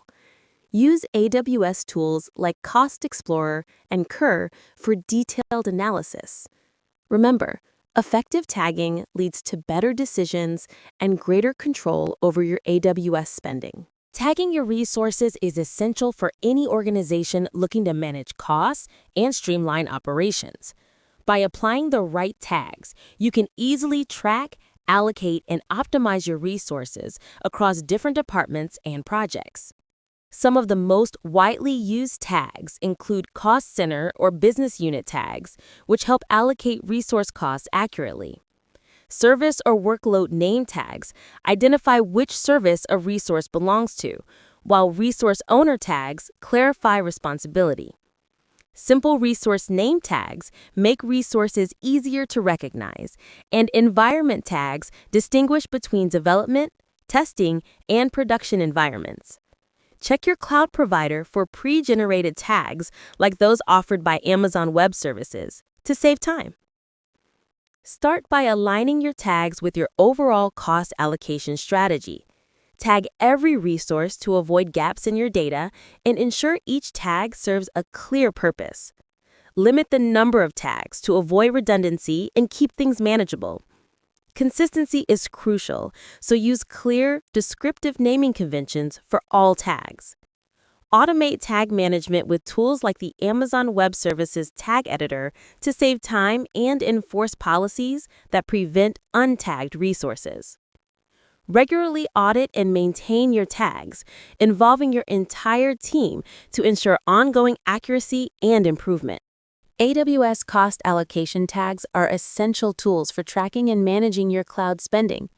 These special tags help you organize costs by project, department, or any custom category, making it easier to visualize and allocate expenses across your organization. To make the most of cost allocation tags, you need to activate them in the AWS billing section. Once activated, AWS detects all tag keys used in your account and suggests them for activation. Only active tags will appear in Cost Explorer charts and reports.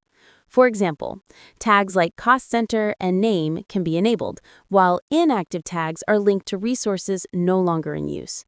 Without activating these tags, you will not be able to filter or analyze costs by tag in Cost Explorer or other AWS services. There are two main types of cost allocation tags: user-defined and AWS-generated. User-defined tags are custom tags you create, while AWS-generated tags, such as created by, are automatically applied to resources for cost tracking.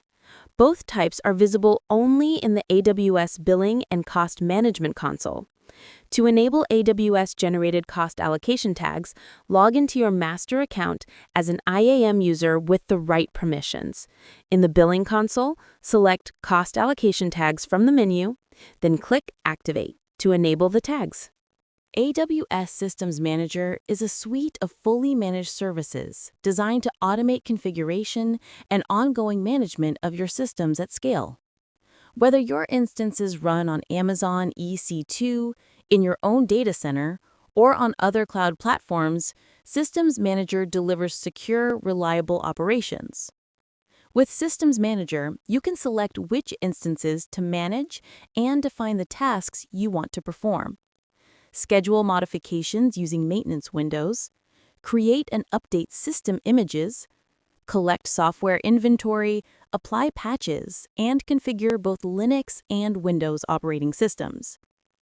All of this can be done from a single console or through the command line interface, streamlining your workflow and reducing complexity. Forget about juggling multiple tools for different platforms. Systems Manager eliminates the need for secure shell keys, remote desktop ports, or Bastion host to connect to your instances. Its cloud-native design supports agility and elasticity, letting you manage one or thousands of instances, regardless of workload duration. Systems Manager integrates seamlessly with other AWS management tools, including Identity and Access Management for access control, CloudTrail for auditing, and CloudWatch events for automation, all without complex licensing. AWS Systems Manager empowers you to automate, maintain, and manage your entire infrastructure with complete visibility and control wherever your systems reside. AWS Systems Manager is designed to fit seamlessly into your existing Amazon Web Services configuration and management toolset. It offers a comprehensive solution for managing your cloud resources, making it easier to oversee operations across your entire environment. One of the standout features is the Systems Manager Explorer, a customizable operations dashboard. Explorer delivers a unified view of your operational data and work items, spanning all your accounts and regions. You can tailor the dashboard to your needs using drag-and-drop functionality and drill down into specific detail to prioritize tasks. This flexibility helps you stay organized and focused on what matters most. Explorer also enables you to take action quickly by using automated runbooks when necessary. Systems Manager integrates smoothly with your Amazon CloudWatch dashboards and your personal health dashboard, ensuring you have all the information you need in one place. With these capabilities, AWS Systems Manager empowers you to provision and operate your resources efficiently at scale, streamlining cloud management for your organization. AWS Systems Manager offers over 20 features and integrations, providing a unified dashboard to manage the lifecycle of your cloud instances. It helps you organize, monitor, and act on your AWS resources efficiently and securely. Some of the standout features include Fleet Manager, Session Manager, Run Command, Parameter Store, Patch Manager, and State Manager. These tools let you manage inventory, patch assets, run commands, and securely connect to Amazon Elastic Compute Cloud, or EC2, instances in private subnets. Most features use Systems Manager documents to define operations and maintenance windows to schedule them. You can select which instances to manage in 3 ways: manually, by choosing each instance, by using instance tags, where you specify tag key value pairs, or by leveraging resource groups, which let you operate on logical collections of resources. Resource groups are built using common tags and can represent development tiers, departments, or projects. They can also be based on CloudFormation stacks, mirroring the stack's logical structure for streamlined management. Tagging your resources is essential. With the Tag Editor and Tag Policy Editor, you can organize, enforce, and bulk edit tags, making resource management and visibility much easier across your AWS environments. AWS Systems Manager is a powerful service that helps you manage your cloud and on-premises infrastructure. To use its features, every server or virtual machine must become a managed instance, which means it can communicate with Systems Manager. The key to this communication is the Systems Manager Agent, or SSM Agent. This software must be installed and configured on each instance. It comes pre-installed on Amazon Linux and AWS Windows images, and is available for other platforms like Ubuntu, Red Hat Enterprise Linux, SUSE, and CentOS.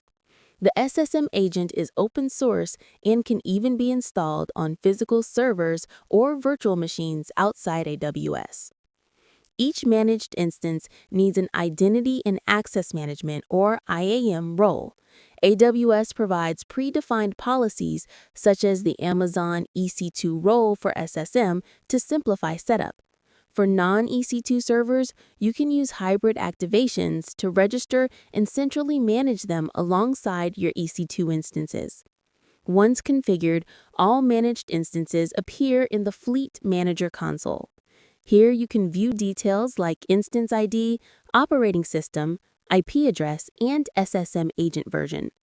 Session Manager lets you securely connect to instances without opening inbound ports or managing keys. It uses Transport Layer Security version 1.2, supports full session logging, and integrates with AWS security tools for auditing and access control. Once you have configured your managed instance with the Systems Manager agent and assigned the appropriate access role, you can access the Systems Manager console. Under the Node Management section, you will find the Fleet Manager feature, designed to simplify instance management. Fleet Manager displays all your managed instances in one place, providing visibility into key details such as instance ID, platform type, instance type, operating system name, IP address, and the version of the Systems Manager agent. This centralized view makes it much easier to monitor and manage your entire fleet. Within the same Node Management section, you will also see the Session Manager feature. Session Manager is a fully managed capability that allows you to connect to any managed instance using an interactive browser-based shell. It supports Linux, Windows, and macOS instances, making it a versatile tool for administrators. Session Manager does not require open inbound ports, bastion hosts, or the management of SSH keys. You also do not need SSH or remote desktop clients. All communication is secure, and every command and output can be tracked and dispatched to CloudTrail, CloudWatch, or Amazon S3 for auditing. AWS Systems Manager Run Command is a powerful tool that lets you execute commands across one or more of your managed instances. Whether you need to automate routine tasks or perform complex administrative actions, Run Command streamlines the process, making management at scale much simpler. To use Run Command, you start by selecting a Systems Manager document. These documents, written in JSON or YAML, define the actions to be performed on your instances. You can use pre-built documents like the popular AWS Run Shell script or create your own. Documents are reusable and can accept parameters, allowing you to tailor commands for different scenarios. When executing a command, you specify both the document and the target instances. For large environments, Run Command offers rate control.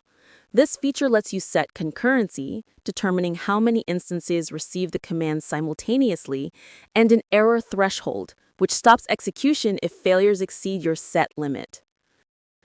Run Command provides flexible output options. You can direct command results to an Amazon S3 bucket or Amazon CloudWatch logs. Additionally, you can configure notifications through Amazon's Simple Notification Service, or SNS, to stay updated on command status and results. AWS Systems Manager Parameter Store is a centralized solution for managing your application configuration and secrets. Whether you need to store plain text data like database connections or sensitive information such as passwords, Parameter Store provides a secure and organized way to handle it all. One of the standout features is its integration with the AWS Key Management Service, or KMS, which allows you to automatically encrypt sensitive values. This means your secrets are protected without extra effort. Parameter Store also enhances security by separating configuration data from your code, and it offers integrated audit capabilities through AWS CloudTrail. This lets you track who accessed or changed your parameters, adding an extra layer of accountability. Parameters can be tagged and organized into hierarchies, making it easy to manage different environments like development, quality assurance, and production. You can track changes using parameter versions, set up notifications for updates, and even create custom validation routines using AWS Lambda functions. Parameter Store is not limited to AWS Systems Manager.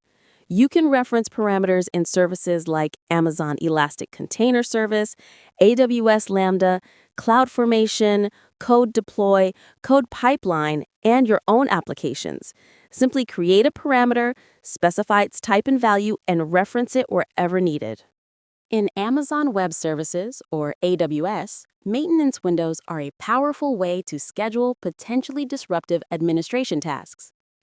Instead of running updates or patches manually, you can automate these actions to occur during a specific, predefined period, minimizing impact on your workloads. A maintenance window is an independent resource in AWS. To set one up, you define a schedule that specifies exactly when tasks can run. You can choose a start and end time, or use cron or rate expressions for recurring schedules. You also set the duration in hours, ensuring tasks only run within your chosen window. Once the window is created, you register targets by name, using instance tags, resource groups, or by selecting instances manually. With your maintenance window in place, you can register tasks to run. These might include run command documents, automation document tasks, Lambda function tasks, or step functions tasks. You can also set limits for how many tasks run simultaneously and the allowable error rate. AWS keeps a history of all executed tasks for easy review. Maintenance windows help you avoid operational downtime by grouping disruptive tasks into controlled periods. This flexibility ensures your systems stay updated and secure without unexpected interruptions. Systems Manager is a suite of services designed to help you manage your computing instances securely and efficiently, no matter how many you have. It brings together all your operational data, giving you a unified view for performance and compliance. To take full advantage of Systems Manager, your machines need to become managed instances. A managed instance is any machine that can communicate with Systems Manager and meets a few essential requirements. This setup allows you to securely connect, collect inventory, and automate tasks. First, you must install and configure the Systems Manager agent on each machine. This agent processes tasks you specify, such as running commands or collecting data. Second, each instance needs a role with the right permissions. You can use the Amazon EC2 role for Systems Manager or the Amazon SSM Managed Instance Core policy to define these permissions. Third, your instance must have network access to the public Systems Manager endpoint. This is achieved through an internet gateway for public subnets or a virtual private cloud endpoint for private subnets. With these 3 steps, your instances are ready for Systems Manager, enabling secure, centralized management across your entire fleet. Systems Manager documents are a key part of how AWS Systems Manager operates. These documents define the steps and parameters for actions you want to perform, and they are written in either JSON or YAML. They act as independent resources within the Systems Manager ecosystem. Systems Manager supports over half a dozen document types, but the most common is the command document. Command documents are essential for the run command feature, which lets you specify exactly what actions to execute on your managed instances. They are also used by the state manager to apply configurations and by maintenance windows to schedule tasks. With a command document, you can run shell scripts, configure CloudWatch, set up Docker, or perform other administrative tasks on your instances. These documents are versatile and can be tailored to fit a wide range of operational needs, making them a powerful tool for automation. There are more than 100 pre-configured Systems Manager documents available. You can use them as they are or modify them to suit your requirements. Common examples include AWS Run Shell scripts for Linux and AWS Run PowerShell script for Windows. AWS Systems Manager is a powerful tool for managing your cloud infrastructure. Let us explore some of its key features that help you control, automate, and secure your instances. With Fleet Manager, you get a centralized view of all your managed instances. This feature provides detailed visibility into each instance, making it easy to monitor and manage your entire fleet from one console. Session Manager allows you to connect securely to any managed instance using an interactive browser shell. There is no need for open inbound ports, bastion hosts, or SSH keys.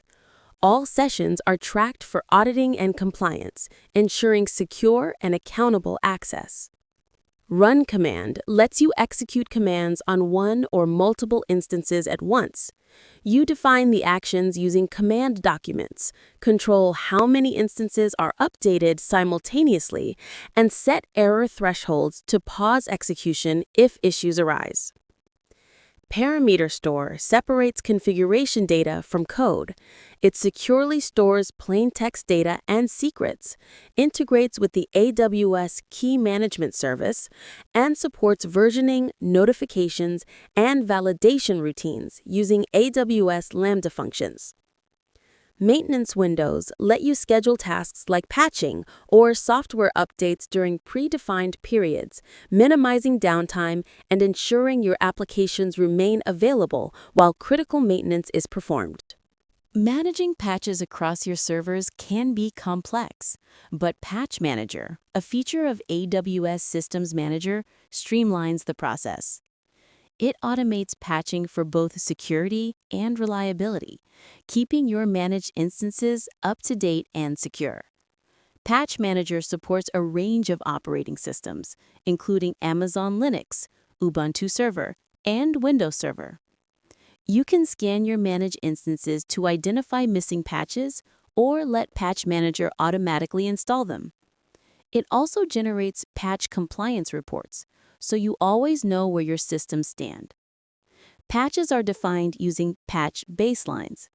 AWS provides predefined baselines for each supported operating system, but you can create custom baselines for more control.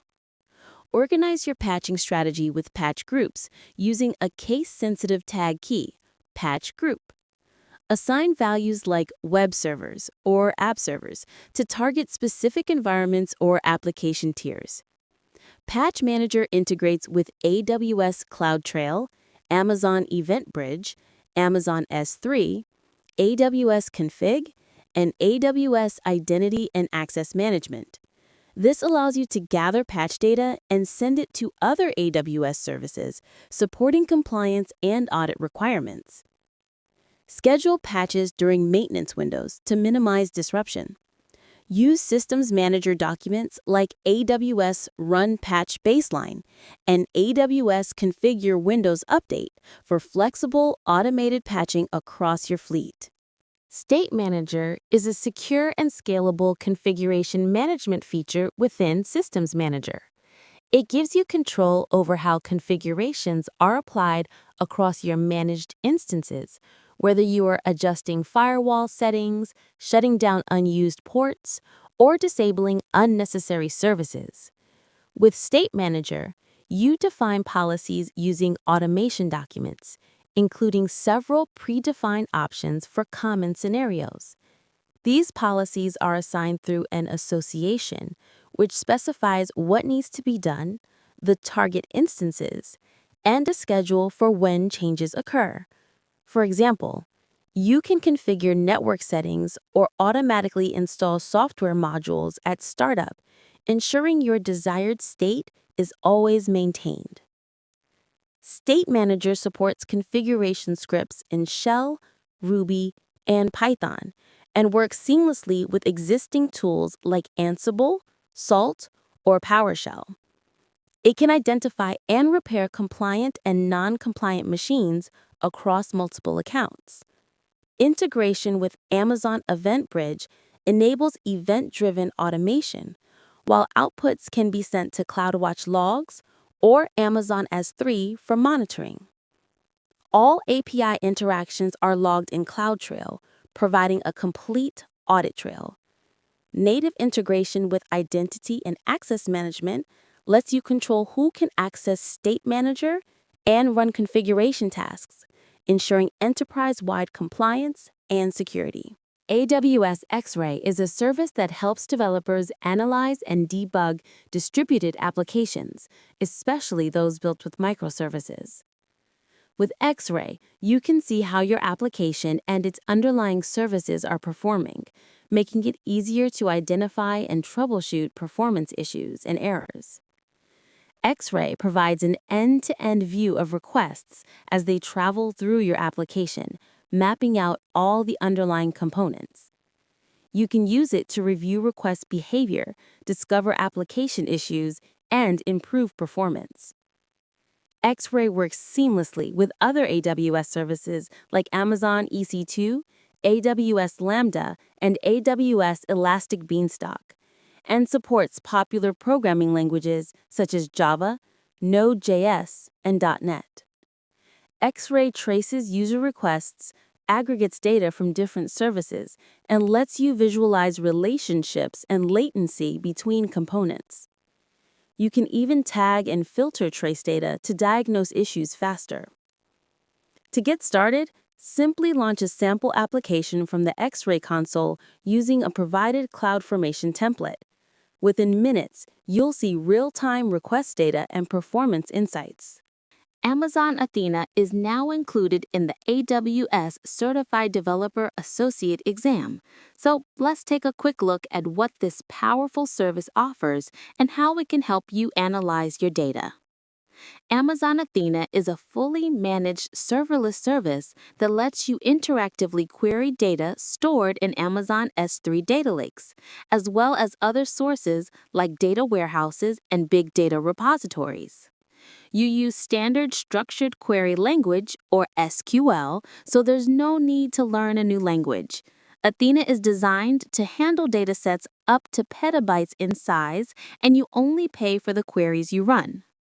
Athena uses data definition language, or DDL, to define tables and supports a variety of file formats, including CSV, JSON, and Parquet. You can specify partition keys to efficiently query large datasets by any column. Athena integrates with services like Elastic MapReduce, or EMR, AWS Glue, QuickSight, and Redshift Spectrum, making it easy to build analytics pipelines. It also supports querying data in S3 compressed, helping reduce storage costs. You can interact with Athena using AWS Software Development Kits, the AWS API, or ODBC and JDBC drivers, making it accessible for developers. That's a quick introduction to Amazon Athena. Good luck on your certification journey. Amazon Kinesis Data Firehose is a fully managed service designed to simplify the process of delivering streaming data to various destinations. It handles all the infrastructure, storage, and networking, so you do not need to worry about provisioning or maintaining hardware or software. Kinesis Data Firehose can collect, transform, and load large datasets to destinations like Amazon S3, DynamoDB, Amazon Redshift, OpenSearch, Splunk, and more. It automatically scales to handle your data volume and replicates data across 3 facilities within a region for durability. You can send data to Firehose from Kinesis data streams or directly from any application, making it flexible for different use cases. Firehose buffers incoming data based on size or time before delivering it. For example, buffer sizes range from 1 megabyte to 128 megabytes for Amazon S3, and buffer intervals can be set from 60 to 900 seconds. Firehose does not use shards and is fully automated for scalability, ensuring seamless data delivery. Firehose can compress and encrypt data and optionally back up transformed data to another Amazon S3 bucket. The Kinesis agent, a Java application, can be installed on Linux or Windows systems to collect and send data, making integration straightforward for web, log, or database servers. Amazon OpenSearch Service is a fully managed search service from Amazon Web Services, or AWS. It is the successor to Amazon Elasticsearch Service and lets you deploy OpenSearch clusters with ease. OpenSearch itself is an open-source search, analytics, and visualization suite created by Amazon, based on Elasticsearch and Kibana. If you are familiar with the ELK stack, which stands for Elasticsearch, Logstash, and Kibana, you will find OpenSearch very approachable. With OpenSearch, you can index and search large collections of data, making it ideal for website search, real-time application monitoring, and interactive log analytics. OpenSearch supports both Elasticsearch and OpenSearch application programming interfaces, or APIs, so adding custom search features to your applications is straightforward. It also integrates with visualization tools like Kibana and OpenSearch dashboards. For high availability, you can deploy OpenSearch clusters across 2 or 3 availability zones. OpenSearch can ingest streaming data from Amazon CloudWatch logs, Kinesis Ada Firehose, and other AWS services such as S3 and DynamoDB. OpenSearch offers tiered storage, including hot, ultra-warm, and cold storage tiers, providing cost-effective options for both frequently updated and archived data. There is also Amazon OpenSearch Serverless, which lets you run OpenSearch without managing clusters. You pay only for the resources you use, with data durability similar to Amazon S3. Amazon OpenSearch Service is now included in the AWS Certified Developer Associate and AWS Certified DevOps Engineer Professional exams. Good luck on your certification journey. Amazon Managed Grafana is a fully managed service from Amazon Web Services, or AWS, built on the open-source Grafana analytics and visualization platform. With this service, you can harness Grafana's powerful data visualization and operational dashboarding capabilities without the hassle of provisioning infrastructure or installing software. With Amazon Managed Grafana, you can create workspaces, which are logically isolated Grafana servers. Each workspace can connect to a variety of data sources, including Amazon CloudWatch, AWS X-Ray, the Amazon Managed Service for Prometheus, and Amazon TimeStream. You can create multiple workspaces per account within the same AWS region, making it easy to organize and manage your monitoring environments. The service also integrates with AWS organizations, giving you a comprehensive view across your AWS accounts and resources within your organizational units. Access management is streamlined through AWS Single Sign-On, or SAML. You can assign users administrator, editor, or viewer privileges. Administrators manage data sources, users, teams, folders, and dashboards. Editors can work with dashboards and alerts, while viewers have read-only access to assigned dashboards. If you need more advanced features, you can upgrade your workspace to Grafana Enterprise. This unlocks additional third-party plugins, as well as support and training from Grafana Labs. Amazon Managed Service for Prometheus is a powerful, serverless solution designed to monitor container metrics at scale.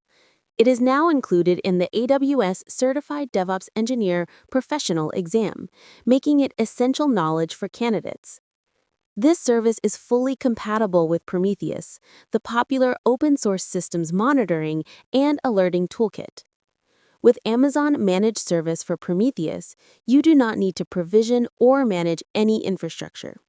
It automatically scales as your containerized workloads grow or shrink, ensuring seamless performance. The service also provides multi-availability zone deployments for high availability. Any data ingested into a Prometheus workspace is automatically replicated across 3 availability zones within an AWS region, offering robust data durability and resilience. Amazon Managed Service for Prometheus can monitor applications running on Amazon Elastic Container Service, Amazon Elastic Kubernetes Service, AWS Fargate, and even self-managed Kubernetes clusters on premises or in other clouds. It supports the Prometheus query language, or PromQL, so you can filter and aggregate metrics without writing code. Integration with Amazon Managed Grafana enables advanced monitoring, alerting, and dashboards. This overview highlights the key benefits of Amazon Managed Service for Prometheus. Good luck as you prepare for your AWS certification journey.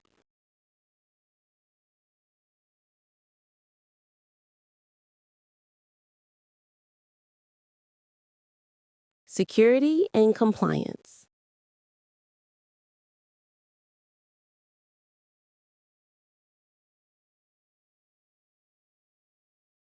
Identity and Access Management, or IAM, is a crucial service that helps you manage who can access your AWS resources and what they can do. Let's break down what IAM really means and how it works. Identity management is the first part of IAM. It's all about defining and managing identities, such as AWS usernames. When you log in, you present your unique identity, like your AWS username. IAM ensures that each username is unique within your AWS account, so you cannot have two users with the same name. After presenting your identity, you verify it by providing a password. Access management focuses on authorization. Once your identity is authenticated, IAM determines what you are allowed to do. For example, you might have full access to Amazon EC2 or read-only access to Amazon RDS. These permissions control which AWS resources you can use and how. Access control is about how you access secured resources. This can include using a username and password, enabling multi-factor authentication, or using federated access, which lets external users access AWS resources securely through identity providers. Understanding IAM's authentication and authorization controls is essential for designing secure AWS infrastructure and protecting your resources effectively. AWS Identity and Access Management, or IAM, is the backbone of security and access control in your Amazon Web Services account. Without IAM, you cannot manage who or what can access your resources, making it essential for any cloud environment. IAM lets you create user objects for individuals or applications, each with a unique Amazon resource name, or ARN. You can group users into user groups, assign permissions with policies, and set up roles for temporary access. Multi-factor authentication, or MFA, adds an extra layer of security, especially for privileged users.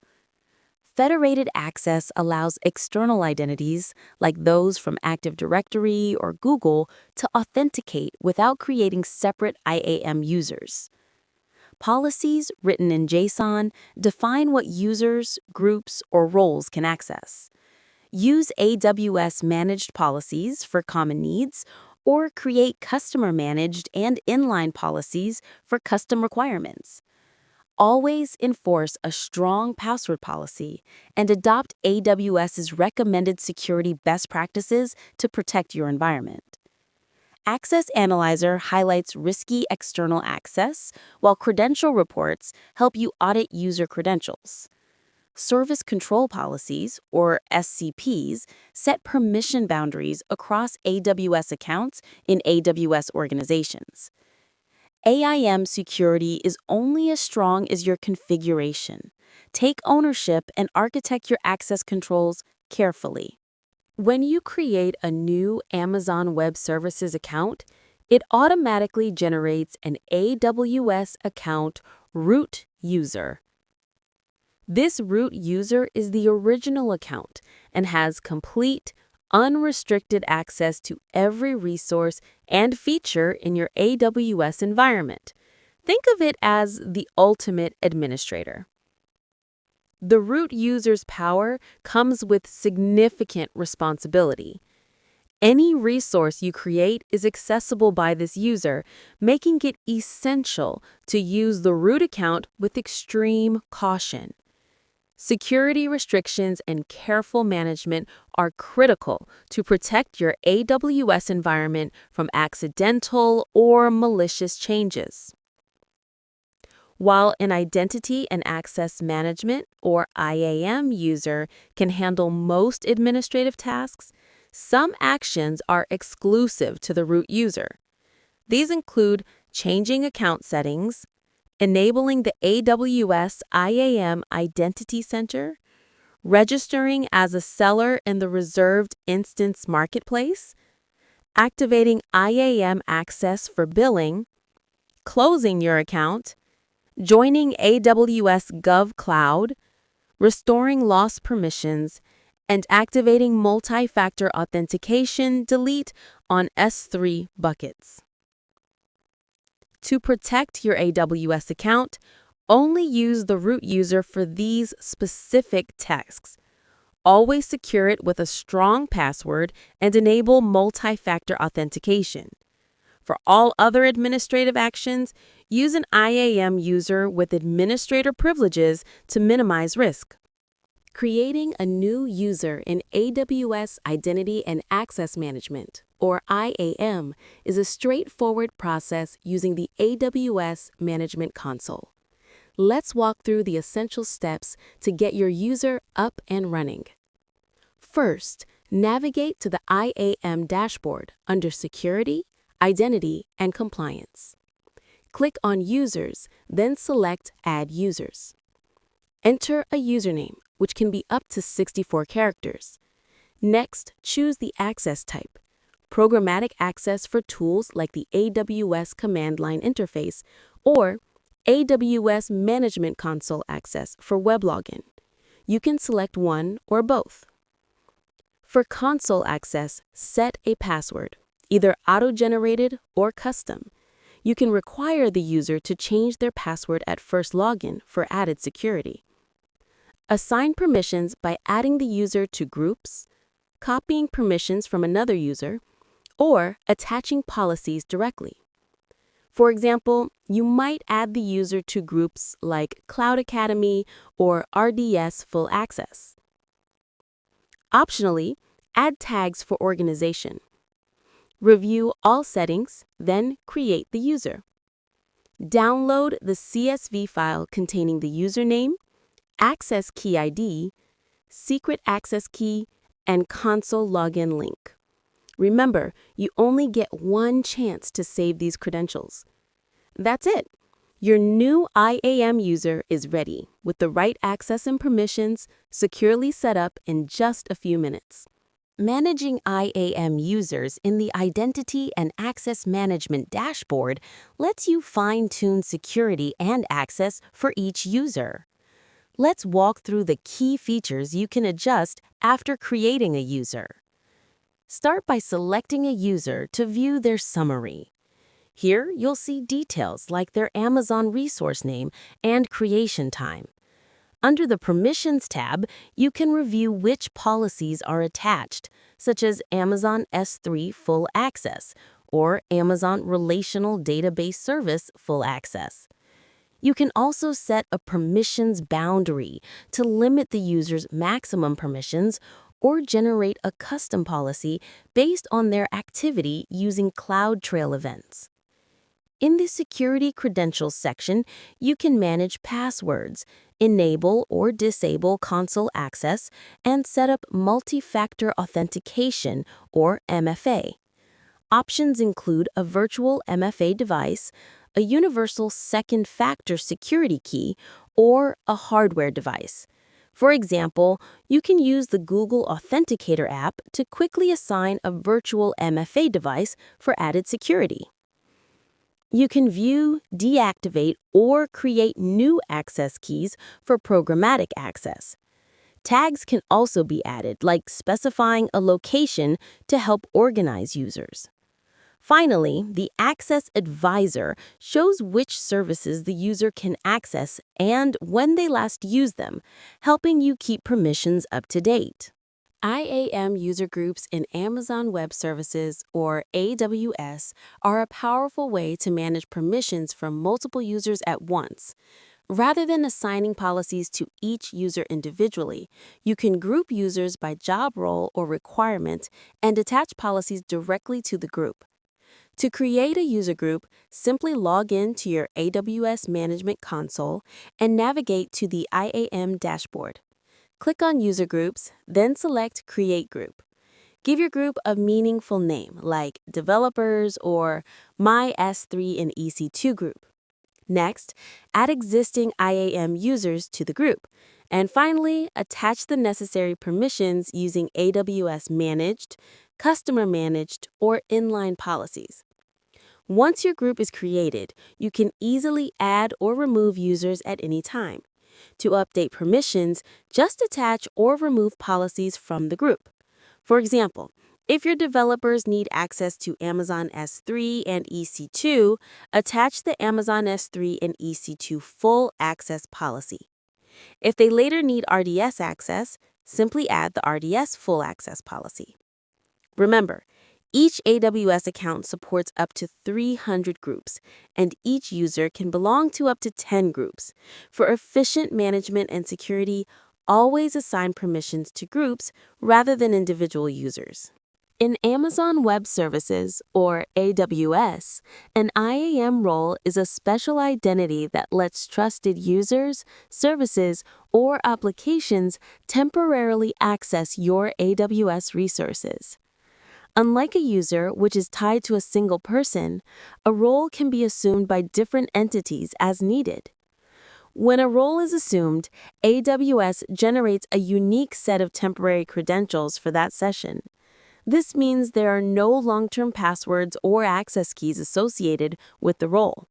Each time a user, service, or application needs access, they receive new credentials that expire after the session ends, making roles ideal for secure, short-term access. Every IAM role has policies attached that define what resources can or cannot be accessed. Additionally, each role has a trust relationship, which specifies who or what is allowed to assume the role. This could be a user, another AWS account, or an AWS service.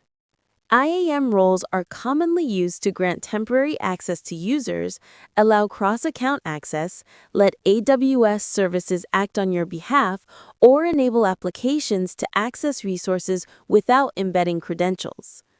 Roles can be assumed by users in the same or different AWS accounts, AWS services like EC2, or external federated users.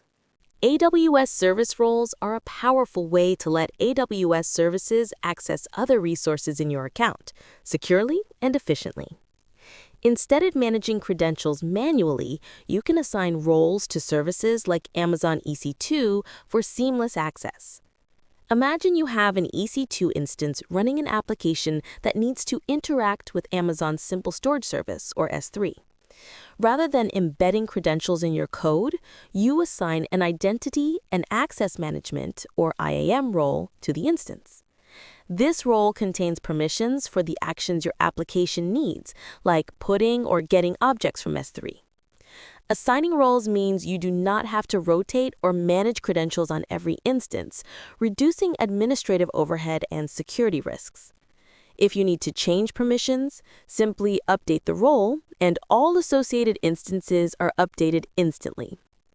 Some AWS services require very specific permissions. For these, AWS provides service-linked roles, which are created automatically and come pre-configured with the exact permissions needed. For example, AWS Systems Manager uses the AWS service role for Amazon SSM role to manage resources on your behalf. Service roles let you customize permissions, while service-linked roles are tightly controlled and specific to each service. Both approaches help you manage access securely and efficiently within AWS. Sometimes you need to grant someone temporary access to Amazon Web Services resources. The best way to do this is by letting them assume a role with the necessary permissions instead of attaching policies directly to users. Attaching policies to individual users is not a security best practice. Adding permissions to a user group can also be risky, since everyone in that group would get the same access. Roles provide a safer, more targeted solution. Start by creating a new role in the AWS Identity and Access Management dashboard. Choose your own account as the trusted entity and attach the required permissions, like full access to Amazon's Simple Storage Service. Update the trust relationship so only the specific user, such as Stuart, can assume this role. Next, Add an inline policy to the user, Stewart, allowing him to use the secure token service assume role action for the new role. This gives him permission to temporarily take on the role's access. When Stewart needs access, he simply switches roles in the console. Once finished, he can switch back, restoring his original permissions. This keeps access secure and temporary. Federation in Amazon Web Services, or AWS, lets users from outside your AWS account securely access resources without creating separate AWS users. This is done by establishing trust between an identity provider and AWS as the service provider. With Web Identity Federation, users authenticate through external providers, like Google or Facebook. For example, a mobile app storing photos in Amazon S3 can let users sign in with their social accounts. Instead of embedding long-term credentials, the app exchanges the user's authentication token for temporary AWS credentials using the Assume Role with Web Identity Application Programming Interface, or API. This is secure and scalable. SAML 2.0, or Security Assertion Markup Language, is often used by organizations to let employees access AWS using existing directory services, like Microsoft Active Directory. Employees authenticate internally, and SAML assertions are sent to AWS Security Token Service, or STS, to assume roles with specific permissions. This approach reduces administrative overhead and enables single sign-on. Both methods use temporary credentials mapped to AWS Identity and Access Management, or IAM, roles. These credentials grant only the permissions needed and expire automatically, enhancing security. Federation in AWS streamlines access, improves security, and simplifies management, whether for app users worldwide or employees in your organization. When working with AWS Identity and Access Management, or IAM, understanding the 4 main policy types is essential for managing permissions securely and effectively. Identity-based policies are attached to users, groups, or roles. These policies control what actions those identities can perform. There are 2 types: managed policies, which can be reused across multiple entities, and inline policies, which are unique to a single user, group, or role. Managed policies come in 2 forms: AWS managed policies, pre-configured by AWS, and custom managed policies, which you create for custom needs. Resource-based policies are attached directly to resources, like Amazon S3 buckets or IAM roles. These policies specify which principals can access the resource and what actions they can perform. For example, an S3 bucket policy defines who can access the bucket and under what conditions. Permission boundaries set the maximum permissions a user or role can have. They do not grant permissions themselves, but act as a limit. For instance, even if a user has full S3 access, a permission boundary can restrict them to read-only access. Service Control Policies, or SCPs, are used with AWS organizations. They define the maximum permissions for accounts or organizational units, overriding individual identity permissions.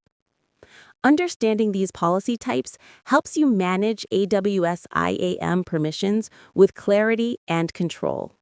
IAM policies are the backbone of access control in AWS, defining exactly what identities can or cannot do. But what is their structure, and how do you read them? IAM policies are written in JSON, or JavaScript Object Notation. Each policy contains at least one statement, enclosed in curly braces.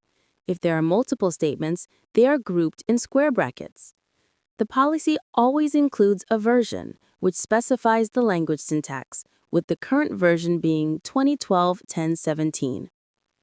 Each statement can include several elements: SID, an optional statement ID; effect, which is either allow or deny; action specifying the API calls permitted or denied, resource identifying the AWS resource using an Amazon resource name or ARN, and condition, which sets criteria for when permissions apply. For resource-based policies, you'll also see principal, defining who the policy applies to. Alternatives like not action or not resource can help simplify or restrict permissions further. For instance, a policy might allow full CloudTrail access only from a specific IP range, or grant a user named Stewart permission to manage an S3 bucket, but only if authenticated with multi-factor authentication.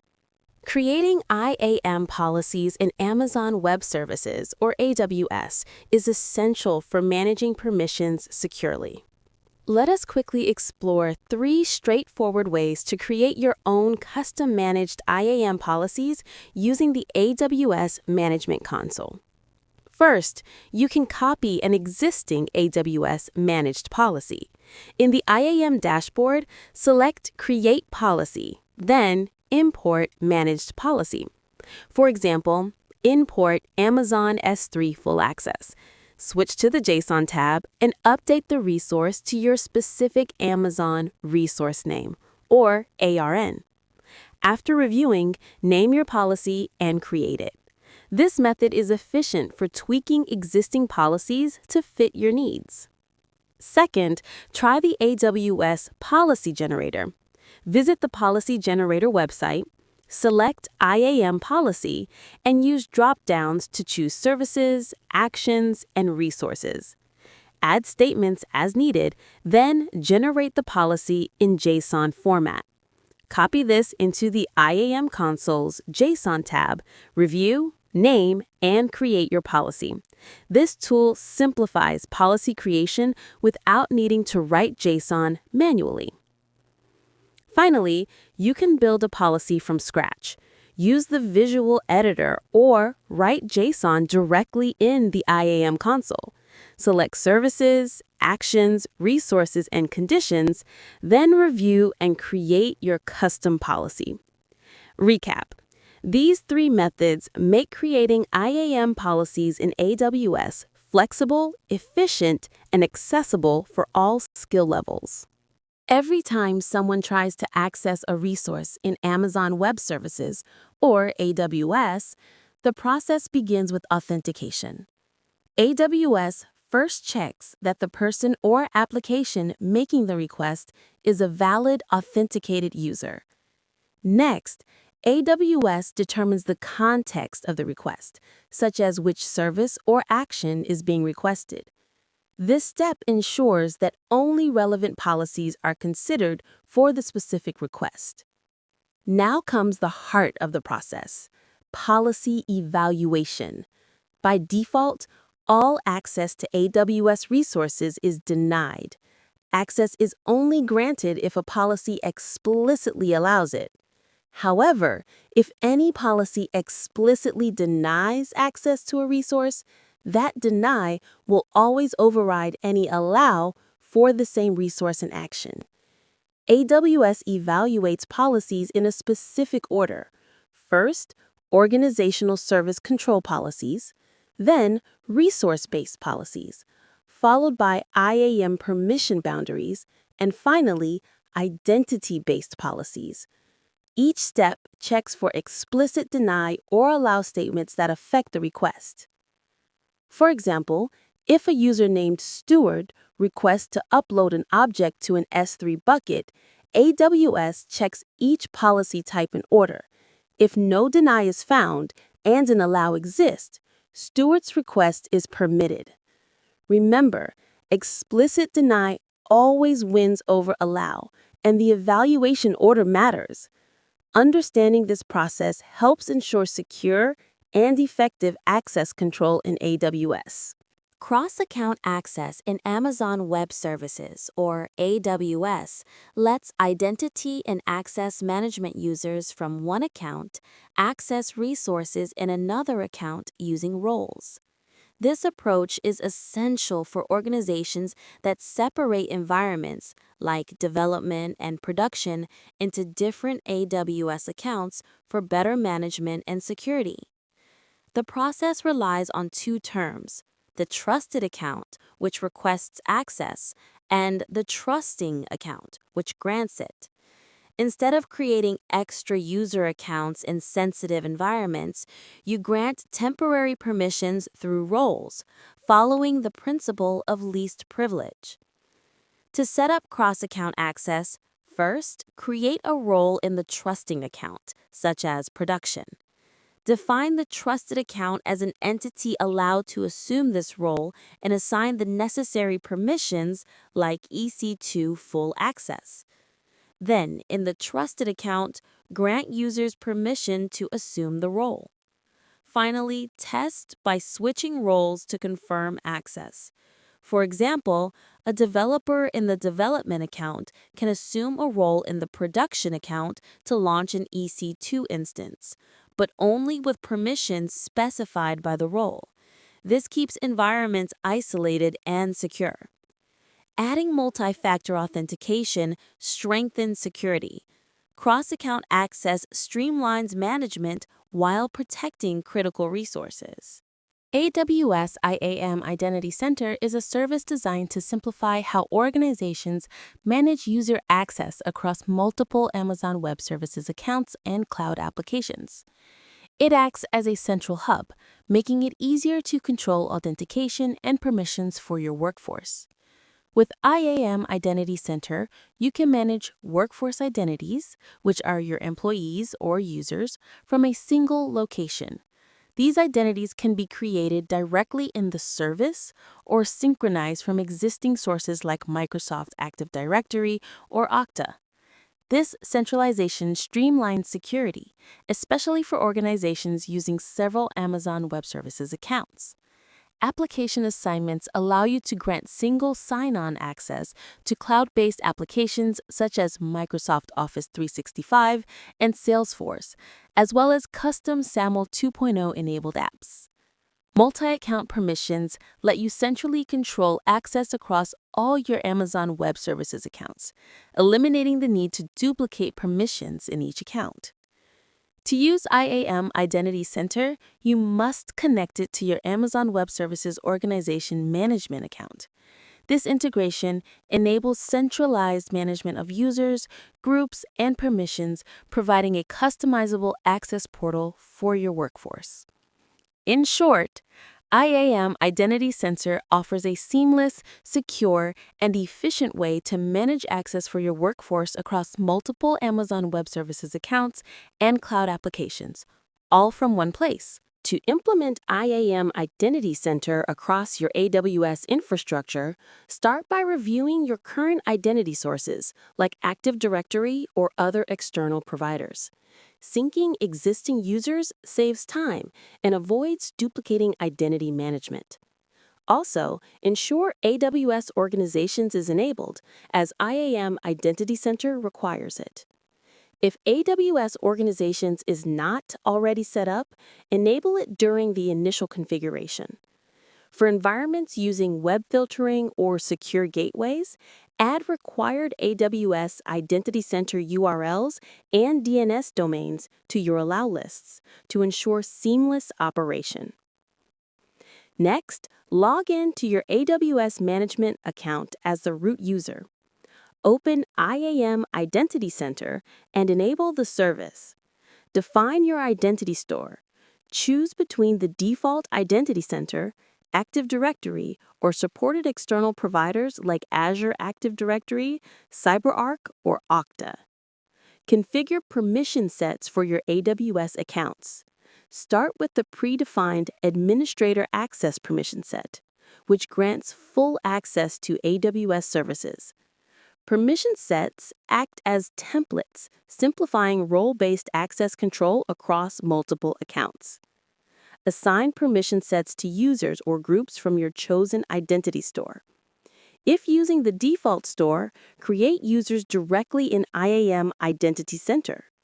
Associate permissions to grant appropriate access. Users sign in through the AWS Access Portal for single sign-on. Always enable multi-factor authentication for enhanced security, especially for administrative roles. Permission sets in IAM Identity Center are essential for managing access levels for your workforce users.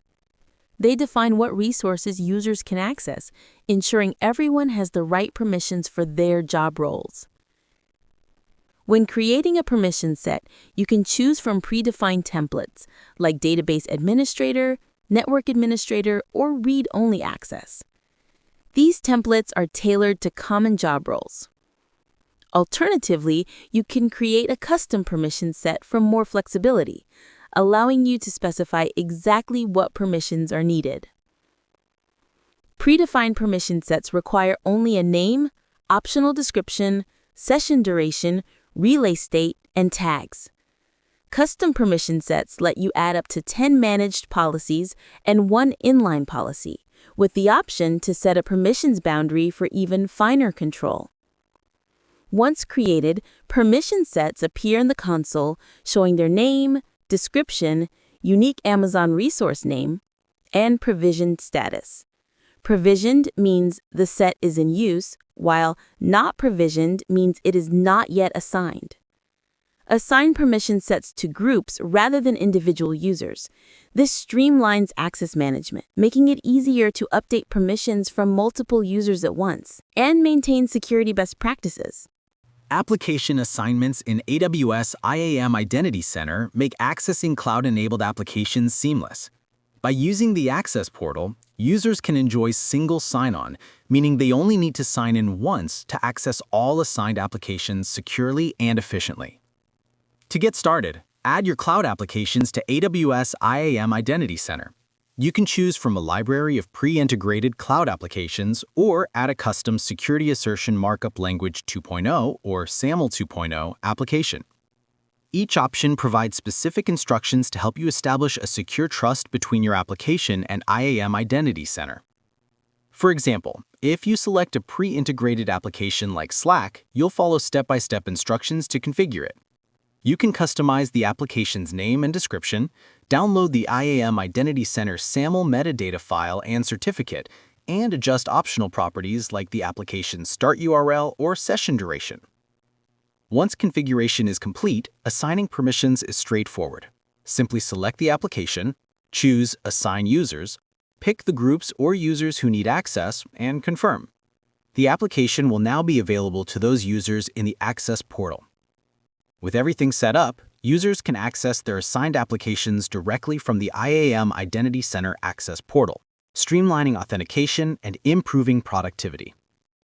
IAM Identity Center offers a range of service-specific settings to help you manage access and security within your AWS organization.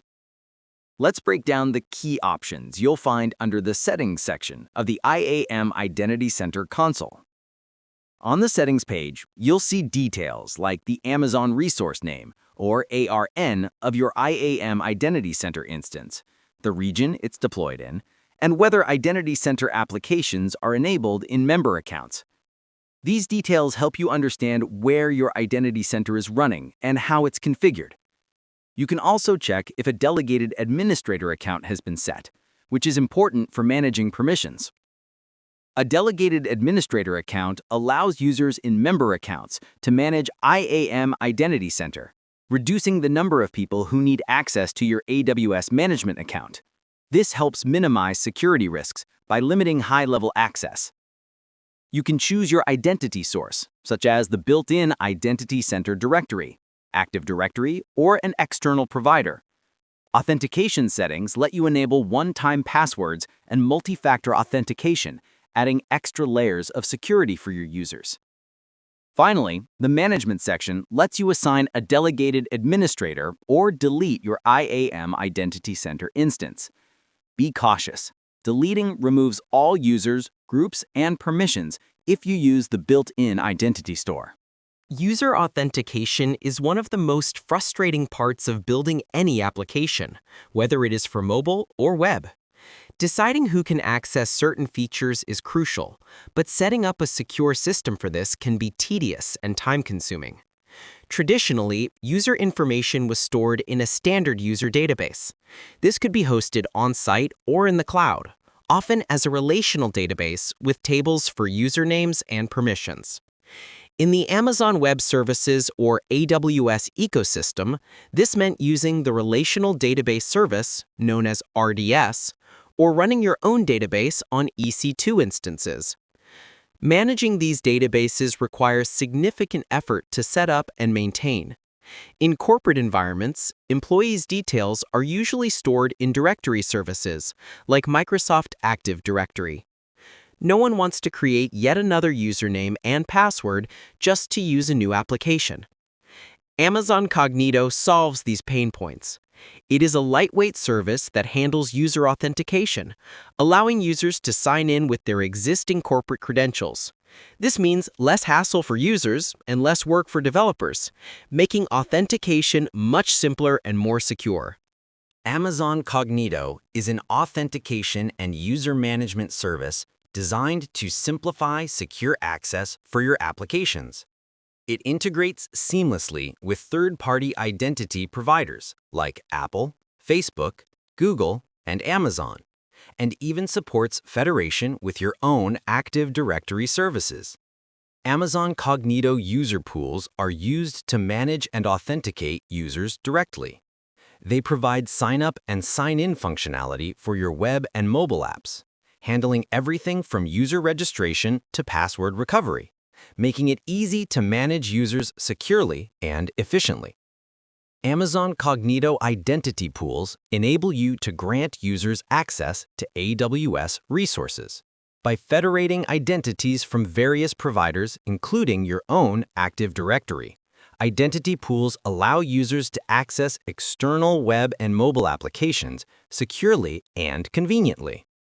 Amazon Cognito user pools make user management for your web or mobile app simple. They handle sign up and sign in, storing all user information securely in a dedicated directory, so you can focus on building your application. You can customize what information users provide at sign up, from emails to addresses or even custom attributes. Password policies are flexible, letting you require minimum lengths, numbers, or special characters.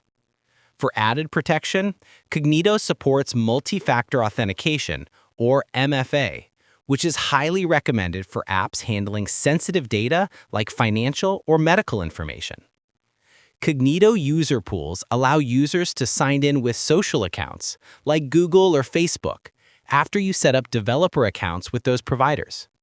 You can also enable sign-in with SAML, or Security Assertion Markup Language, which is useful for single sign-on with enterprise identity providers. Cognito offers a customizable web interface for sign-in and sign-up, supporting OAuth 2.0 for secure authorization.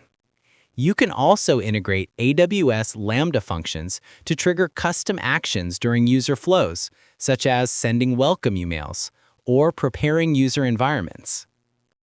Cognito user pools remove authentication headaches, letting you focus on your app's core features. Simplify user management and security all in one place. Let's break down how user authentication works with user pools and Amazon Cognito. Understanding this flow is key to building secure applications that protect user data and provide a smooth login experience. When a user wants to log in, your application presents a login screen or terminal. The user enters their credentials, either from an account they created or through a third-party provider. The application then calls the Initiate Auth operation, which signals to Amazon Cognito that authentication should begin. If the credentials are correct, Cognito may respond with either a token or a challenge. Challenges can include CAPTCHAs or dynamic questions designed to screen for bots and enhance security. You can even customize these challenges to fit your needs. The client must solve the challenge and respond using the Respond to Auth challenge operation. If the user fails, Cognito can issue new challenges, repeating the process until authentication succeeds or fails. Once the user successfully completes any required challenges, Cognito returns authentication tokens to the client.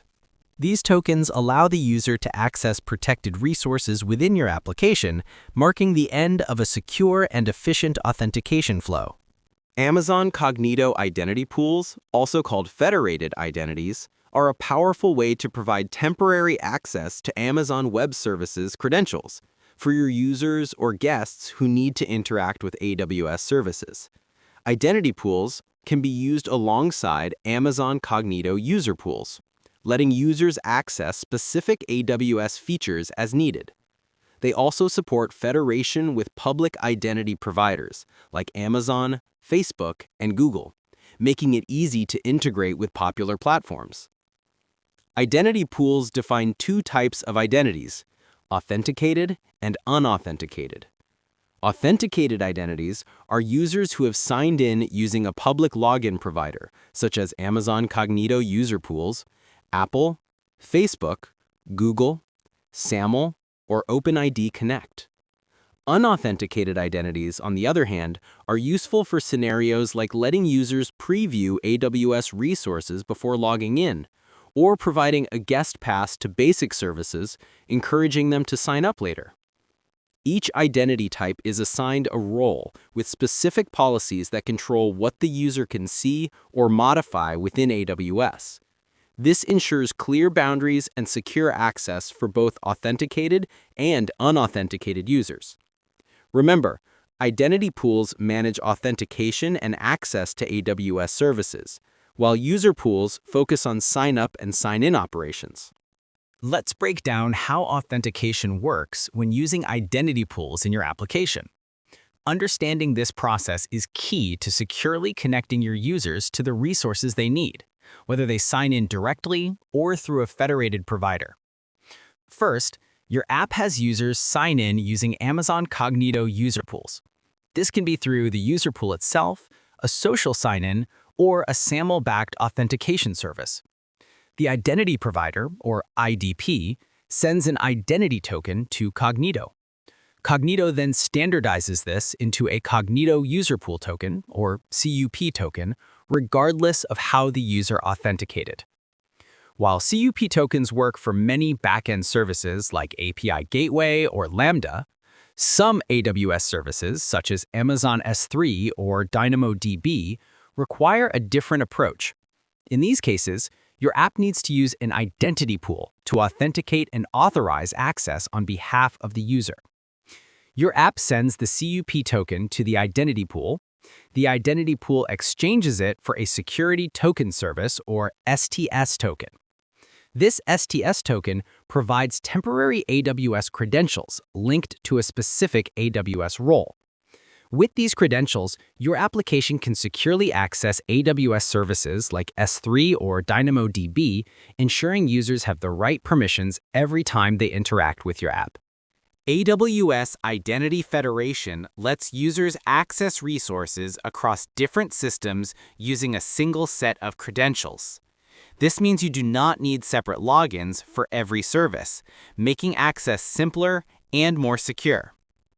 Identity federation involves two parties: the identity provider, or IDP, which authenticates the user, and the service provider, or SP, which grants access based on that authentication. This trust relationship allows seamless access between systems. Think of logging into Medium using your Google or Facebook account. Here, Google acts the identity provider, and Medium is the service provider. This process is called single sign-on, or SSO. AWS supports several identity standards, including OAuth 2.0, OpenID Connect, and Security Assertion Markup Language 2.0, or SAML 2.0. These standards enable secure, federated access for users and applications. Three main AWS services support identity federation: AWS Single Sign-On for managing access across multiple AWS accounts, AWS Identity and Access Management for configuring federated access per account, and Amazon Cognito for secure authentication in web and mobile apps. AWS Identity Federation streamlines access, reduces administrative overhead, and enhances security by leveraging trusted identity providers across your cloud environment. Encryption is essential for protecting sensitive data. Unencrypted data, also called plain text or clear text, can be read by anyone with access. To keep information like customer records secure, encryption transforms this readable data into something unreadable. Symmetric encryption uses a single key for both encrypting and decrypting data. For example, if you encrypt a file with a key, you need that same key to decrypt it. This method is fast and efficient, but sharing the key securely can be risky. If someone intercepts the key, they can access your data. Common symmetric algorithms include Advanced Encryption Standard, or AES, Digital Encryption Standard, Triple DES, or Blowfish. Asymmetric encryption uses two keys, a public key for encryption and a private key for decryption. The public key can be shared openly, while the private key remains secret. If someone wants to send you an encrypted message, they use your public key. Only you can decrypt it with your private key. Algorithms like RSA, Diffie-Hellman, and digital signature algorithm are widely used. The AWS Key Management Service, or KMS, supports both symmetric and asymmetric encryption. It securely stores and manages keys, ensuring only authorized users can access decryption keys. Understanding these encryption methods is crucial for using AWS KMS to protect your sensitive data in the cloud. The Amazon Web Services Key Management Service, or AWS KMS, is a managed service designed to help you generate and store encryption keys. These keys are essential for protecting your data across many AWS services, like Amazon Simple Storage Service and Amazon Relational Database Service. AWS KMS offers several types of keys. Customer-managed keys are created and controlled by you, giving you full authority over their permissions. AWS managed keys are created by AWS services for specific integrations, while AWS owned keys are managed by AWS and used across multiple accounts. Data keys are generated by KMS for use outside the service, and HMAC keys allow you to create and verify hash-based message authentication codes. Importantly, AWS employees cannot access your keys, and if you delete them, they cannot be recovered. KMS is designed for encryption at rest, not for data in transit. For data in motion, you will need solutions like Secure Sockets Layer. KMS integrates with AWS CloudTrail, which logs key usage and helps you meet compliance and governance requirements. In short, AWS KMS provides a secure, centralized way to manage encryption keys, ensuring your data at rest remains protected across AWS services. Amazon Web Services Key Management Service, or AWS KMS, is a secure and fully managed service that helps you create and control cryptographic keys used to protect your data. Let's break down its key components and how they work together. KMS supports both symmetric and asymmetric keys. Symmetric keys use the same key for encryption and decryption and never leave KMS unencrypted. Asymmetric keys, on the other hand, use a public and private key pair. The public key can be shared, while the private key remains protected within KMS. There are three types of KMS keys: customer managed, AWS managed, and AWS owned. Customer managed keys give you full control, including permissions, rotation, and deletion. AWS managed keys are created and maintained by AWS for specific services, while AWS owned keys are used internally by AWS. KMS can generate data keys for encrypting data outside of KMS. These keys can be symmetric and asymmetric, and their key material can originate from KMS, external sources, or be imported by you for greater flexibility. Key policies and grants define who can use or manage each key. Automatic key rotation is recommended for security, and KMS ensures previous key material is retained for decryption. This layered approach keeps your data secure and accessible. Securing your AWS Key Management Service, or KMS, keys is crucial for protecting sensitive data. Let us break down the essential methods to control access and keep your keys safe. KMS key policies are resource-based policies created within the KMS service. Each key has one policy written in JSON specifying who can administer, use, or grant temporary access to the key. Importantly, to use Identity and Access Management, or IAM, policies for access control, you must first allow this in the key policy itself. Without this, IAM permissions to allow access are ignored unless they explicitly deny access. Key administrators are users or roles defined in IAM who can manage the key but cannot use it for encryption or decryption. However, administrators can update the key policy, potentially granting themselves usage rights. Key users are specified in the policy and can perform cryptographic operations like encrypting, decrypting, or generating data keys. The same principle can be both an administrator and a user if needed.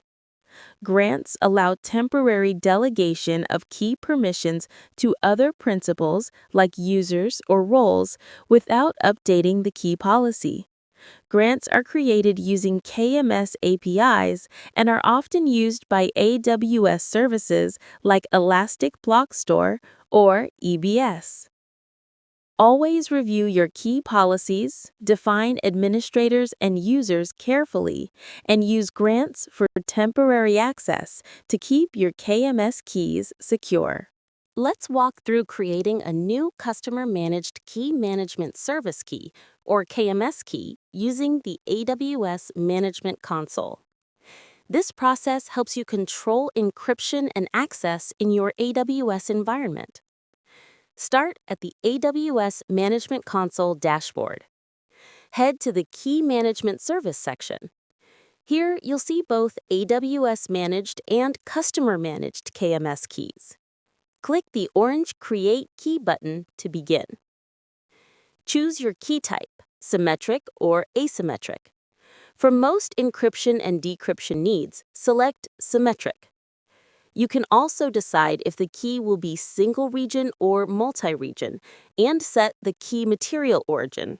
For this example, we'll use the default KMS origin and single region. Next, set an alias for your key, like new key. Define key administrators, such as specific IAM users or roles. Administrators can manage the key, but not use it for cryptographic operations. Then, assign key users who can perform cryptographic actions. By default, key users can also create grants. Review your settings, including the key policy, before finishing. Once created, you can view details, manage tags, enable key rotation, and edit the policy for customer-managed keys. Remember, disabling or deleting a key can make encrypted data unrecoverable, so proceed with caution.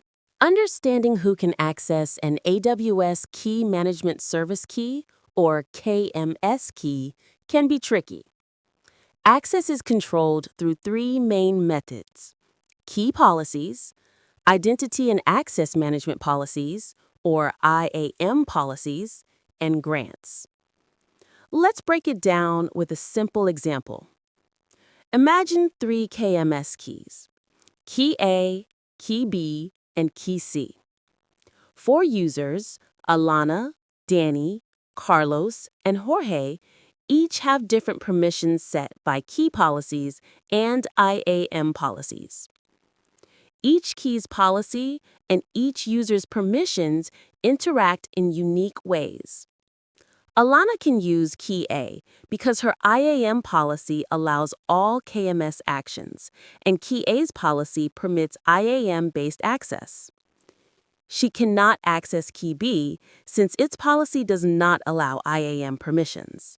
But she can use Key C due to the key policy's explicit allowance. Danny can only use Key B as its policy grants him access directly. Carlos can encrypt with Key A via his IAM policy, use Key B through the key policy, but is denied Key C due to an explicit deny. Jorge is only allowed access to Key C, where he can perform cryptographic operations and create grants.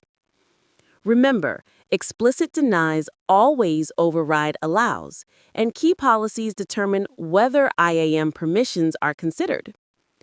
Always review both policies for accurate access control.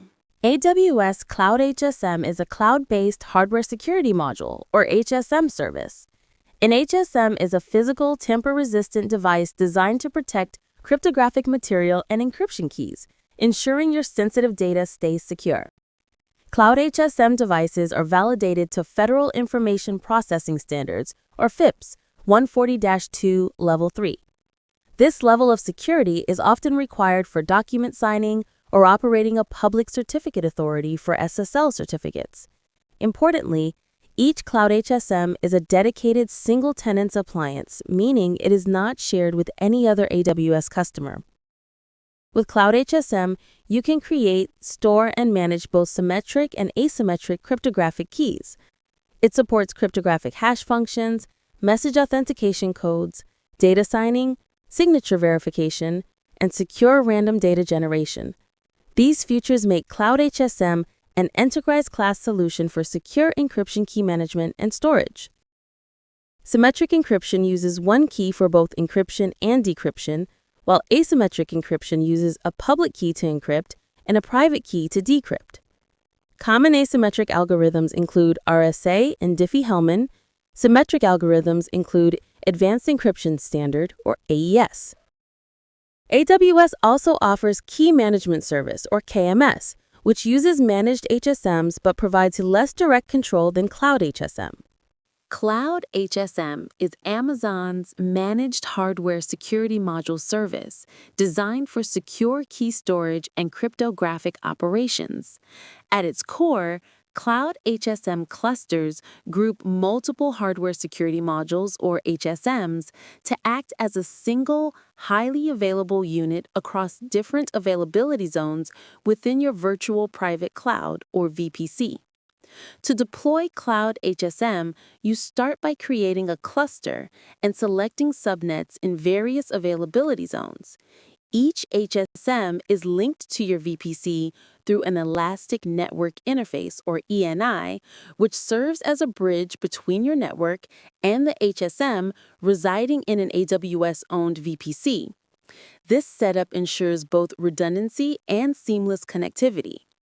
When you create a cluster, Cloud HSM automatically generates a security group, Cloud HSM-cluster-cluster ID-SG, to control communication between HSMs and your resources. It also creates a service-linked role, AWS Service Role for Cloud HSM, enabling Cloud HSM to send logs to CloudWatch logs on your behalf. To interact with your HSMs, provision an EC2 instance in your VPC, add it to the security group, and install the Cloud HSM client software. Configure connectivity by copying your issuing certificate and specifying your HSM's IP address. Once everything is configured, activate your HSM cluster. Your infrastructure is now ready for secure cryptographic operations using Cloud HSM. Accessing AWS Cloud HSM is a bit different from other AWS services. While most resources use Identity and Access Management, or IAM, Cloud HSM relies on its own internal users and role-based access control. However, you still need IAM permissions to use the Cloud HSM service itself. Cloud HSM features several user types, each with specific responsibilities. When you first connect to your HSM cluster, you start with the pre-crypto office or pre-co user. This temporary user has read-only access and must activate the cluster. Once you change the pre-co password, it becomes the crypto office or CO user. The CO user manages other users and can perform administrative tasks.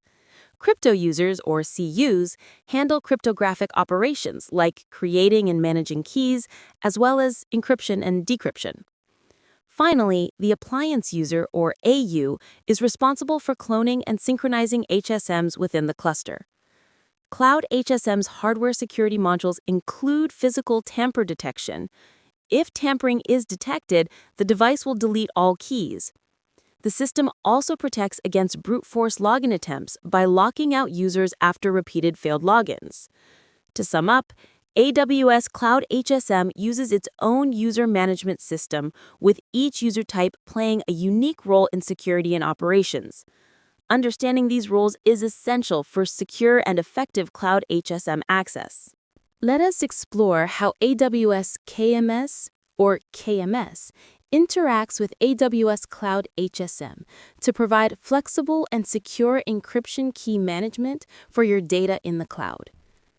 By default, AWS KMS manages key stores using hardware security modules, or HSMs, that are fully controlled by AWS. As a user, you do not have direct access to these HSMs, but you benefit from seamless integration with many AWS services. If your organization needs stricter compliance or more control, you can create a custom key store in KMS, backed by your own Cloud HSM cluster. This lets you manage your own HSMs, giving you full control over your cryptographic keys while still using KMS integrations. KMS creates customer master keys, or CMKs. These can be managed by AWS or by you. When you manage them, you control key rotation, access, and policies, increasing flexibility and security. To set up a custom key store, your Cloud HSM cluster and KMS must be in the same region with at least 2 HSMs in different availability zones. You also upload a Trust Anchor certificate and create a dedicated crypto user for KMS operations. With AWS KMS and Cloud HSM, you can balance convenience, integration, and compliance for your encryption key management needs. AWS Cloud HSM provides robust monitoring and logging to help you manage your cryptographic hardware securely and efficiently. Let's explore how Cloud HSM integrates with Amazon CloudWatch, AWS CloudTrail, and CloudWatch logs for comprehensive visibility. Cloud HSM pushes key metrics to Amazon CloudWatch, a global service designed to monitor the health and performance of your AWS resources. Metrics include HSM unhealthy, HSM temperature, HSM session count, and network traffic indicators like interface ETH2 octets input and output. With CloudWatch, you can set alerts and notifications when thresholds are reached, enabling proactive responses to operational issues. AWS CloudTrail records all API calls related to Cloud HSM, whether they originate from the AWS Management Console, command line interface, or other AWS services. Each API request, such as Create HSM, is logged as an event in Amazon Simple Storage Service, or S3, along with metadata like the caller's identity and timestamp. Cloud HSM audit logs, generated by the Cloud HSM client daemon, capture every command executed on the HSM. These logs are automatically sent to CloudWatch logs, where you can monitor log streams in real time and set metric filters for specific events. Each log entry includes details such as event time, sequence number, reboot counter, command type, opcode, session handle, response, and log type, providing a complete audit trail for your Cloud HSM operations. AWS Secrets Manager is a service designed to help you protect sensitive information like database credentials, API keys, and plain text secrets. It streamlines security best practices by securely storing and managing these secrets within your Amazon Web Services environment. Traditionally, developers embedded credentials directly into applications, which made password rotation difficult and risky. With AWS Secrets Manager, applications can securely request credentials via an API, eliminating the need to hard code secrets. This also enables automatic credential rotation without updating application code. Secrets Manager encrypts secrets using the AWS Key Management Service, or KMS, which leverages hardware security modules validated under FIPS 140-2. You can choose between default, managed, or customer-managed encryption keys. Access is tightly controlled using both identity-based and resource-based IAM policies. Creating a secret is simple. Select your database, set credentials, choose an encryption key, and enable automatic rotation if needed. Secrets can be retrieved through the AWS Management Console, the AWS Command Line interface, or programmatically using AWS software development kits. AWS Secrets Manager centralizes secret management, supports cross-account sharing, and enhances your security posture with features like automatic rotation and region replication. It is a powerful tool for protecting sensitive data in the cloud. AWS offers two key services for managing sensitive information: the AWS Systems Manager Parameter Store and AWS Secrets Manager. Both help you avoid hard-coding credentials, boosting security and simplifying management. Parameter Store, part of AWS Systems Manager, or SSM, lets you centrally store parameters like environment variables, database strings, and passwords. Secrets Manager is designed specifically for sensitive secrets, such as database credentials and API keys, making them easy for applications to retrieve securely. Parameter Store allows encryption using the secure string option, but it is not enabled by default. Secrets Manager, on the other hand, always encrypts secrets by default using AWS Key Management Service, or KMS, and you cannot disable this protection. Parameter Store does not support automated password rotation. If credentials change, you must update them manually. Secrets Manager, however, can automatically rotate credentials for supported databases like Amazon RDS and Amazon Redshift using built-in Lambda functions. Parameter Store is versatile, storing both secret and non-secret values. Secrets Manager focuses on sensitive data and allows secure sharing of secrets between AWS accounts, which Parameter Store does not support. As your business grows on Amazon Web Services, or AWS, managing your cloud environment becomes more complex. That is where AWS organizations and service control policies come in, offering centralized control and security. Expanding businesses often need multiple AWS accounts. This multi-account strategy helps with cost optimization, billing, security, governance, and organizing workloads or business units as your organization scales. AWS Organizations lets you centrally manage and categorize all your AWS accounts under a single structure. Think of it as a family tree, bringing together your accounts for easier management, security, and compliance. The hierarchy starts with the root container at the top. Below that, organizational units, or OUs, group related accounts. Each AWS account has a unique 12-digit number. Service control policies, or SCPs, can be attached at any level to manage permissions.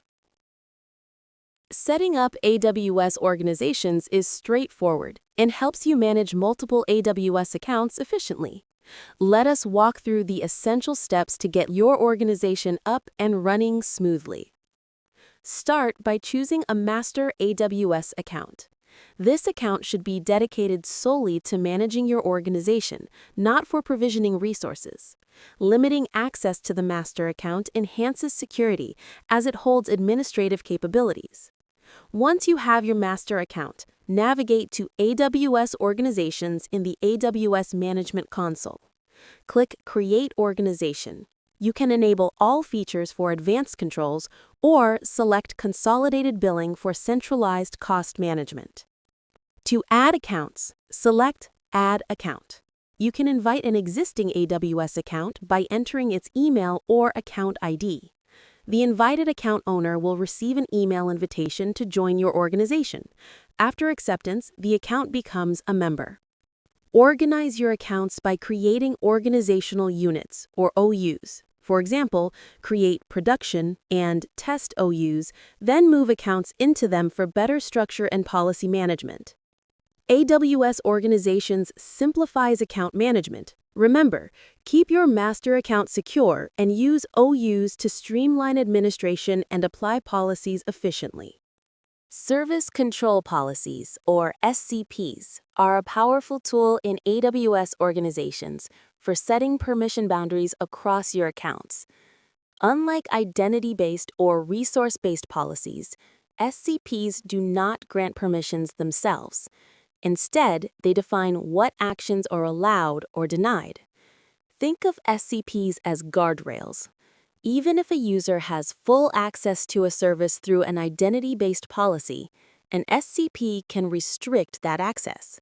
For example, if an SCP denies Amazon S3, users cannot access S3 regardless of their other permissions. To use SCPs, you must enable them from your organization's root account in the AWS Organizations console. Once enabled, you can create policies and attach them to accounts or organizational units, setting boundaries for what services can be used. In a demonstration, a user named Alice had full S3 access via an IAM policy.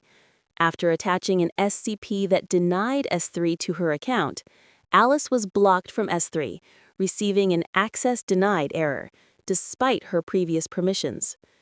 SCPs are inherited down the organizational hierarchy, combining restrictions from parent to child. They affect all users and roles, including the root user, but do not impact resource-based policies or service-linked roles. Disabling SCPs removes all restrictions. Managing multiple Amazon Web Services, or AWS accounts, is a best practice for separating workloads and allocating costs by business unit or team. However, as your organization grows, manually provisioning accounts and managing permissions can quickly become overwhelming. Ensuring security rules are followed and tracking logs across accounts adds even more complexity. AWS Control Tower is designed to simplify this process. It orchestrates over 14 AWS services, including AWS Identity and Access Management, or IAM, AWS Organizations, AWS Config, and AWS Trail Cloud, all from a single console. With Control Tower, you can automate the creation of new accounts, apply consistent security and compliance controls, and manage everything centrally. This means you no longer need to set up each service individually or worry about whether teams are following best practices. Control Tower also allows you to extend governance to existing accounts, making it easier to maintain oversight as your environment evolves. Control Tower provides centralized identity, access, account management, logging, and security. While there is no extra charge for using Control Tower itself, you will pay for the underlying AWS services it provisions, such as AWS Config for compliance. In short, AWS Control Tower streamlines multi-account management, automates provisioning, and ensures consistent governance across your AWS environment, making life much easier for administrators and security specialists. Let's break down the core concepts of AWS Control Tower, the service that helps you set up and govern a secure, multi-account AWS environment based on best practices. When you first access AWS Control Tower, you are prompted to create a landing zone. This is the foundation of your AWS environment, designed for security and compliance. The landing zone organizes all your accounts, users, and resources under a unified structure. AWS Control Tower uses AWS organizations to set up your account structure. It automatically creates 3 organizational units: the root organizational unit, which is the parent, the security organizational unit, which contains shared accounts, and the sandbox organizational unit, where your team's accounts live. Within the security organizational unit, you get 2 key accounts: the log archive account, which stores all logs from every account, and the audit account, which gives security teams programmatic access for automated security operations and audits. Control Tower provisions a directory and IAM identity center, managing users and permissions. You can connect external identity providers like Azure Active Directory or Okta for seamless user access. Avoid deleting or modifying pre-configured resources, especially IAM roles, to prevent Control Tower from entering an unknown or broken state. When you set up your AWS Control Tower landing zone, it provisions not just accounts and identities, but also controls, sometimes called guardrails. These are high-level security rules that help you oversee and manage what users and resources can do in your environment. There are 3 main types of controls: detective, preventative, and proactive. Detective controls, like AWS config rules and AWS Security Hub checks, help you spot policy violations, such as public S3 access.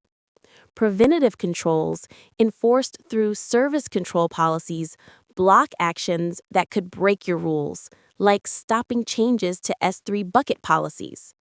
Proactive controls use CloudFormation guard policies to scan resources before they are created, ensuring only compliant resources are provisioned. AWS offers over 400 controls, categorized as mandatory, strongly recommended, or elective. Mandatory controls, like enforcing logging, are always enabled. Strongly recommended controls enforce best practices, while elective controls let you further customize your security. You can find controls in the Control Tower console by control objective, AWS service, or compliance framework. This flexibility helps you tailor security to your organization's needs, ensuring continual oversight and compliance across your AWS environment. Once your AWS Control Tower landing zone is set up, you are ready to add accounts and manage your multi-account environment with greater control and efficiency. There are 2 main ways to add accounts manually using the AWS Control Tower console. You can create new accounts or enroll existing ones into your organization. Creating a new account is straightforward. Go to the Account Factory page, fill in details like the account email and organizational unit, then click Create. To enroll an existing account, select it from your organization list and click Enroll. Remember, your landing zone must not be in a state of drift, and you need the right permissions to enroll accounts. For automation, you have 3 options. First, use AWS Control Tower Account Factory for Terraform, or AFT, which provisions accounts through a pipeline triggered by a Git push. Second, Account Factory customization lets you use blueprints to predefine resources and controls, streamlining future account creation. Third, AWS Lambda functions can automate provisioning, though this method is more complex and may require adjustments for your needs. If you need to remove an account from Control Tower, simply unmanage it from the Account Factory page. This does not delete the account or user access. It just removes Control Tower oversight. With AWS Control Tower, you can efficiently manage, automate, and even unmanage accounts, giving you flexibility and control over your cloud environment. If you deliver web content through services like Amazon CloudFront, Amazon API Gateway, application load balancers, or AWS App Sync, securing your applications is crucial. The AWS WAF, or AWS Web Application Firewall, adds an essential layer of protection against common web attacks. AWS WAF helps prevent threats like SQL injection and cross-site scripting, many of which are highlighted by the Open Web Application Security Project.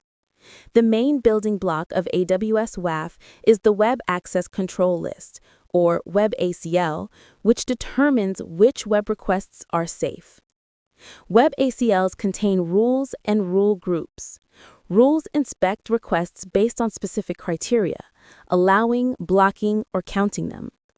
Rule groups are collections of rules, including AWS-managed groups and third-party options from the AWS Marketplace. When a user requests web content, AWS WAF filters the traffic using Web ACLs before it reaches your application.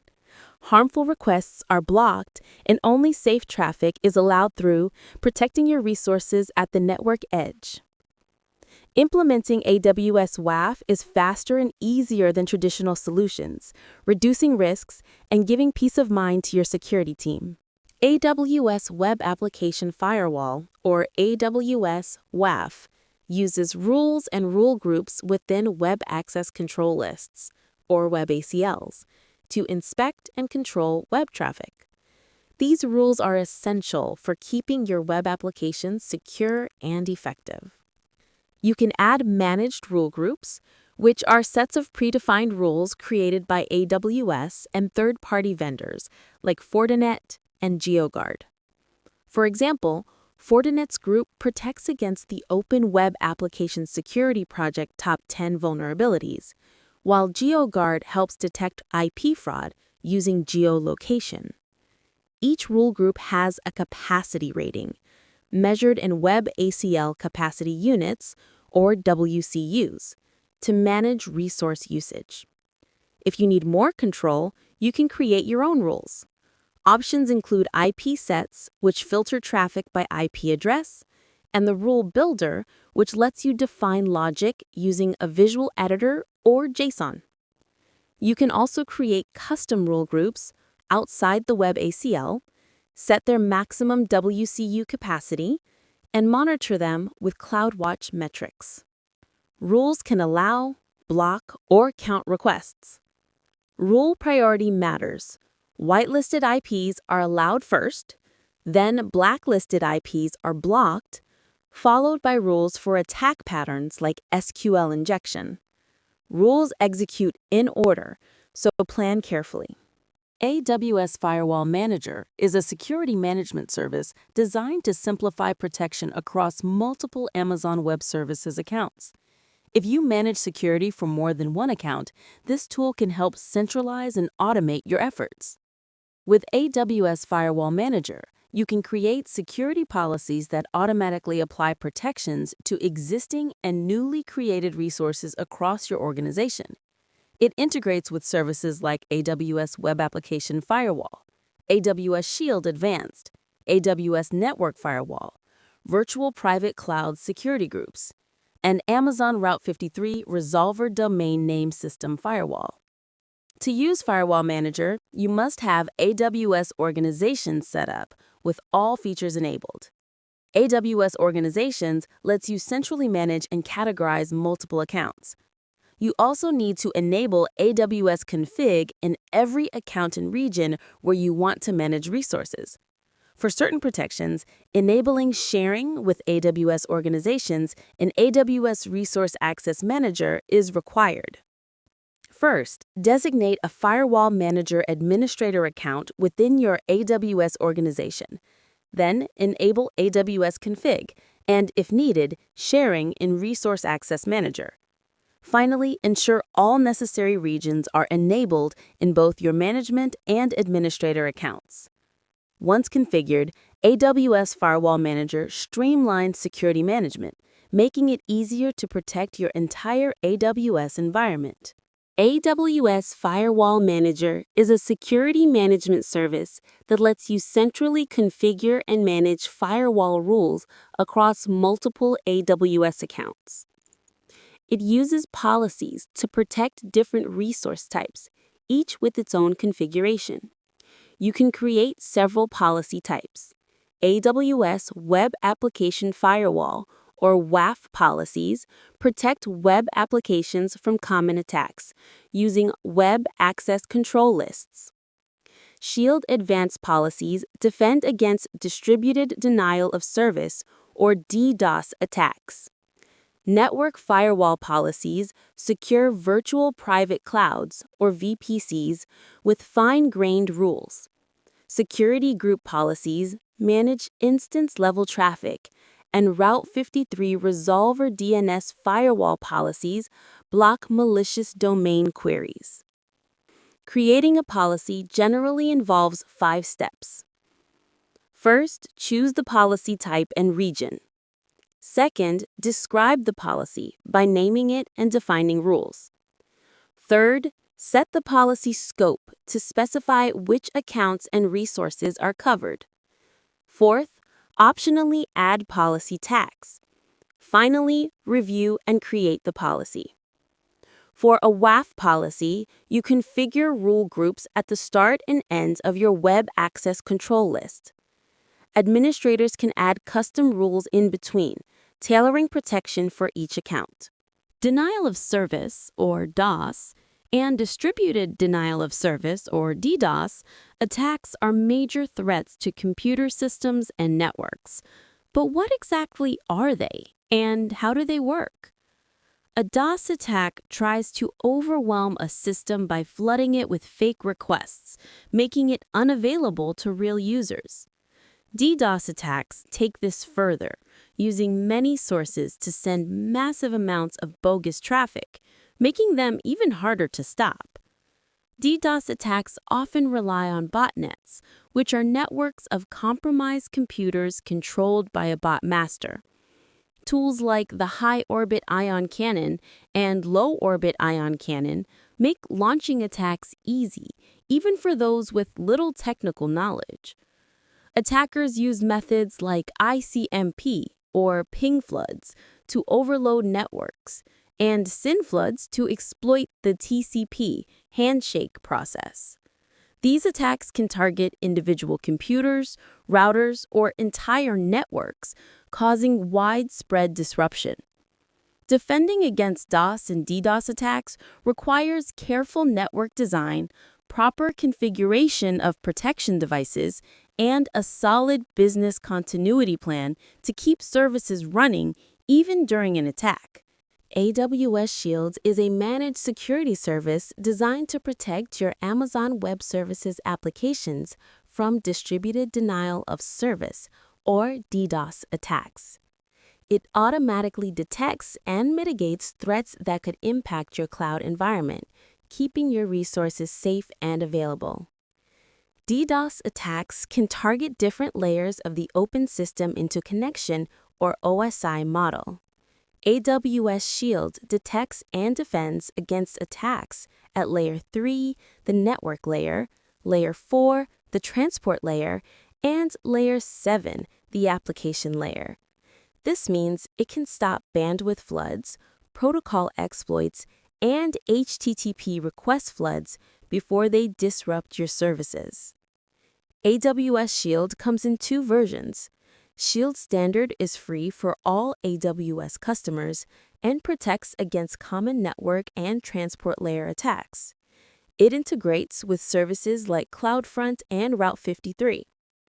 Shield Advanced, which costs extra, adds protection for more resource types, including EC2 and elastic load balancers, and covers application layer attacks as well. Shield Advanced offers enhanced monitoring, 24/7 access to the Shield response team, integration with AWS Web Application Firewall, and cost protection if your resources scale during an attack. Both versions provide dashboards to track attacks, but Shield Advanced delivers deeper insights, real-time metrics, and centralized monitoring across multiple accounts. AWS Network Firewall is a fully managed service designed to simplify network-level protection for your Amazon Virtual Private Clouds, or VPCs. With no infrastructure to manage, you can deploy and configure robust security in just a few clicks directly from the AWS console. One of the standout features of AWS Network Firewall is its flexibility in defining firewall rules. This allows you to exercise fine-grained control over your network traffic, making it easier to block or stop unwanted connections. You can also import existing rules written for common open-source platforms and even integrate third-party intelligence feeds provided by AWS partners. This adaptability ensures your firewall policies can evolve with your security needs. AWS Network Firewall works seamlessly with AWS Firewall Manager, especially within an AWS organization, making it easier to centrally manage all your network firewalls. There are multiple deployment models available, each designed to fit different network architectures and security requirements, providing you with options that best suit your environment. Typical use cases include inspecting traffic between VPCs, filtering outbound traffic, securing AWS Direct Connect and VPN connections, and filtering internet-bound traffic. AWS Network Firewall delivers comprehensive protection, helping you maintain a secure and compliant cloud environment.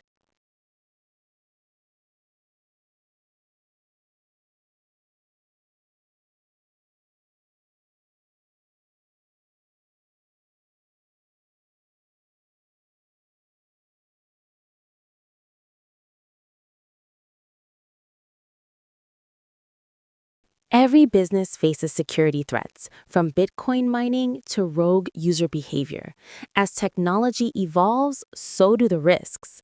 That is why Amazon Web Services, or AWS, introduced Amazon Guard Duty, a powerful threat detection service designed to protect your AWS environment. Amazon Guard Duty is a regional-based intelligent threat detection service.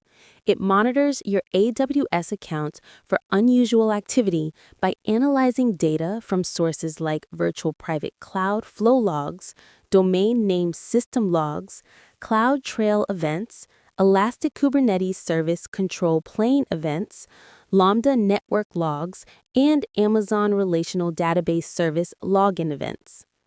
Guard Duty evaluates threats in two ways, using threat intelligence and machine learning. It checks your logs against known malicious sources, such as suspicious Internet Protocol addresses and URLs, using feeds from AWS, CrowdStrike, and Proofpoint. Machine learning helps Guard Duty spot unknown threats by learning your account's normal behavior and flagging anomalies.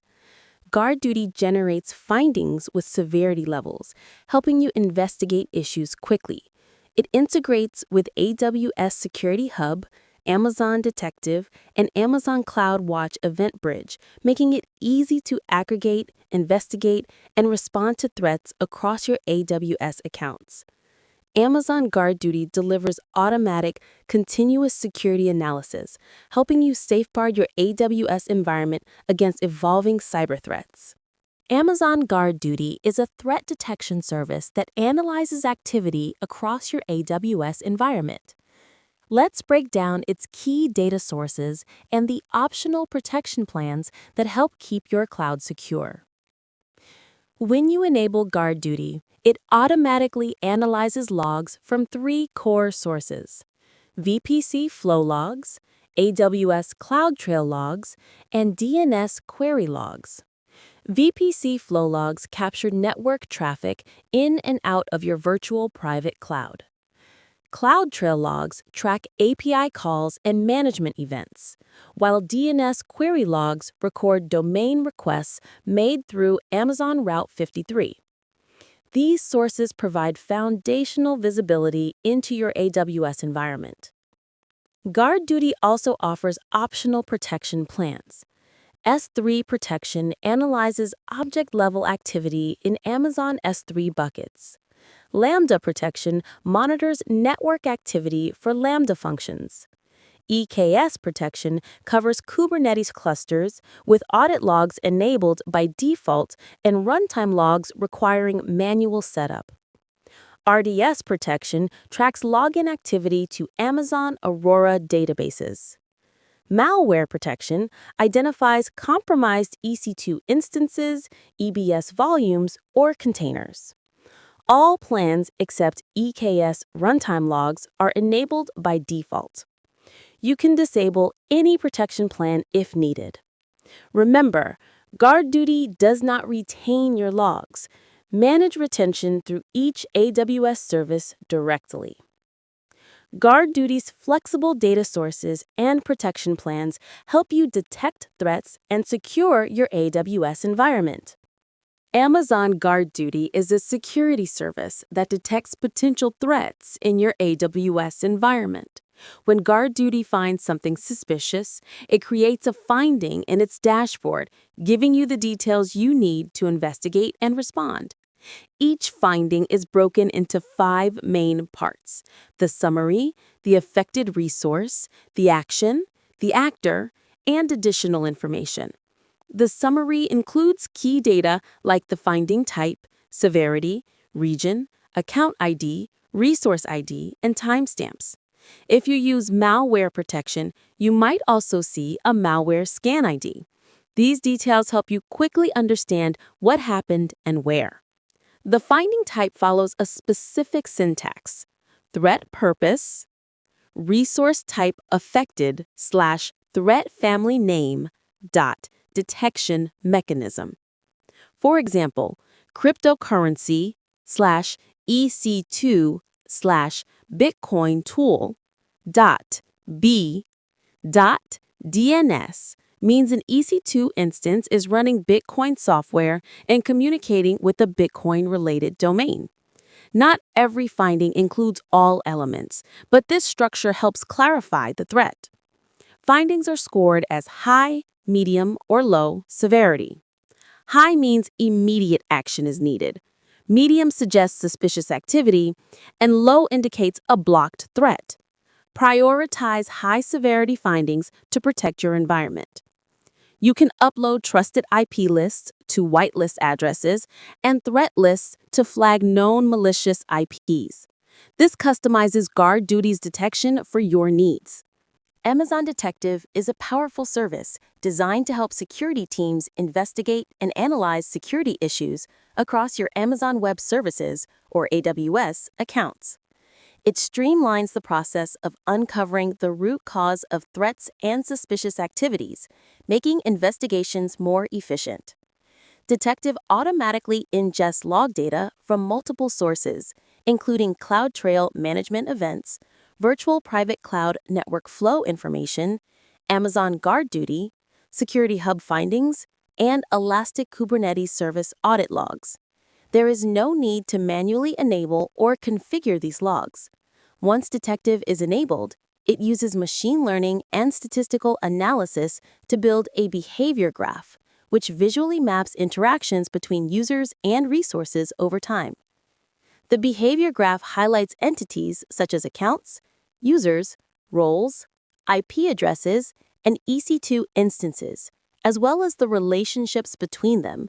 For example, it can show when an IP address connects to an EC2 instance. You can view this graph in force-directed, circular, or grid-based formats within the Detective console. Amazon Detective integrates with Amazon GuardDuty and AWS Security Hub, allowing you to drill down into specific findings. It stores data for 1 year, enabling you to define custom date ranges and gain valuable historical context during investigations. To get started with Amazon Detective, first make sure Amazon GuardDuty is enabled in your Amazon Web Services account. This is required before you can use Detective. After GuardDuty is active, wait 48 hours, then enable Detective. Remember, Detective is a regional service, so you must enable both GuardDuty and Detective in every region where your workloads run. Begin by enabling Detective in a designated administrator account. Attach the Amazon Detective full access policy to this account's principal. For smooth integration, use the same account as your GuardDuty and Security Hub administrator. If you use Amazon Web Services organizations, avoid using the organization administrator account for Detective. You can invite up to 1,200 member accounts per behavior graph. Detective helps you investigate security findings, such as unusual login attempts or DNS data exfiltration, flagged by GuardDuty. Each GuardDuty finding includes an Investigate with Detective link, letting you drill into details and visualize affected resources. Detective maintains up to a year of aggregated data, supporting thorough root cause investigations. Detective's visualizations include maps of user logins, timelines, and charts, making it easier to correlate threat indicators and understand security events across your environment. Let's break down how pricing works for Amazon Detective, Amazon Web Services security investigation tool. Every account gets a 30-day free trial in each AWS region where Detective is enabled, giving you a risk-free way to explore its features and benefits. After the trial, Amazon Detective charges are based on the total volume of data ingested per account, per region, and per month. Pricing can vary slightly between AWS regions, so it is important to check your specific region's rates. As your data volume increases, you benefit from discounts on the per gigabyte price, making it more cost-effective for larger workloads. To estimate your monthly costs, you can use the AWS pricing calculator or Detective's own projected cost estimator. These tools help you understand how much you might pay based on your volume of VPC flow logs, Cloud Trail management events, Amazon Elastic Kubernetes Service audit logs, and GuardDuty findings across all your accounts. For example, ingesting 500 gigabytes of data in the US East/1 region costs about $1,000 per month. At 10,000 gigabytes, the cost is around $8,500, and for 20,000 gigabytes, it's about $11,000 per month. Amazon Detective, a security service from Amazon Web Services, or AWS, has recently introduced several new features designed to make threat investigations even more effective. AWS is always working to enhance its services, and Detective is no exception. One of the standout additions is called Finding Groups. This feature uses machine learning and graph theory to group thousands of separate security findings into a single, connected security event. By doing this, it becomes much easier to identify and investigate related incidents that might otherwise be hidden among millions of discrete events. Finding groups help security teams see the bigger picture when it comes to potential compromises. With graph analysis, Detective can correlate findings and highlight the severity of a group, as well as the tactics used by threat actors. These tactics include initial access, privilege escalation, defense evasion, lateral movement, and exfiltration. The Detective console displays a summary of observed tactics, a visualization of the behavior graph, and a full list of involved entities and findings. You can now enable AWS security findings as a new data source within Detective. Best of all, these new features are automatically enabled and come at no additional cost. AWS Security Hub is designed to help you consolidate security findings and alerts for multiple accounts and provider products into a single, easy-to-use dashboard. With Security Hub, you can centrally view and manage security alerts, automate security checks, and respond quickly to security issues as they arise. Security Hub integrates seamlessly with several AWS services, including Amazon GuardDuty, Amazon Inspector, and Amazon Macie. It also works with AWS Firewall Manager, Identity and Access Management Access Analyzer, AWS Systems Manager Patch Manager, AWS Systems Manager Explorer and Ops Center, and Amazon Detective. The integration with Amazon Detective allows you to investigate findings in depth by switching between Security Hub and Detective. Additionally, Security Hub supports third-party integrations with over 60 vendors, such as Symantec, Sumo Logic, Splunk, Atlassian, Slack, ServiceNow, Rackspace, Palo Alto Networks, PagerDuty, and CloudStrike. Security Hub continuously runs account-level configuration and security checks based on AWS best practices and industry standards. It provides a readiness score, highlighting specific accounts and resources that need attention, making it easier to prioritize and address security issues efficiently.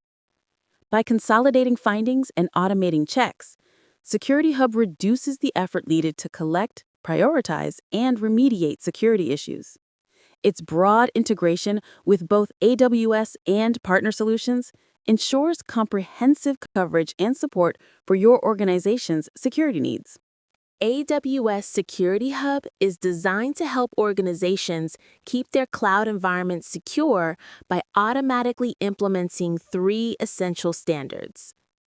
These standards are defined by the Center for Internet Security, or CIS, an organization dedicated to making the connected world safer by publishing guidelines that protect against cyber threats. Once AWS Security Hub is enabled, it begins monitoring your environment against CIS benchmarks, providing clear visibility into your security posture. The first standard is the AWS Foundational Security Best Practices version 1.0, curated by AWS security experts. This includes basics like enabling multi-factor authentication, setting strong password policies, using groups for permissions, and ensuring Amazon S3 buckets are not publicly accessible. The second standard is the CIS AWS Foundations Benchmark, version 1.2, which focuses on best practices for AWS configuration, especially monitoring and logging.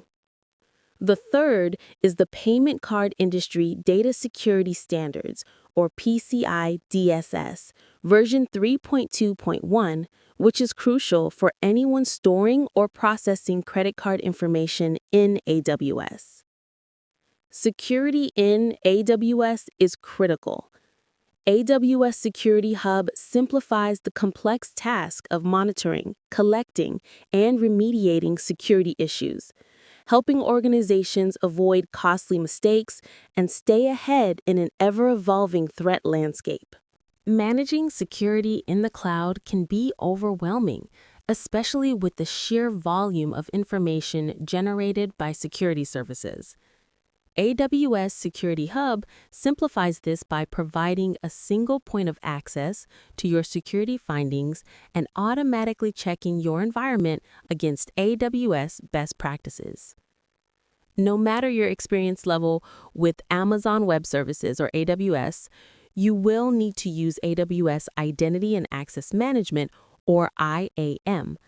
IAM lets you create users, define access controls, and manage passwords and access keys, forming the backbone of your security setup. The root user is the owner of your AWS account and has unrestricted access, including billing information. Always enable multi-factor authentication, or MFA, for the root user. Afterward, create an administrator group, assign permissions, and add users with MFA to this group. Groups make it easier to manage permissions efficiently. Assign permissions to groups, not individual users, whenever possible. Provision access keys only if necessary and allow users to assume roles when required for specific tasks. Roles grant temporary permissions, often used for service-to-service interactions. Always follow the principle of least privilege, giving only the permissions needed. Never store access keys in your code or on Amazon EC2 instances or Amazon S3 buckets. AWS Security Hub is designed to be your central location for managing security across your Amazon Web Services environment. With Security Hub enabled, findings from services like Amazon Guard Duty, Amazon Inspector, and Amazon Macie are automatically sent to Security Hub, making it a single point of access for identifying and remediating security issues. Security Hub leverages AWS config rules to perform most of its security checks, ensuring your resources comply with AWS best practices and industry standards. It continuously runs account-level configuration and security checks, so you always have up-to-date insights into your security posture. Security Hub also integrates with Amazon Event Bridge, allowing you to automatically send notifications and remediation details for security findings. You can even use custom actions to route results to ticketing systems or automated remediation services, streamlining your response process. AWS Security Hub aggregates findings from over a dozen AWS services, including GuardDuty, Inspector, Macie, AWS Firewall, Systems Manager, Patch Manager, and Identity and Access Management Access Analyzer. This integration provides a unified view of your security landscape, making it easier to monitor and address potential threats as your environment evolves. Amazon Inspector has undergone a major transformation, introducing a new version with an updated architecture, enhanced features, and deeper integrations. This new Amazon Inspector replaces the previous version, now known as Inspector Classic, and brings automated security scanning to the forefront. Amazon Inspector automates security assessments for your applications, focusing on unintended network exposure, vulnerabilities, and deviations from best practices. You can enable Inspector at the organization level, making it easy to manage security across multiple accounts. With automated discovery and continuous scanning, Inspector delivers near real-time results, presenting findings that consider multiple factors to generate a meaningful Inspector risk score. Inspector's results are backed by a vulnerability database maintained by AWS security experts, and each finding includes recommended remediation steps. Once activated, Inspector scans Amazon EC2 instances, Elastic Container Registries, and Lambda functions for security issues and vulnerabilities. Inspector integrates seamlessly with AWS Security Hub, Amazon Event Bridge, and solutions from Amazon Partner Network partners. Inspector findings can be viewed in the Inspector console, sent to Security Hub, or dispatched to partner security tools. These integrations help you quickly implement workflows for remediation and issue resolution, keeping your applications secure and compliant. One of the biggest changes to Amazon Inspector is its reliance on the AWS Systems Manager agent, replacing the dedicated Inspector Classic agent. This consolidation means easier provisioning and improved performance. The AWS Systems Manager agent is open source, available on GitHub, and even comes pre-installed on select Amazon machine images. Amazon Inspector now supports a wide range of operating systems, including Amazon Linux, Amazon Linux 2, Amazon Linux 2 ECS optimized base AMIs, Mac OS versions 10.14 and 10.15, Ubuntu Server 16, 18, and 20, as well as Windows Server 2008 through 2019. With the latest improvements, Amazon Inspector automatically discovers and continuously scans your resources. There is no longer a need to manually schedule or configure assessment scans, nor do you need to select resources for evaluation. Inspector keeps monitoring your environment, even as changes occur. Inspector uses a knowledge base with hundreds of security rules and provides severity scores using the Common Vulnerability Scoring System, or CVSS, from the National Vulnerability Database. If you fix a vulnerability, Inspector detects and closes the finding automatically. Amazon Inspector integrates with AWS organizations for centralized management and connects with Amazon Event Bridge and Security Hub for near real-time automation. With just one click, you can enable Inspector across your organization and streamline security workflows. The Amazon Inspector dashboard gives you a comprehensive view of security findings across your entire environment. By selecting any finding, you can access detailed information. The dashboard streamlines key data, highlighting scan coverage, your most critical findings, and which resources have the highest number of issues. Now let's dive into the latest real exam questions and answers for the Amazon AWS Certified CloudOps Engineer Associate SOA-C03 exam certification. If you haven't subscribed to our YouTube channel yet, we'd love for you to join our growing community. Just hit that subscribe button. Want a downloadable PDF of these questions and answers? You can grab it from our website, www.shapingpixel.com. Full link is in the description below. Let's get started.